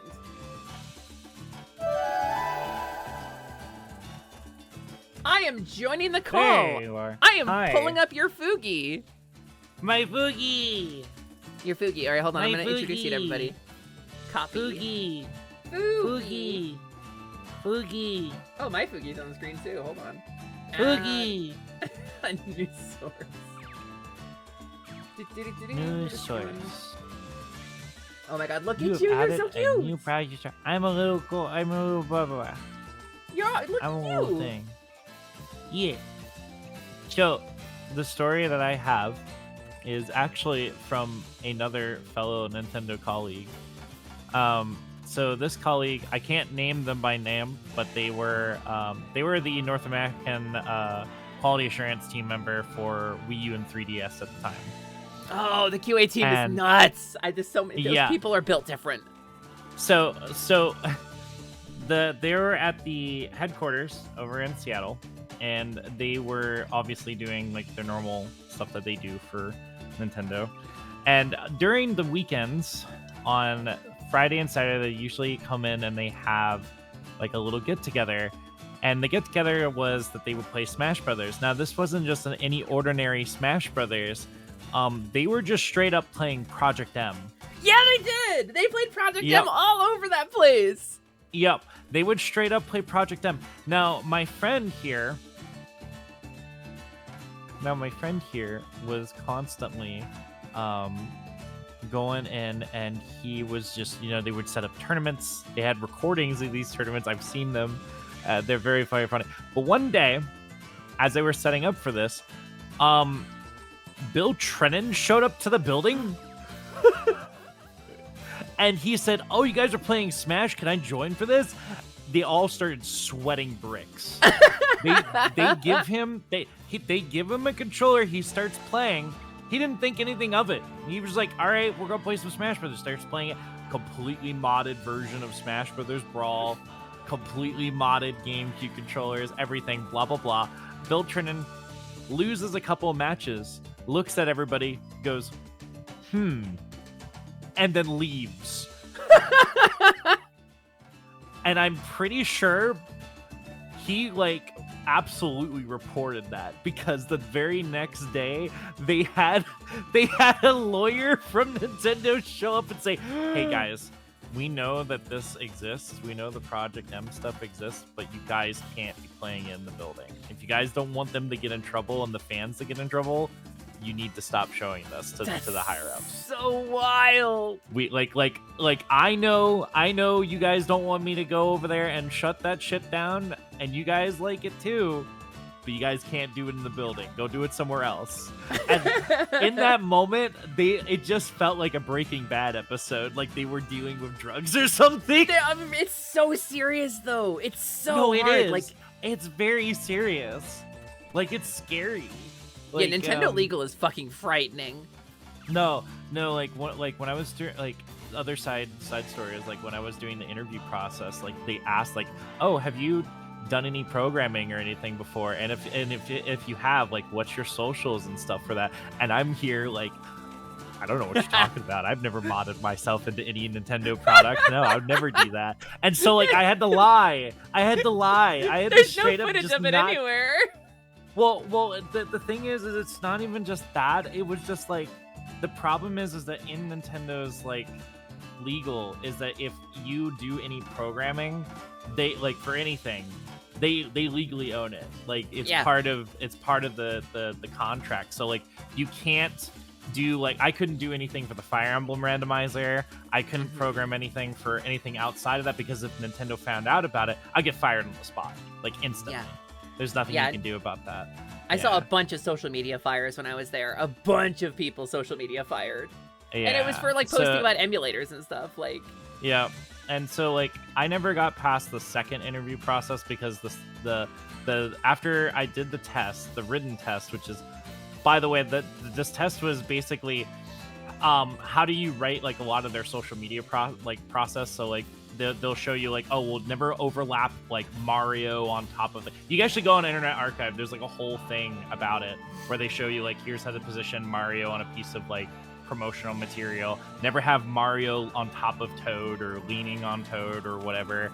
But then they have like these specific questions where they're like, how do you refer to our console systems or whatever? And I'm like, oh, I would put like 3DS. And they're like, no, that's wrong. And I'm like, it's the what? Nintendo 3DS console. You have to say Nintendo 3DS or Nintendo 3DS family of systems. Like, and the Joy-Con whole thing is always singular. Your Joy-Con controller is acceptable in a flex, but Joy-Con is the plural. Amiibo is never capitalized. Correct. Yeah. No, it's very specific. Like if you fuck that up, oh, they'll get pissed off at you. They'll get really fired mad for it. Yeah. I just the branding is like well, I understand the reason why they're so specific on that is because back in the day, and like I would say like probably PlayStation 1, Xbox, and PlayStation 2, you know, you had like the mom or the dad, and they'll be go, oh, that's a Nintendo. Oh, I love Nintendo. Nintendo this, and Nintendo hates that. They don't like that at all. So like I can understand why they're so like strict on that. The best part is that if you're writing a tweet and you run out of characters, they just say, yeah, just make something up. Like you cannot change. You cannot abbreviate Switch. You can't abbreviate Switch 2. You can't abbreviate 3DS. Like you have to have the word Nintendo in it for any sort of announcement. It's wild to me. It's also an IP thing too, because like Johnson & Johnson, like the Band-Aid brand or like the Kleenex brand, like you lose your ability to defend your IP if it becomes household, and they don't want that to happen. Correct. Yeah, that's absolutely it. Anyway, those are all the little silly Nintendo stories I had. I just wanted to share because we were talking about it, and I was just like, no way. We were both to almost work for them. That's crazy. Your friend had a brush with Bill Trinan and lived. That guy's so hungry. I can't believe your friend is still alive. No, have you Bill seen his Trinan eyes? They hunger. Bill Trinan would scare me. Like he works with Miyamoto, who shook hands with the devil. So I'm like, I don't. Yeah. Literally, Bill Trinan has a second stomach, and it will eat you. He will unhinge his jaw like a snake and eat you whole. That is a true thing about Bill Trinan. Vor you completely. He will be like, all right, now I have consumed for my Lord Miyamoto, the powerhouse of Nintendo. Yeah, you know when they do the when Iwata, who was a human servant and innocent in all of this, would do the directly to you, that was a hypnotic gesture to try to like that was you. the control you. Yeah. Yeah. That's why they said directly. Directly. Directly. They're directing Miyamoto, you. the powerhouse of the cell. Yeah, Shigeru Mitochondria. That's what I used to call him. Like it was just like because he keeps doing these silly things, and I'm just like, this guy really is just the powerhouse of Nintendo. He just says anything and it works. That's the dude who can make Star Fox work. Like they got puppets and everybody got excited, and then Star Fox Zero was bad, but like he made Star Fox work in the 2000s. Like. It's funny because like they made one in-house game and then that was it. Like they gave it to Namco, they give it to Bandai, they give it to like Platinum Games. Now they give it to Valenian Studio. What else are they gonna do with Star Fox? Like they just keep throwing it left and right to someone else. I don't know. Did you play the remake? I'm curious. I did. I thought it was okay. Yeah, I thought it was okay. I really enjoyed it. But my headcanon theory, where I saw the Star Fox remake, and I was like, oh, this is 100% being a testing ground for the Ocarina of Time remake. The one, it was a rumor at a time that there was going to be an Ocarina of Time remake. And I was like, oh, this is testing grounds. 100% going to be used to test the graphics for Ocarina of Time. And then lo and behold, 2 weeks later, Ocarina of Time remake at the direct, and I'm like, ah, okay. I mean, there's All right. historical precedent. The R-Wing is still Oh, in yeah. Ocarina. Like, Yes, absolutely. It was But there's used also- to track the flighting for Volvagia. Yeah. yeah. And the lock-on system too. They were practicing like For moving in the Z-targeting. camera with Yeah. complicated. I mean, I was a companion fairy for a little bit. I know about these things. I'm very smart. I had heard that the new Star Fox remake was possibly a test for like giving us a second new Star Fox game too. So I'm crossing my I fingers. hope so. I hope so. Yeah. Either that or remake Star Fox Adventures. Like honestly, Oh my just God. give me that. I would have love heard that as that. a I have remake. heard that rumor. Yeah. The VTubing mode in Star Fox is really silly. I love it. I think that's so silly. I'm pretty sure I spent more time with that than I did with the actual game. That had to be what was it? What's his name? He was the director for Mario Odyssey. Koizumi. That had to be a Koizumi decision. just to throw the camera in there for fun. Like he's just like, hey, look at this, look what I can do. And it almost never comes up. Like there's almost no point in the game where you actually use that. It's only in game share mode. Multiplayer. Yeah, in game share mode. Yeah. I think my best thing about the most recent direct was the new meme that came out of it was Koizumi doing the finger thumb like minigame for Resort, and it looks like he's jacking off in the left corner. It's so bad. It's so bad. Nintendo It's doesn't just want like- you to share this image. No, there's like several gifs. There's several gifs, and it just it's so bad. But I think they're taking it in stride, maybe, because they just ignore that sometimes. I mean, you Oh, can't man. acknowledge it because it draws attention to it. Like all the Waluigi yeah. fan games, like they can't acknowledge that. No. The year that I want them to go back to is the year of Luigi, where they acknowledge the Harlem Shake of Luigi, and I thought that was funny as hell. It's That was the- wild. It's wild to me because they normally don't do that. They like, ever. don't. But Luigi, I Yeah. guess, is like B-list enough, and that's like part of his charm that they were like, yeah, all right. It's great. Oh, this is great. I had no idea that you had that like sort of deep connection with them at any point. So that's really cool to know. Yeah, me and Carnage actually met working at Nintendo. We were in contact Really? center training. Yeah. Oh wow. I'm gonna have to pick you guys' brains because I like to learn more about this kind of stuff. It's very interesting to me. My time at the contact center was awesome. I will say, it's also deeply unethical the way Nintendo treats its contract hires, and I will talk about that too. Personal opinions are my own. It's super unethical, and they did everything they could to avoid giving you benefits, and they would not accommodate my disability, which is why I no longer work at Nintendo. I would have That's kept so that job for weird the rest of my because, life. like, that's so weird because like I have like I know I shouldn't probably say this out loud, but I do have like documentation of like old school like employee health benefit like discs and information from like 2008 to 2011, and they Employee, benefit like but everything. not contractor. Oh, contractor's different. That's right. Okay.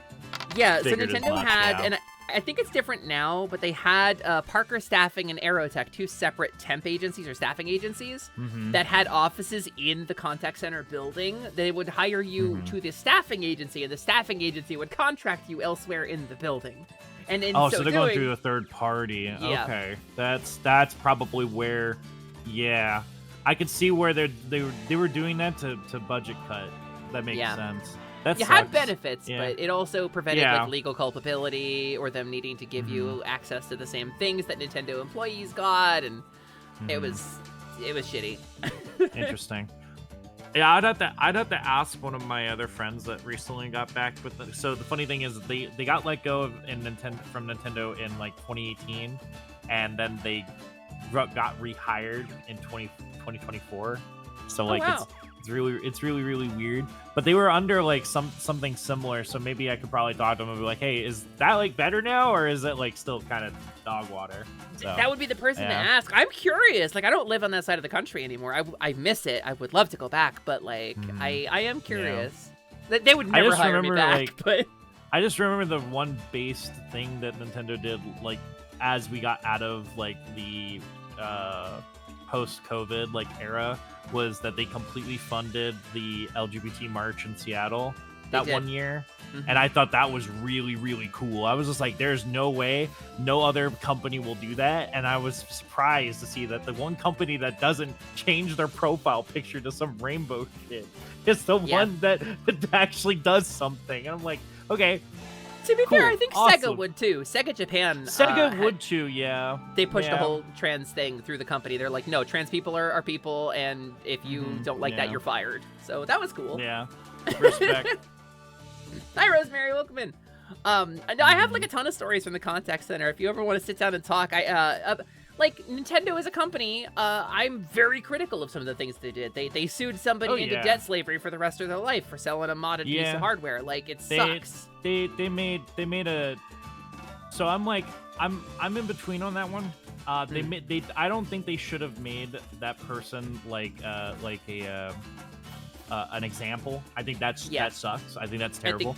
I think At they the- should have been held to a regular standard instead. Yeah. At the same time, I've seen, like, at least from news reports, I've seen that he is paid equivalent to like maybe about 1,000 or so, and Nintendo hasn't requested anything. So a lot of my mentality goes for they probably inflated that number severely to news outlets to deter other people from actually doing it by Yeah. basically lying to the public. But then there's the issue of he's still currently paying stuff, so he says. Yeah, And then it's complicated. there's the other side of, well, he was selling consoles with like hundreds of retail games on them for like 400, 500 bucks, and that adds up quite a Yeah. bit when it's a lot of, pirated software. But in my head, I'm just gonna say it, I don't think I think that's a victimless crime, to be completely real.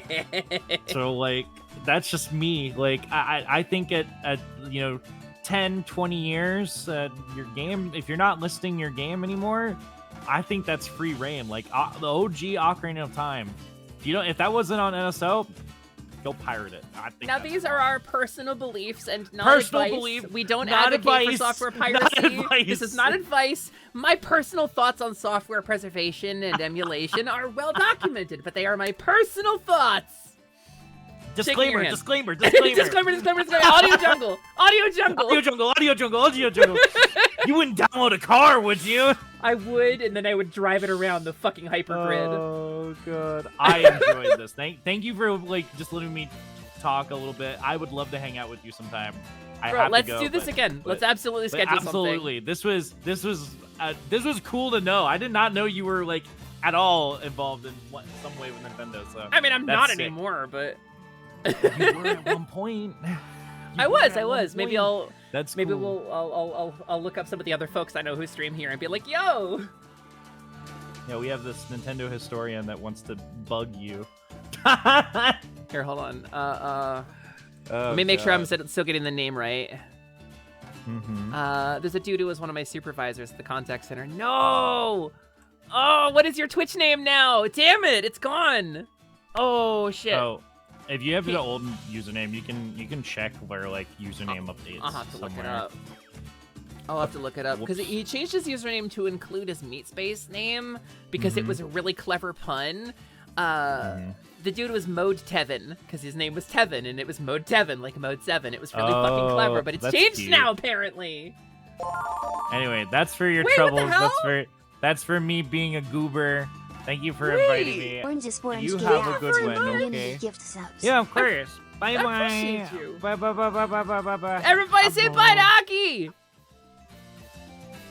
That was really cool. Oh my god, I really look up to her. That's amazing. That's like I'm like kicking my little kickies here. I'm being such a fangirl right now, and I'm not even ashamed of it. There's like a list of like maybe 3 or 4 VTubers and people in the space who I admire and would love to get a chance to like go on a stream with and talk to and hang out. I think it would be really fun, and Aki is absolutely at the top of that list. That's thrilling. Bye for to me. Aki. I'm losing my mind. That's awesome. Hi, Say! Welcome in! That's the famous Shiba! The Shiba Doge! The famousest Shiba Doge!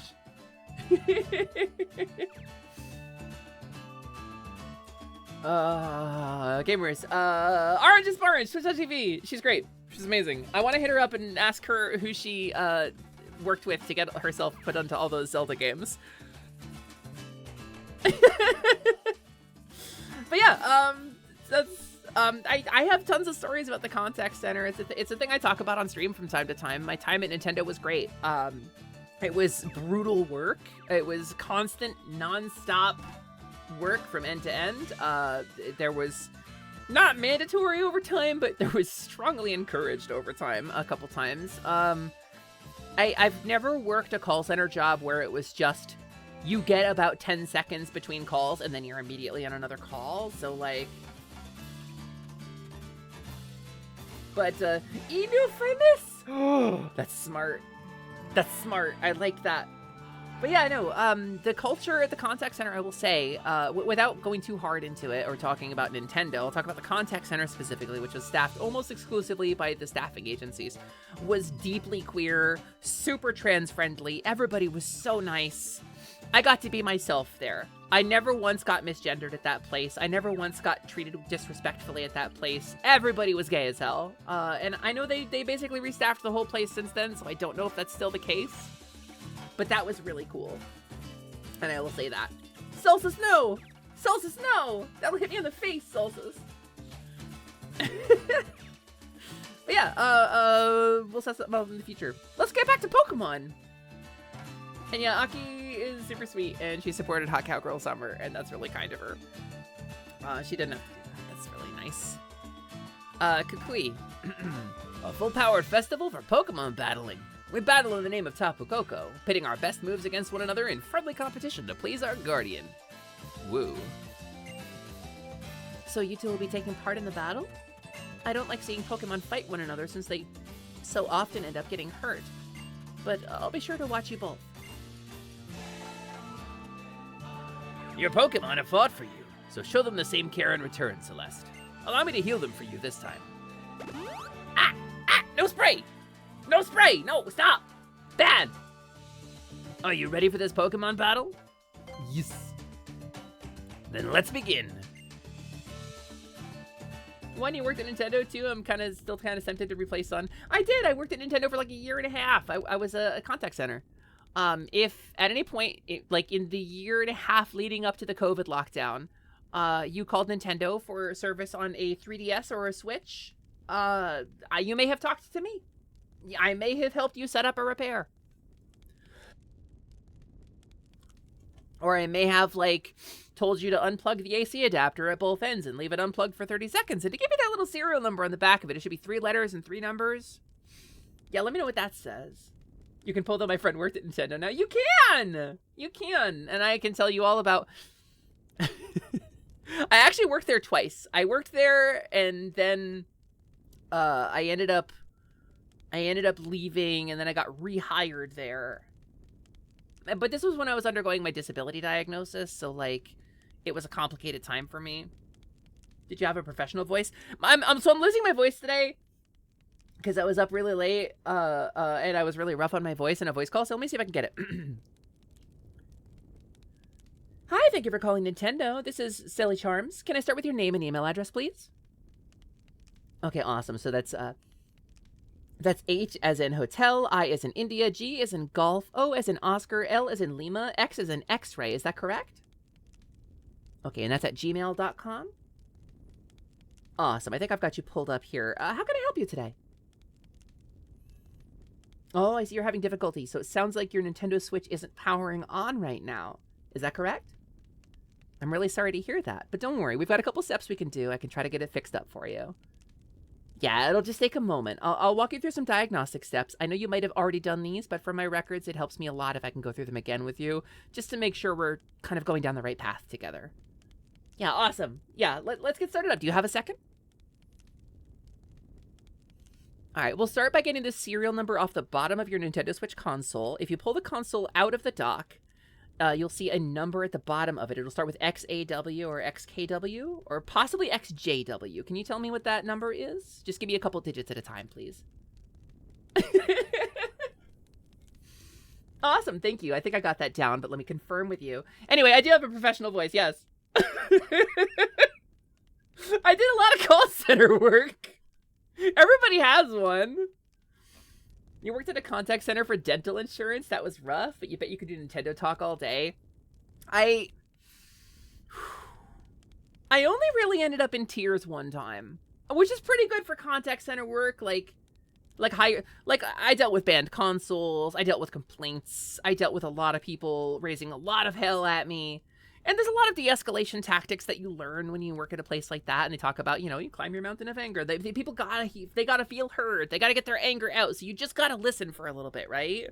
And let them vent it all out. And then once they're done, then you can start addressing the problem. But you can't interrupt, right? You gotta let them get to the end of it. Otherwise, you'll push them back and they'll have to climb again. So you learn stuff like that, right?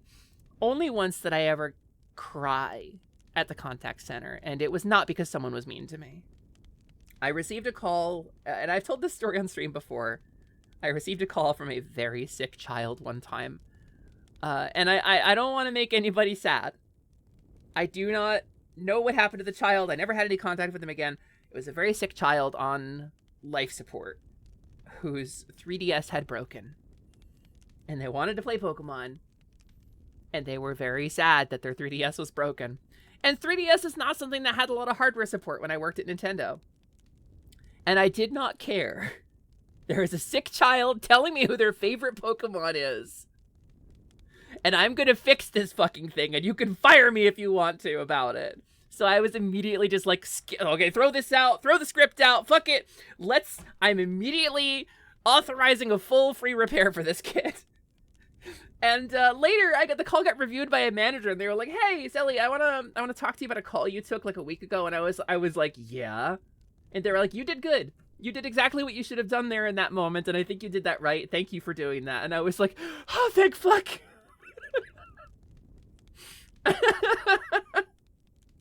De-escalate this. Okay, slowly lowers it down.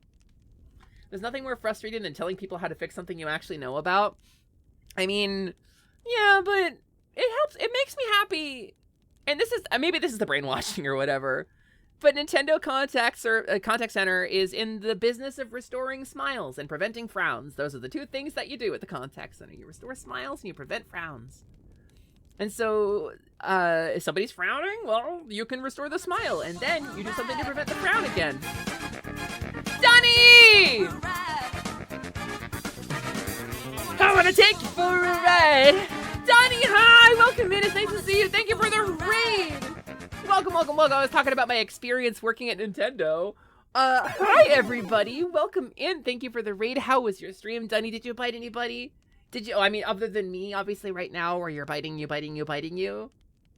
Hi, Raiders. Hello, welcome in. Hi, Rainbosaurus. Hi, Lucas Lenari. It's nice to see you. Hi, Sunny Scarab. Hi, Funko Logan. I know you. I recognize your name. Hi, The Grave V. Welcome in. Hi, B Cricket. Hello, Basura J. Hello, everybody. I hope you did really well. I hope you had a fun stream. Dunny, how did it go? Did you kick ass? Did you win? Did you beat your opponents? Did you defeat them? But hi, everybody. Welcome in. My name is Selly. That is short for Celeste. I am the Half Game Genie host. This is the Last Light Lounge. My dad was a Game Genie, which is a 1990s video game accessory. My mom was a cow, which is a milk-producing bovine ungulate. Together they made me. Don't ask how. It's very confusing. And if you try to think too hard about it, this guy will come appear in your nightmares. We're checking out student project games. Wait, that sounds rad as hell. Student project games? There's a place where you can go to do that? That's so cool, Dunny. Did you have fun? Tell you, yeah, I worked at the contact center for like a year and a half. I took American and Canadian calls, and then forwarded a couple calls to the European department, people who called the wrong number. But like, the EU contact center had different hours, and so it was hard. So usually I just took emails. But I did phone support. I did phone support back in the day, for like a year and a half, something like that. This is back when I lived in Seattle, so. But we're playing Pokemon Ultra Moon. It's my first time playthrough of this. Thank you so much for dropping in on the raid. If you came in with Dunny, or if you are Dunny yourself, and you gotta go raid and fade, if you gotta get Snack, Nap, or Shiny, the 3 Kobold rules, please don't feel obligated to stick around. But we're gonna keep moving with Pokemon, because we are about 4.5 hours into stream. It is still hot Cowgirl summer. The timer is as low. It is actually the lowest it has ever been since we started this. We started on June 1st, hot Cowgirl summer. a special streamathon, an uncapped streamathon, to try to raise money for gender-affirming surgery for me. We started at 40 hours on June 1st for Pride Month, and we are at 32 hours and 27 minutes on August 13th. So, you know, every bit, sub, or dono makes the timer go up. Every second stream makes the timer go down. Thank you very much for your time and attention, and even just throwing me a lurk means so much. Time to post-stream self-care, but I'll be lurking. Donnie, have a great self-care! I'm gonna do character voices for these characters now. For all life on our islands, and for those who undertake the island challenge with joy in their hearts, we pray for your protection for them and all Melee. May this Pokemon battle be an offering to our island's guardian deity, Tapu Koko. Before you stands Hao, grandson to the Kahuna. He went a little snake there for a second. Let's have fun with this, Litton. Before him stands Celeste, the one who has met with Tapu Koko. Hi, I'm Girl. What? What a curious little thing Tapu Koko is. That's just typical of it. Pablo, take care of my little Celeste. As long as we both have a good time, then I think we can call it a great battle, eh? I'm voiceless. Celeste, Hao, bring forth the power of your Pokemon. It's the Hao battle theme. I really like this one, actually. You got a Pichu? That's fucked up. Where'd you get a Pichu? They don't have those here. I think I'm high enough level to not care, though. I think probably you only have, like, Spark. It's fucked up you have a Pichu. Oh, you have Thunder Shock. It's super effective. I was like, what? What do you mean? What if the next island was called Brawl Brawl? And then they'd have, Wii U. Like how Pokemon in this game gets more screen time compared to the most other Pokemon games. I agree. We were talking a little bit about this. The like spectacle of Pokemon, the kind of bombastic spectacle of it all. And how like Scarvi really robbed us on that. And to be fair, things like ZA also kind of rob us on the spectacle too. But there's fun camera angles and exciting moments and like dramatic close-ups and stuff. And Wayface 64 who wants to learn the move Baby Doll Eyes, which I don't think I want to learn. I don't think that's worth learning. What? It's already over.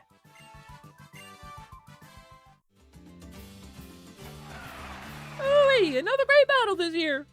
I bet Tapu Koko liked it too. There's Tapu Koko hiding in the crowd with a fake mustache. I bet Tapu Koko liked it too. Yeah, that was awesome, Celeste. That was a really great battle. I had a blast fighting you. It was a good battle, with this even Tapu Koko. Koko! That's me! And not the person from the crowd before. Oh, you heard it yourself. Tapu Koko's song of approval. Oh, I nearly forgot. I think it's time you take this, Celeste.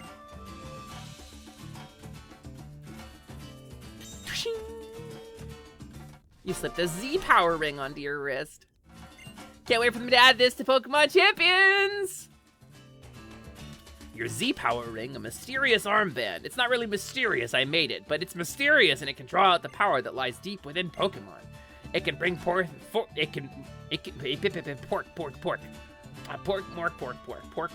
orc. It can bring forth their Z power. We Kahunas can make Z power rings using stones like the sparkling stone that you received from Tapu Koko. Though you will need to undergo the island challenge and collect Z crystals for yourself if you wish to draw forth Pokemon's Z power.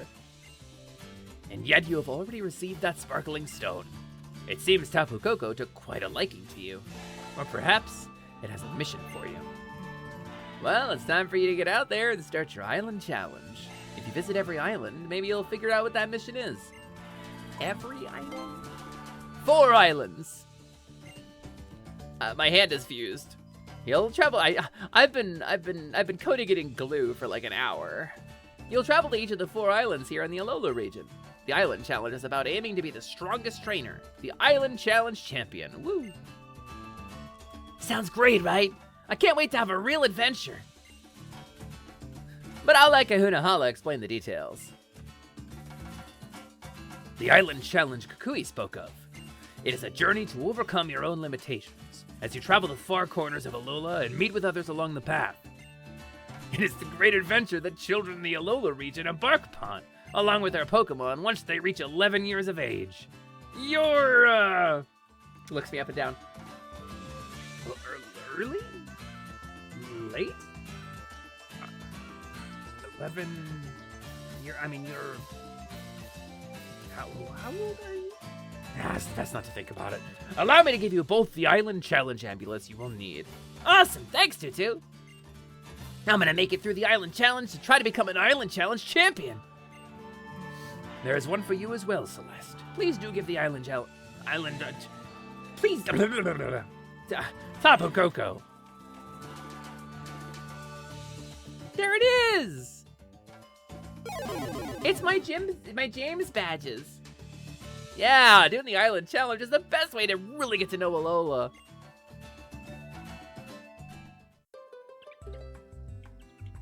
He appeared for like a quarter of a second. Tapu Koko is amazing, isn't it? I hope I can meet it again someday and thank it for saving Nebby. And also the worthless human, whoever it was. I forget. Oh yeah? You know, Celeste, it did save your life too. And it even gifted you that sparkling stone, even though you're a stranger to this place. That's fucking weird. Suppose it's time we get you kids home, yeah? Nebby, Alola's full of all kinds of wonders, isn't it?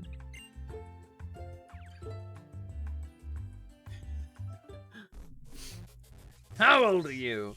6, 7. Okay, you can go. Captain, I was able to detect high levels of aura at this full-powered festival. I suppose you would. According to our earlier research, it seems that the Z-Power Ring and this Tapu Koko creature are bathed in a great deal of light.